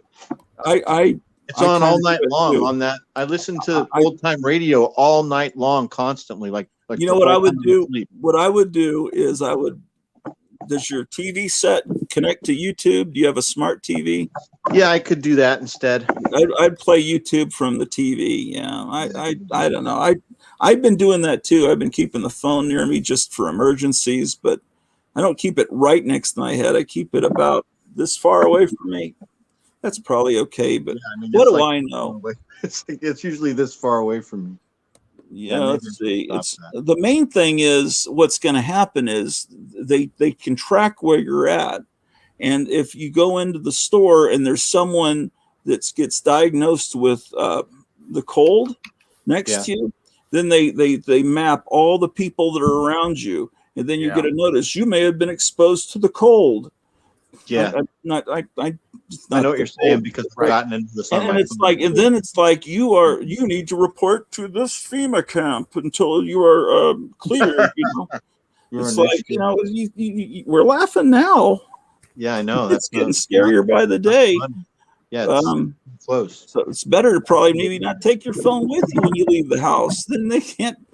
But now we're used to having it for emergencies, and it's like it's unthinkable to go out of the house without the phone. But I remember you only used to have landlines, and it's like, but there were pay phones. So you had a flat tire, you had a pay phone. So really, we are screwed. They took them all out. So now you can't just walk a few blocks. Yeah, you need a cell phone. Lead pouches is for not being tracked. Okay. Right. This show is taking a lot of weird turns tonight. It is tonight. I have the same type of a problem, Doc, where I need to have like background noise at all times. Yeah, I do too, but I think I have too much background noise. My wife will tell you that story. Here's an issue of E-Man I didn't have that was in the dollar bin. I rescued it. He was a Charlton hero. And E-Man is the same thing. It's art style that's cartoony, but that's what I like. Look, I mean, her giant hair and everything. Then there's oh shit. This is a lot more effed up than I realized. See the water damage? Because this better not have any fucking black mold. The store flooded when Biden turned off the electricity to this part. All the pipes burst and flooded out the store, and right where the pipes burst was the sad sack section. And all of these I know exposed to water, but I don't think somehow it didn't get through the box and the bag. There were some comics there was water in the bags and they turned to complete black mold. But this I don't think was from that flood. I think this is pre-existing because it's up here. It's not water damage down here, and it would have been damaged here first. So this, but anyway, I didn't see that this was damaged. But I want to read it. I'm not like sending it to CGC. It's for my pleasure. And what else? I have this probably 2-3 times, this issue of Doc Savage. I don't know why I keep getting it. It's because it's wonderful. And I want someone to destroy it, trying to get to their fucking Venom comic. It's like, yeah, Venom, what is this shit?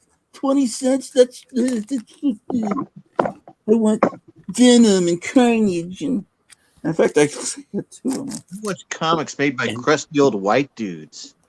Yeah, this is the return issue of Sad Sack. That's an actually funny cover. Sometimes the covers you just have to stare at for 15 minutes to determine what the joke is. It's fucking funny.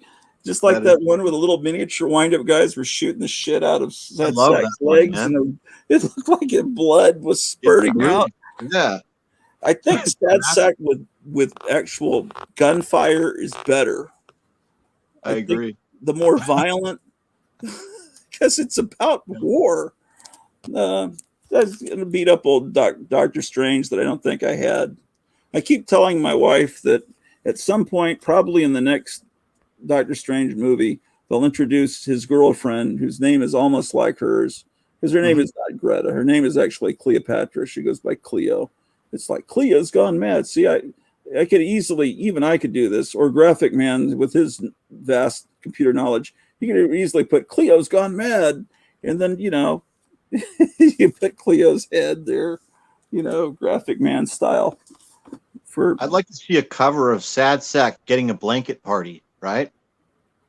Like yeah, like in Full Metal Jacket, the infamous blanket party, getting beaten by guys with bars of soap and pillowcases over and over and over again. Really, is that pretty accurate, that movie? Yeah, it's totally accurate. Are drill sergeants allowed to curse now? Are they still allowed to curse? Not anymore. So when I went to basic training, that was a threat. That was like something that could happen to you, was a blanket party, or you could be thrown into the showers and the drill sergeants would scrub you with a wire brush. That would be the story that you would hear. Whether that actually happened, I don't know. But I never saw anybody get a blanket party, but it was known that could occur. That was the thing. The structure of that movie, I love that movie, but the structure was very weird, and I'm still trying to figure out the structure. The basic training lasts for, it seems like, over an hour. Yeah, and then it cuts to Vietnam, and then but second half. What is the trajectory of the plot? It seems like there were 2 different movies there, and then I don't know. Okay, so was it showing how people are desensitized, and then you're showing the actual combat? What was he trying to say? I'm not sure. I think it's interesting in that it's similar to actually your time in service, in that how you're in one place with one set of friends, and then a year later you're in another place altogether with an entirely new set of friends in a whole new situation. And I think both experiences, the basic training experience and AIT experience, and then the experience of being deployed, are both very surrealistic experiences. You can, when you're in those places during your life, you're going to see things that are going to appear normal, but they will only appear normal in that context of your life. You'll never live another point in your life where these things will be normal that are now completely surrealistic the whole rest of your life. Yeah. You know what I mean? So it's a brilliant movie. I just always wondered, it's like I can't really, it follows this private joker, and then what happened at the end? I don't want to ruin this for people who haven't seen it, but I can't really remember how it ends. I remember there was a battle seems like in a city with all the buildings broken up, and I think it was supposed to be the Way City, I think. But ultimately, I guess what I'm saying is, like, all stories are about how the main character changes from the beginning to the end. And so he, from the time he starts basic training to the end, what is the big revelation, or how is he different at the end? I'd have to rewatch it, but there's so much great stuff in that that's just become part of the lexicon. That's the first time I've ever used that word in my life. Lexicon, like me so horny, and all the lines and then that guy was made into a celebrity, the guy that played the drill sergeant. But that's completely authentic. Marines in Vietnam era would have been berated that same way that he did it. That wasn't exaggerated. Probably all the way up to the early 90s that was happening. I mean, the drill sergeants were, that portion of the movie is dead on straight. Drill sergeants are just like that. Was there ever a time when it was just hard to not laugh at it? Because it's like when you get your teacher really mad, and it's funny to see them like. Yeah, not for me. You'd have to be. So it's very serious. Like, you do not want to even be yelled at. You don't want to draw any attention to yourself. You don't want to come in first, and you don't want to come in last. So you want to just slide through in the middle and have no one notice you. So coming in first would normally be a good thing, but then it just makes you noticed. It makes you notice, and it draws more responsibilities. So it happened to me that, that in basic training, drill sergeant found out that I could draw. So then I was making a big mural and painting the office during my off time when everybody else is shining their boots and ironing their uniforms. I had to do that as quick as possible because I got to be on the drill sergeant's office to paint a big barbarian on the wall. That's a true story that happened to me. So do you have pictures of that? No, I don't. I don't have any. Well, I have pictures of some other murals that I painted at Fort Sam Houston. I was born at Fort Sam Houston. Yeah. I was born at Fort Sam Houston. I'd love to see that. Do you think that mural of the barbarian could still be there, or when new people come in, they repaint? It could still be there. We were the Bravo Barbarians, and so that was the drill sergeant was like, "Can you make it a big Conan with a big B on the shield, with a big sword and an axe?" And patterned it after a particular piece of art? No, I just freehanded. I just from my mind, from my head. Yeah. Oh, that's so cool. Let's see what Basil's saying. He's telling me what I've forgotten. He busts a cap on a female sniper and became a killer. Okay, so the nice guy at the beginning sees the shooting of he goes through all that, and then at the end he's a killer. Okay, so there had to be a point, and I didn't know, because Stanley Kubrick's is brilliant, and this is I think it's modern, but it's probably from the 90s. I just got it because this cover is fantastic. I have early Hulk. I don't have all the Hulks like some of you guys have the entire collection, Dr. Silver Age and Man Bear Pig. But and this is after the period that I would have been buying this. But this cover, I just looked at this and I said, I love Man Thing and I love the Hulk, and this is really a haunting cover. Normally I try not to even, if something's got a UPC code, I almost just don't like it because it reflects the time. Ruins the cover. The cover is not as useful to me with the UPC on it. I can't hang the cover on my wall anymore. I can't appreciate it the same way. Yeah, right. They could put them on the back. And the other thing is, Khazar. You say Khazar or Khazar? Khazar. I always said Khazar. I love this book right there. There's no way of really knowing unless you listen to some interview with some of the creators and see how they. I thought that guy was great, Brent Anderson. I really liked those Khazar stories. Yeah. I'm just filling in comics that I don't have. Oh, I just had Movie World saying. Wait. Let's see what people are saying here. Dr. Silver Age says, Hulk, baby. I can hear his voice saying that. That is a great, cool lid. Oh, lid. Lid. I don't know what that means. But, Rod, have you heard of the show on YouTube? Ask Chuck Dixon. In the most recent episode, he answered a question that I left in the comments section of one of the previous episodes. Dr. Silver Age says Khazar.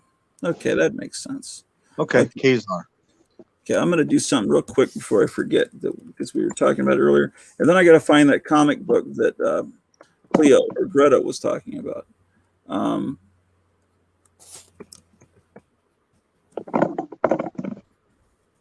Okay, let me share the screen here. Because here you can actually where we go?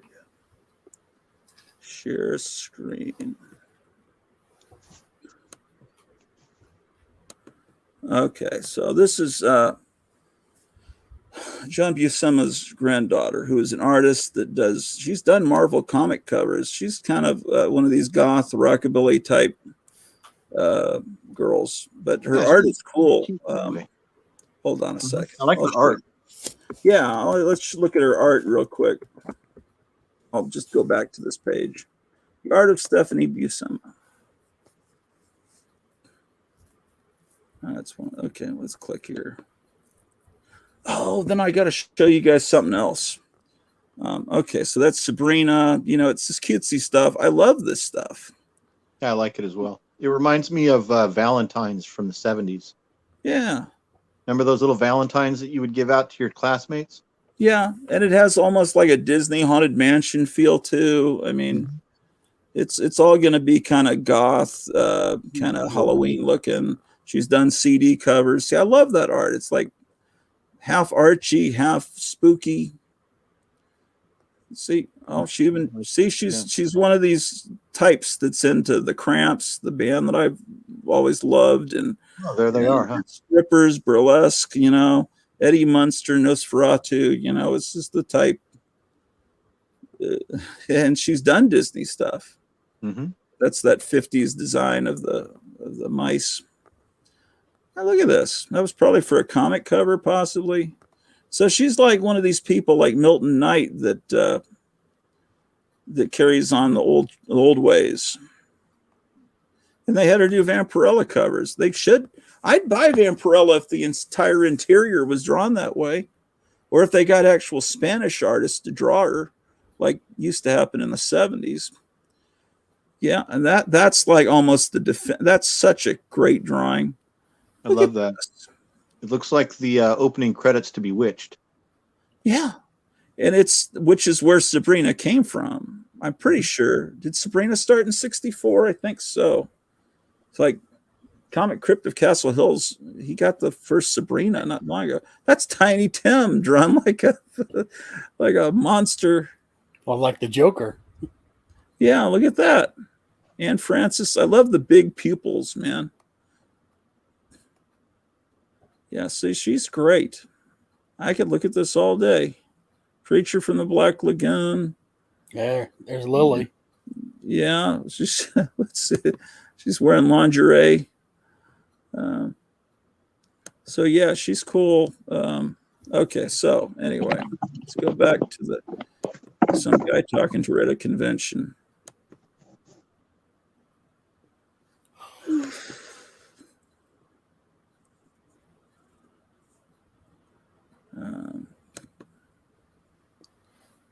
This is about 10 years ago.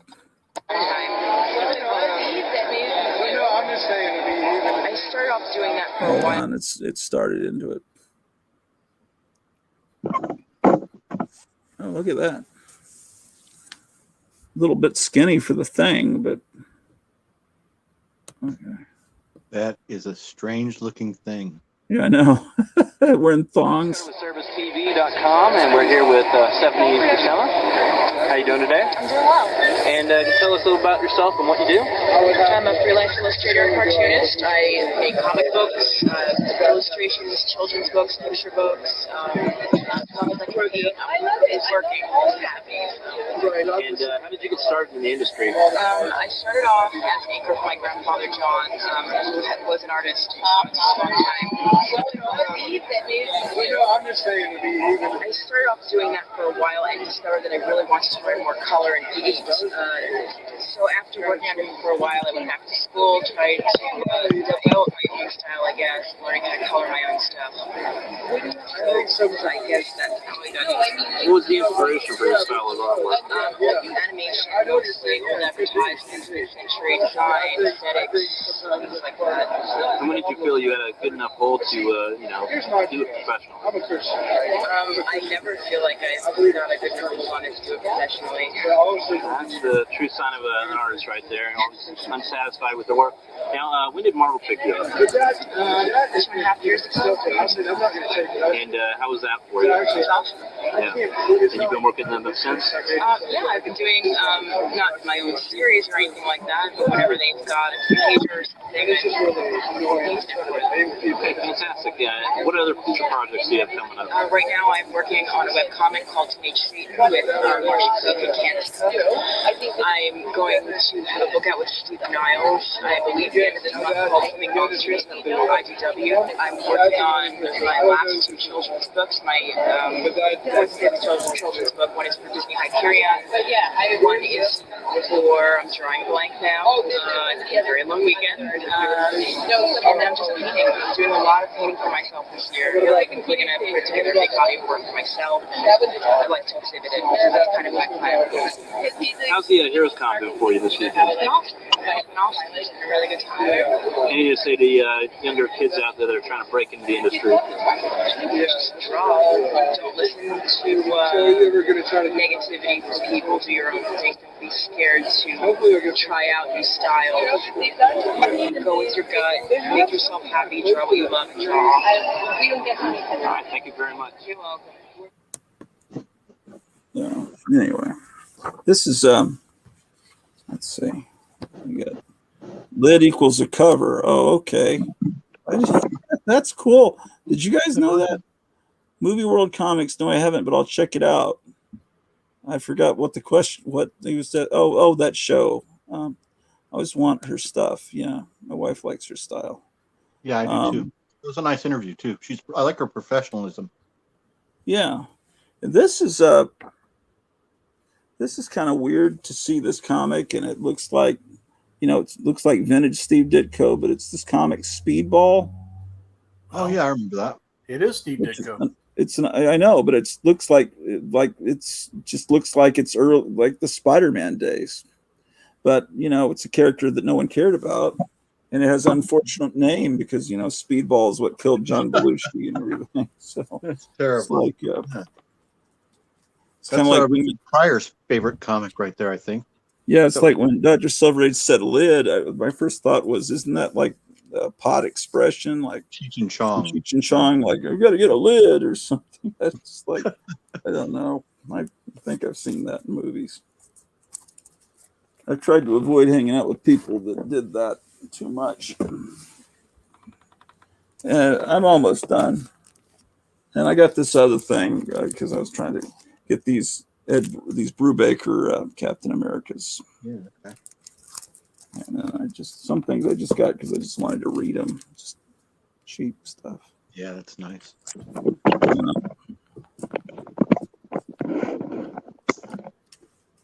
And then more of this religious Archie stuff, but there's like hippies in this one.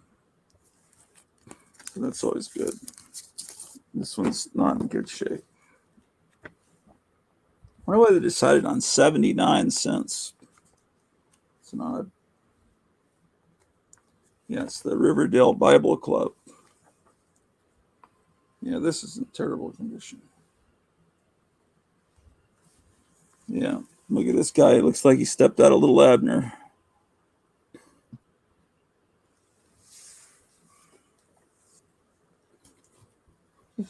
So,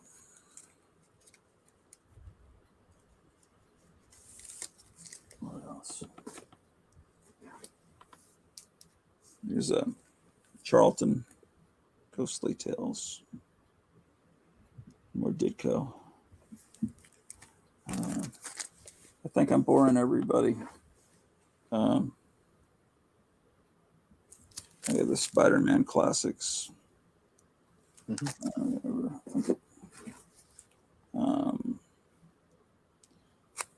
So this is just original cartoons of Sad Sack. That's nice. So, yeah. 90s stuff. What is this? Just worthless stuff, but it's just fun to read. You know. Yeah, I agree. More Archie religious comics. It's like he's scared, but she just looks like she's zonked out of her mind. It's like this guy Al Hartley draws them to look very strange. Look at the expression on Reggie's face. But look at Moose. Look at Moose. He's enjoying it. He's as happy as can be. Oh, look at Moose. Yeah. Yeah, I think he's on whatever she's on. That's right. Yeah, I think that's acid, maybe, or mushroom. Or And he's about to vomit. She looks like Art Linkletter's daughter. Yeah, that expression on Reggie's disturbing. It's like, I wonder where his hands are. He looks like that evil Reggie that was in the Mad Harvey Kurtzman comic. I don't know, man.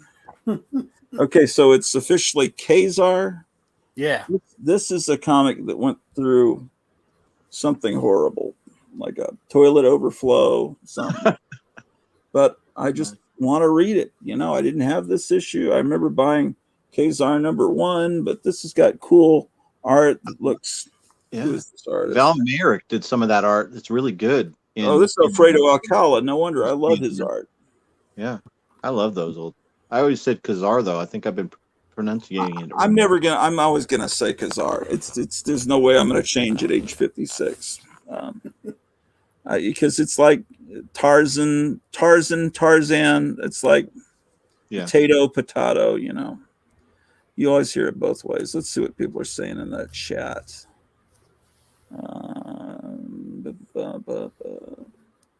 Paula says, "I'm off to bed. Bye, guys." You know, it's very late there. Never boring to see cool comics. Scrud 2 and Dr. Silver Age says, "Take care, Paulo." Cool. Yeah, okay, so we're caught up there. Marvel Premiere, Hercules. Oh yeah. That's a good one. Yeah, let's see what else. Just issue of the Max.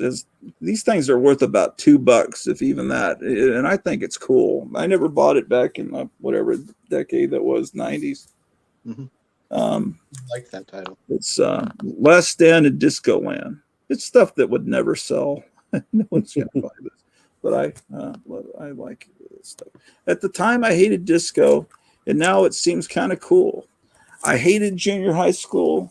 Couldn't wait to leave. And then I go back in to vote. Sometime, last time I think I voted was against what's his name that we were just talking about? What was the guy that walked on the beach in Vietnam? Yeah, John Kerry. Well, I was voting against John Kerry the last time. I went back into that junior high. It still looks all the same Brady Bunch colors. It was built in like 69. And then I'm thinking, I'm just remembering all the few good things about the school. And it's like, wait a second, this was a horrible nightmare of a place. And you're a more All-Star Squadron trying to complete the set. I already showed this stuff, didn't I? Yeah, this is stuff I showed. I may be done, but I wanted to show you Cleo's comic. If she wanted to. Let's see. I didn't show you this. Okay, no, I didn't show. There's another All-Star Squadron. More of this Brubaker Captain America. Because there's a warlord that's actually wearing clothing. Usually he's just barely wearing any clothing. He's all fully clothed. I think that's after the Mike Grell era. I got this comic. I don't know what it is. It's a perverted cover, in my opinion. This cover looks like it's off the cover of Screw or something. I mean, what the hell is this? Is a X-Men comic? What the hell are they? Look at her shoes. I mean, how do you fight crime that way? And what is she eating? And why is she on top of? Who is this truck driver? But maybe they explain in this issue of Astonishing. Is that Queen and Cyclops? That's That could be Cyclops. It's got red glasses. I don't know. Let's open this fucking. This thing is. Excuse my language. This thing's so effed up looking. I had to own it. It's just too horrifying to not own. Once again, you're braver than I am. It's too weird, man. It is. Of course, this is after the period that they took the comics code off. When did that go away? Oh, this is a weird looking comic. Look at Storm. Yeah. Her boobs are so far apart. It's weird. Mm. And that's like, I don't know, man. What did I just see? The Beast? What did they shave his? Looks like they shaved the Beast, except for his head. But wouldn't his skin be blue, or is it just blue fur? I think he's wearing a shirt. A very tight shirt. That's a very tight shirt. Yes. But wouldn't you see if you put a shirt on a furry guy, don't you see the hair underneath? Okay. Yes, you would. It's almost like they shaved him. And I'm thinking, well, if he has only blue hair, then why didn't he just shave himself and then he wouldn't be a mutant hardly? I don't know.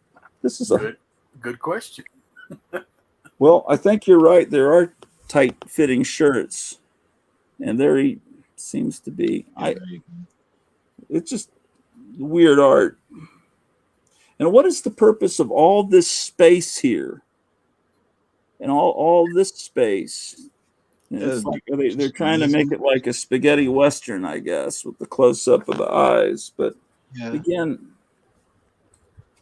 yeah, you're right, Graphic Man. That was a bad investment. Sorry. No, it's okay. The cover is still like. It's interesting, I admit. Yeah. The cover is interesting, yes. The interior of the comic had been drawn that way. It would have been very interesting. Trying to build up a collection of Hex.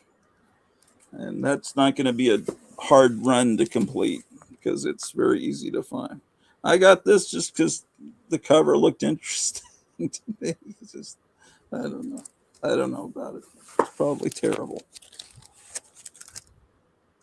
I got this because the cover looked interesting. I don't know. Oh, that's cool. Probably it's Justice League Dark. I don't know anything about it. Oh, this is the companion piece to the Marvel 1990s television cartoon. But I looked in it, and the art is interesting. It's like, Batman, the animated series is on, so DC has Batman Adventures. This is the same thing. It's like for kids. But the art is kind of cool. If I could find some good panels. It's, I don't know. It's just,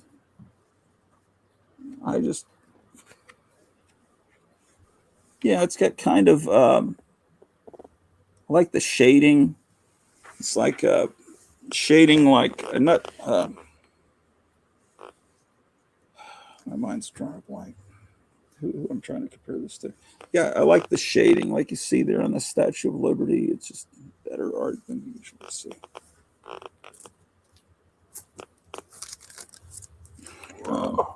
I'm showing you a bunch of junk, really, mostly, but I just can't afford to buy good junk. And then this is another one from the cartoon. And you got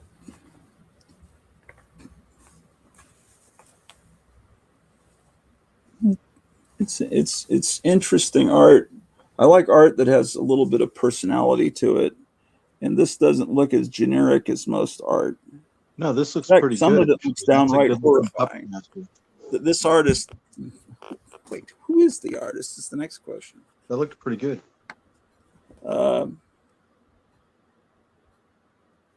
Wait, the art is a one-word name like Cher or something. Art is Sean Caligari's script. The art is Alcatina. Yeah, Alcatina. Was Al the first name, or is it one word? I don't know. I'm not sure. Alcatina. Is that a male or female? like Mobius. It's like Oh yeah. One, I bet Paulo could tell us immediately. Liberatore, right? The one that did the artist that did Ranks Rocks, Liberatore. This feels like it's European art, doesn't it? I bet this is a European artist. And there's another one of them. Paulo was here; he would know. I think he would. Yeah, it's just cool. Left, though. Yeah. Is this the same guy? Yeah, it's a one-word name, Alcatina. So then, am I keeping you guys from dinner or anything? I probably need to get downstairs in a second to see if, because I think obviously Cleo's awake since she's just typing. Wait, what is she saying over here? She's telling you to sell all that stuff. Oh, oh, because I said it's junk. No, I say that because I call everything junk. Let's see. Lead Paints, take care, Paulo. And then Lead Paint says, "Oh, I'm back. I missed the Dancing Girls. Did they do a Max? Yeah, there was a Max cartoon. I think it was on MTV. I never watched it. You got to name the Stream War stories and Golden Age Marvel #1. Oh, that's a good point. Oh, we got to name the Stream War Stories and Golden Age Marvel #1. Okay, yeah. Rename it from, what did I call it? Yeah.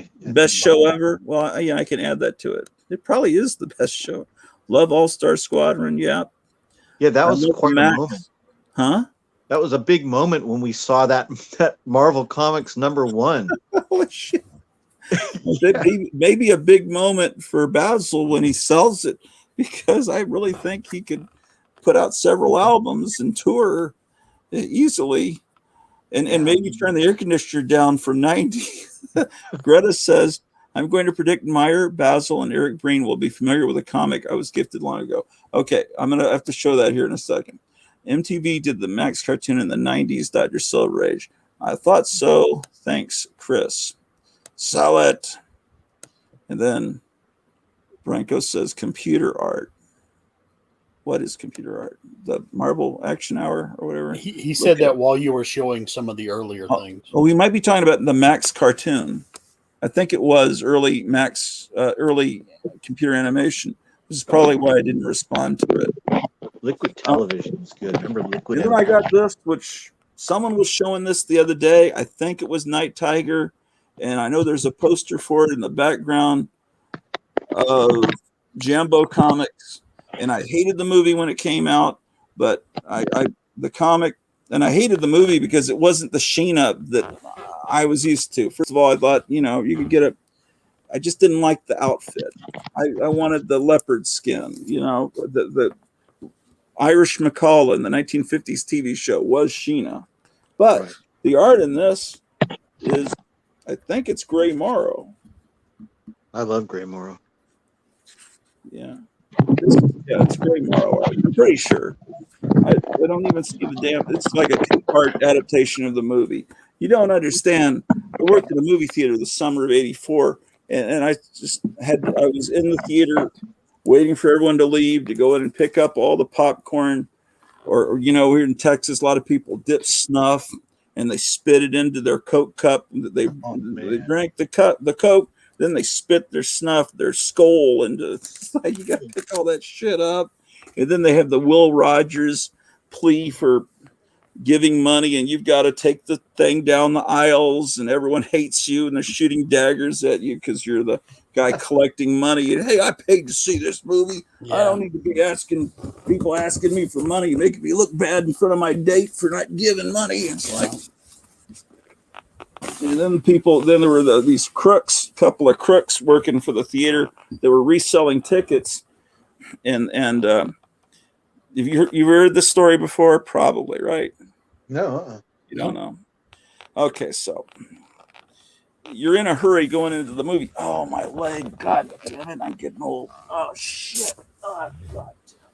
This is the way it was when Tom was on the other night, and he said, "This is funny, right? It's real funny, right?" And I'm going, "God damn shit!"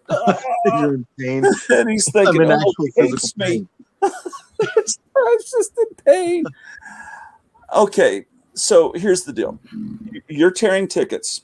Someone comes in, and they're in a hurry to get in, and they give you the ticket, then they go, and you're supposed to tear it and give it back to half of the ticket to them. But sometimes if you're unscrupulous, you don't give it back to them, or they're in a hurry and they just don't ask for it. So then the unscrupulous criminal mind is in cahoots with their girlfriend who sells the tickets in the booth. So you get enough of these tickets that are untorn, and then you hand them to her, and then she resells them, and then you've got extra money because those tickets have been sold twice, and you split it with you and your girlfriend. You go out and get drunk or something. So, therefore, opening night of Ghostbusters, the original Ghostbusters in '84, popular movie, same summer, Star Trek 3 and Indiana Jones and the Temple of Doom. I was thinking, this is going to be the summer. All these great movies are coming out, and I'm going to be working in the theater where it's going to be like that summer of '81 or whatever, when Raiders of the Lost Ark came out and all these great movies. But a lot of these sequels were not as much fun as like Star Trek 3 was just not Star Trek 2. And Temple of Doom was no Raiders of the Lost Ark. It was fun, but you got this annoying screaming lady that's in it because she's Steven Spielberg's girlfriend. And it's like, anyway, but Ghostbusters was good. So anyway, Ghostbusters, whatever. So people come in, the theater's sold out, and there's people with tickets that don't have a seat. Why is that? It's like they oversold the theater. How do you oversell a theater when you sell the exact number of tickets? See, that scheme works as long as it doesn't sell out completely. Yeah. Then people become wise. And so I guess the people up at corporate says, you take every one of those employees and have them go to Dallas and take a lie detector test. So I took a lie detector test. And I passed with flying colors, and so did this guy with zits that went to MIT. He was there for the summer. We were the only two people that passed. And what happened on a Friday night when everyone's shift ended, they would call them in, and then they would walk out in tears. And it's like, well, I just got fired. I know they passed. It was these two people that did it quit right before it all came out. I know that there was this skeevy guy with this curly blonde hair, like the Greatest American Hero. Remember that idiot, William Catt? He looked like that. And I remember being up in the changing room because you had to put on the brown blazers for Lowe's Theater. And he'd say, "You Mexican."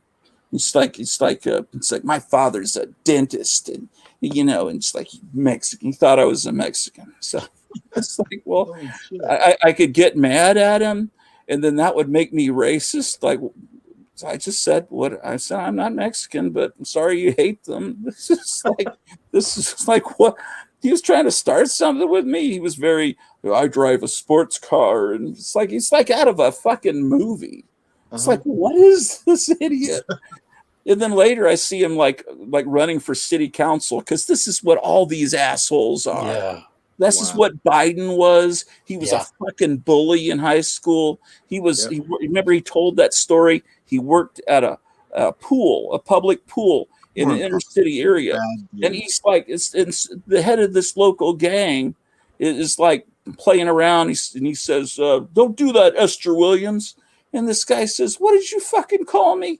He says, "Hey, meet me outside." And it's like, remember, he says, what was his name? Big something. I forget what the name was, but he told this story with all these little kids around him. It was Corn something. Corn Pop. Yeah. Corn Pop. So he was a bad dude. Yeah. So this guy meets him out, and he talks. He's gonna it's gonna be like a knife fight, right? Because this is the 50s. Because this is how old this guy is. So he said, his friend says, "Hey, take that chain that divides the shallow end from the deep end." And so we went out there with a chain, and then he says, "Listen, I shouldn't have called you Esther Williams up there, and I apologize, but you shouldn't be." He's like he's Abraham Lincoln or Solomon, and it's this bullshit story. He probably did fight the guy. He probably hit him with the chain and killed him, But I'm going to tell the story like I am George Washington, It's just like, that guy was an asshole football player it's like come on, man. Yeah, I'm going to slam you into the locker. Come on, man, you fucker. That's what Joe Biden was. And now he's this little old man, and we feel sorry for him. He's been corrupt since day one. The son is a fucking scumbag. His whole family are trash. And then I'm embarrassed right now. And I remember when Michelle Obama says, this is the first time I've been proud to be an American.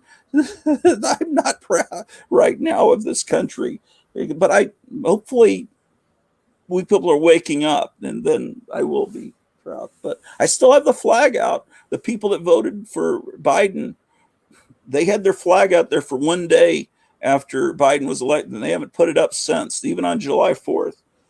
So hopefully they'll learn their lesson. But anyway, so I had We're going for the book. The story about the lie detector test. Yeah. So this real nice girl named Susie, a real Christian girl. I mean, I took her out on, I guess, kind of a date to see. Remember the movie Buckaroo Banzai? Did you like that?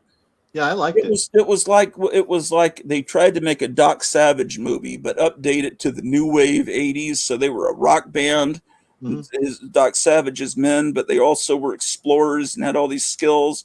And it was that little short guy that played RoboCop was Buckaroo Banzai. But it was, and especially if you got the novelization, it refers to previous adventures, just like you're picking up in the middle of the Doc Savage run. And they were fighting against space aliens disguised as humans. I haven't seen it in decades, but I remember loving it. And she really liked it. But anyway, and she was always telling me about Harold and Maude, what a great movie it was. And I saw it, and it's like, this girl's not the prettiest girl, but this girl is amazing. She's the nicest girl in the world, and she got fired. She didn't do it, but they needed heads because the real culprits escaped. That guy was the guy carrying the tickets, and his girlfriend was the one in the booth. The guy that was the Biden type that was calling me racist. Well, Mexican's not a racist slur, but he was meaning it that way. And it's just, and now I go to eat a hamburger down the street, and I see that name that I think he's now a dentist, or he's prominent in this. That's why I want to get out of this fucking city. The people that have been here for generations are all corrupt and decent and immoral, like every town. But so so I had to take her to Denny's and console her. It's like, yeah, and everyone knows you didn't do this. I mean, didn't you? It's just, everyone that was fired. I don't know why they didn't fire the two of us. Maybe we did so well on the test that and the other ones maybe were a little bit weird. But I know they didn't do anything. I know she didn't do anything wrong. They just needed. That's when I started getting kind of this world sucks, man. Innocent people are getting fired, and the bad people are getting away with it. And the other time, I've taken a lie detector twice in past. The other time, I went to my old friend of mine, the guy I think gives me a thumbs down like on every video. So I go to his apartment, and his girlfriend lived there. No, it was his girlfriend's apartment. He said, "Come over and get we're gonna have a barbecue cookout, right?" So then he leaves, I think with his girlfriend, and leaves myself and this other guy in the apartment. Which never allow that to happen. Never allow yourself to be make sure that the people that rent that apartment or own that house, or one of them is there. So we're alone in this apartment, and we're talking, and then they come back. I think they got hamburger buns. They cook. Everything's cool. And then great, have a good time. And then the next day or two, my friend calls me and says, "Hey, don't worry, but the police department may contact you because it's like no big deal, but there was some money missing from a cookie jar." No, I don't think he said it was a cookie jar in the kitchen that was high up. And so I thought, well, what? You're kidding, right? I thought he was kidding. Then I go over to the mall in another town with another friend of mine. And then I come home, and I was living with my parents at the time. And they say, "We're going to get a lawyer. The police called while you were gone." This is before cell phones. And it's like, what are you talking about? And then they get me in the car, and we go to some lawyer and some And it's like, what is going on? And then, you know, I just said, F it. And the next day I called the police and said, hey, I've got nothing. Because they say, well, this is our America. They said, well, if you have a lawyer, what, do you have something to hide? Why are you getting a lawyer? You must have something. It's like, gee, really? That's how our country works. And I said, I'll tell you what happened. You know, there was a time I think the other guy went to the restroom and I went to the restroom, but you know, so they said, well, would you take a lie detector test? I said, sure. I passed it. The other guy passed it. And then it turns out, oh, some of her friends had been over. And they're like druggies, like pot smokers. But when she called the police because she had missing $500, she didn't mention her friends had been in the apartment recently. She just talked about her boyfriend's 2 friends that had been in there. So, you know, and then the other guy that was in there, when the police went out to, I think they knocked on the door. That must have been what it was that had my parents stirred up. Because the other guy went off in handcuffs because he had an outstanding warrant for some traffic ticket. So he actually got arrested. And it was just, that's why it's like, my wife wants to go out and I say, no, it's good to just stay here in the house. Like Gomez and Morticia, I'm through trusting other people. I don't like going out. I don't like people. Here it's fun. I get to meet people. I'd love for you guys to come over and visit, but I stopped trusting people. You know, about that time. I could be there in 7 hours. Huh? I could be there in 7 hours. Yeah, I just why have I just like this most straight arrow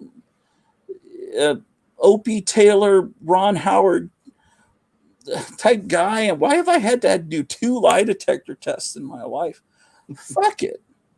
And I passed them. But I think it's just, I don't know. They just may be going by, I don't know if they make that up. I think I trust this guy. We'll say the test is fine.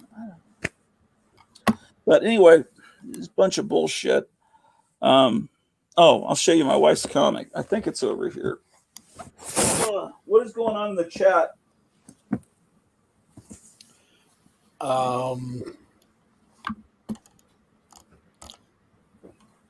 Dr. Silver Age had to go to bed. Oh. Lead Paint said that leopards are endangered. It's probably why Sheena didn't wear the leopard skin. Makes sense. Okay. I don't think I've ever seen this comic book other than in my wife's collection. So when I met her, she had a couple of comic books. And I think she's pretty sure that Eric Breen would know this because Eric Breen's little avatar or whatever the little circular thing is next to your name. Yep. He has like the circle with the Jam, the band The Jam, which kind of looks like the Charlton logo. Do you know that band? Yeah, it's kind of a mod band. So she's made assumptions about Eric Breen's musical taste, which is probably very accurate because obviously he worked in a record store, so he knows about music. But I got to see what's going on in the chat. There's a lot of shit here. Excuse my language. Leopards are endangered. You're probably referring to Sheena's outfit. Yeah. Give those comics away as an AAOK. I'm going to enjoy reading those comics. That X-Men comic is that computer art that looks plain with so much. It's terrible. It's shitty. I bought it for the dirty looking cover. Honestly, I'm not going to lie. Keanu Reeves was going to drink that cup full of snuff, and your friend smacked it out of his hand. Too. True story. He's getting a lot of mileage out of that story. That friend I hadn't met yet. I met him a couple of months later. I met him in the fall of '84, and that was the summer of '84. Another, let's see. It was Biden's biker gang called the Chaka Chaka Chips. Another fun show as usual. Time to go to bed for this old fossil. Have a great night, everyone. Yeah, I need to go to bed too, but we haven't eaten dinner yet. Sleep well, Rod. I think my wife's schedule's turned around. She just kind of woke up. Adios, Dr. S. Huh? I'm fading fast. Yeah, me too. I'm almost gone, man. This is this is like a Tom Smith stream. We're up to 6 hours. Good night, Dr. Silverage. Yeah. So did he suspect you? Did he suspect you? Who's he? Oh, maybe the theater manager. No. They had every single person in the theater take the test, but the two people that had done it had just quit. So they knew that, I guess they knew the jig was up, and they split and got some other job or just lived off their daddy's money. I want to see an American Graffiti-like film about Gratu's night at the theater. Yay. I want the Gratu army to get together. What I want to do, I'm not even going to lie. My grandfather was this immigrant, German, Russian. I later realized Jewish, married an Irish woman, all the kids were raised Catholic. They didn't even know that his family was Jewish. He was a professional baseball player. And so, the giant family. I never even met all my uncles and aunts up on the East Coast, Philadelphia. And my grandfather wanted all of the family to just live on one block, and they'd all be there together. And my father's just said, to hell with that. And, he went off to college and then into the army. And it's like, he was the one that broke away. And all of them are, when you meet them, the ones that I've met are all, it's like meeting the Kennedys. They're all so distinguished and just urbane, and one's a judge. My one aunt is a judge. They're lawyers, judges. They're all such distinguished people, incredible people. But he wanted everyone to live together. So I always thought, we're trying to find a place to retire, like a cool place where the weather's perfect. There's no natural disasters. There's no threat of this or that. No crime, like Mayberry. And we almost found it. I thought if we could find it, because almost everybody who watches this channel's in their 50s and 60s and is within a few 10 years of retiring or is already retired. And I thought we could find a perfect community if we could get everybody to move there and take over the town. It would be so cool. And then we could really form a real Gratuville. We'll be on the city council. We'd open, we could have a comic convention. It could become a destination. I just had this dream, and it's kind of maybe me mentally bonding with my grandfather, who wanted everyone to be together. It would be cool if we could all just find some place where the houses are cheap and they're amazing, and everyone could be. I don't know. It's just my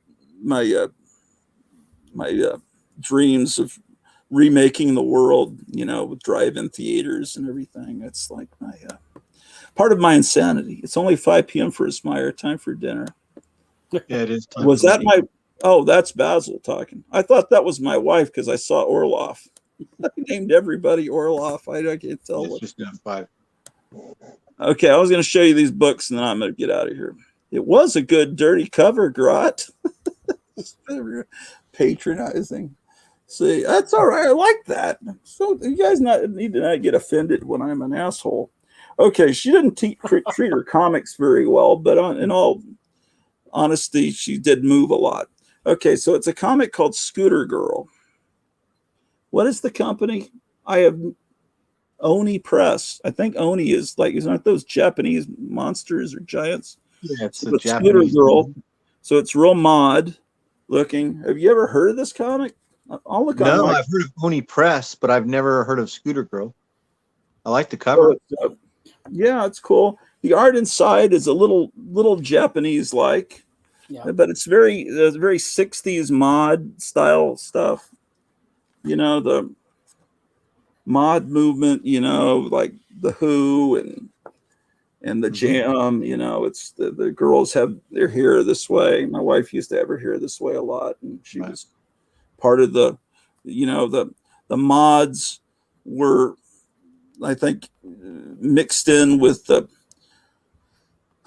original skinheads, not the ones that later were racist, but the original skinheads were the guys and girls that worship reggae music, from Jamaica in the late around 1969. And then later that was all corrupted by a whole different, I don't know much about it, but I know that early reggae music is amazing. It's amazing. I like the ska sound. So Yeah, the ska part of it, yeah. And then it was revived in the 80s with stuff like that band Madness. Yeah. Sure. That kind of stuff. We had Scooter Crowd in my high school when I was. We're the same age, but there was my high school was kind of a trip, but there was a whole Scooter Crowd at my high school. This is a Marvel comic, but this I think she got free from a makeup store, because Benefit is like, I've learned this from being around a girl, is that's a makeup line. So I think Marvel must have done this and given this away at like Ulta or whatever. There's a makeup store called Ulta. I always call it Ultraman and Kidder, but it's some kind of Marvel comic. Again, the artwork, lots of empty space. Like, why do you have that much space of a carpet? Just because you're filling up space. It's like, do they pay these artists the same rate that they used to pay people that had to pencil it, then ink it? When you can just do this, is it cheaper? I hope they don't. I hope Jack Kirby got paid more than computer. Whatever. This is the book. I think she said her letter. There's someone mentions her in the book or something. Is she in the chat?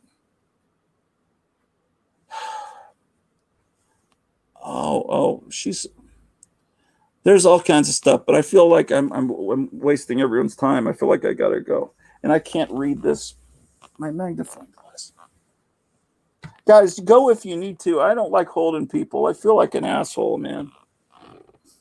Like some little kid. Wait, one more thing. I want to show you this. Wait, one more thing. This way you're starving.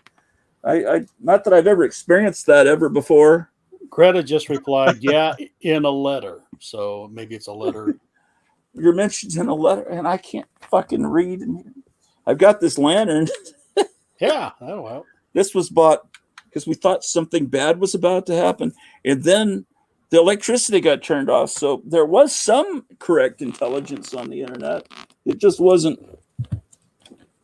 what they were all talking about. Gosh darn it. See, I'm all nervous now because I'm holding up people.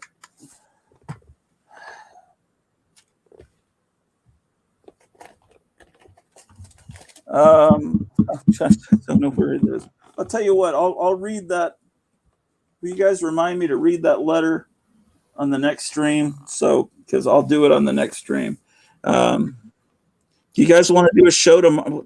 People have lives. What am I fucking talking about? Hey, you know what? Can I just mention, I talked to Tom about this the other day. What do you think about doing doing a little karaoke thing again? Maybe we could get more people that would be interested in singing as well, right? Yeah, I'd love to do a all karaoke episode. But guys, if I do this like what I'm doing now, and it covers up Graphic Man, that's not like an insult to Graphic Man. I'm not like saying Graphic Man, you're an asshole, or if I make him into the creature from the Black Lagoon. Oh, I'd rather see that creature than me. Yeah, see, that's Cleo with a wig on. Looks a lot better than I do.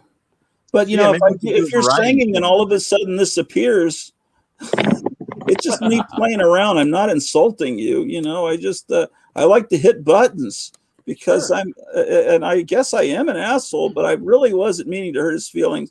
And I got the impression that was seethering, seeping. What is the fucking word? For many weeks, he's been upset that I did that to him when he was singing. I thought we were all just having fun. Like you're singing, all of a sudden this appears. Help! That's like something Graphic Man would. Well, no, not quite. That's a little too perverse for Graphic Man. But something needs to be done with this image, like it colored in, or it's such a wonderful. That's a famous science fiction writer or artist, a comic artist. I don't remember who, but he's posing that way. And I actually have this pulp. I realized, but anyway. So don't think I'm doing anything. I'm not trying to hurt people's feelings.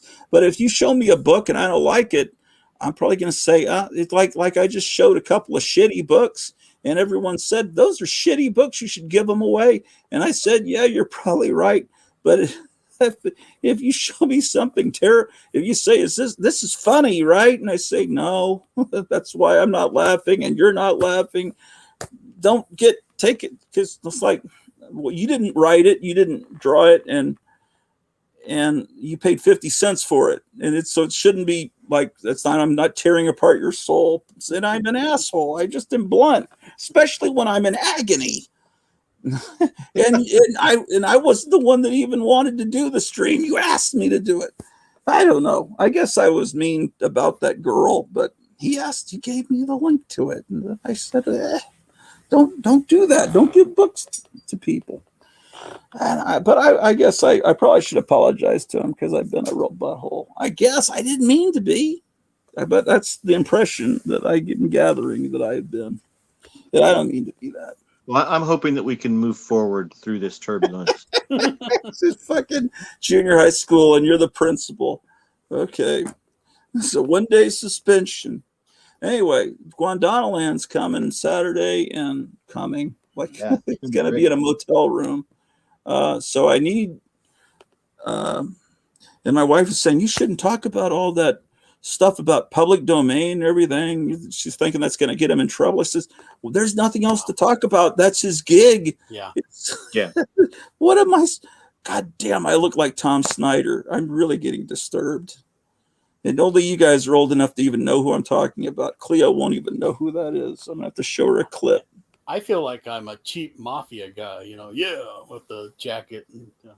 Well, someday I could try to do a Tom Snyder impression and have Cleo has these fake cigarettes that you suck in on them, and it looks like it turns red, and apparently it's not cancer causing, it's aromatherapy or something. I could have that fake cigarette, and I could be Tom Snyder, and I could be interviewing.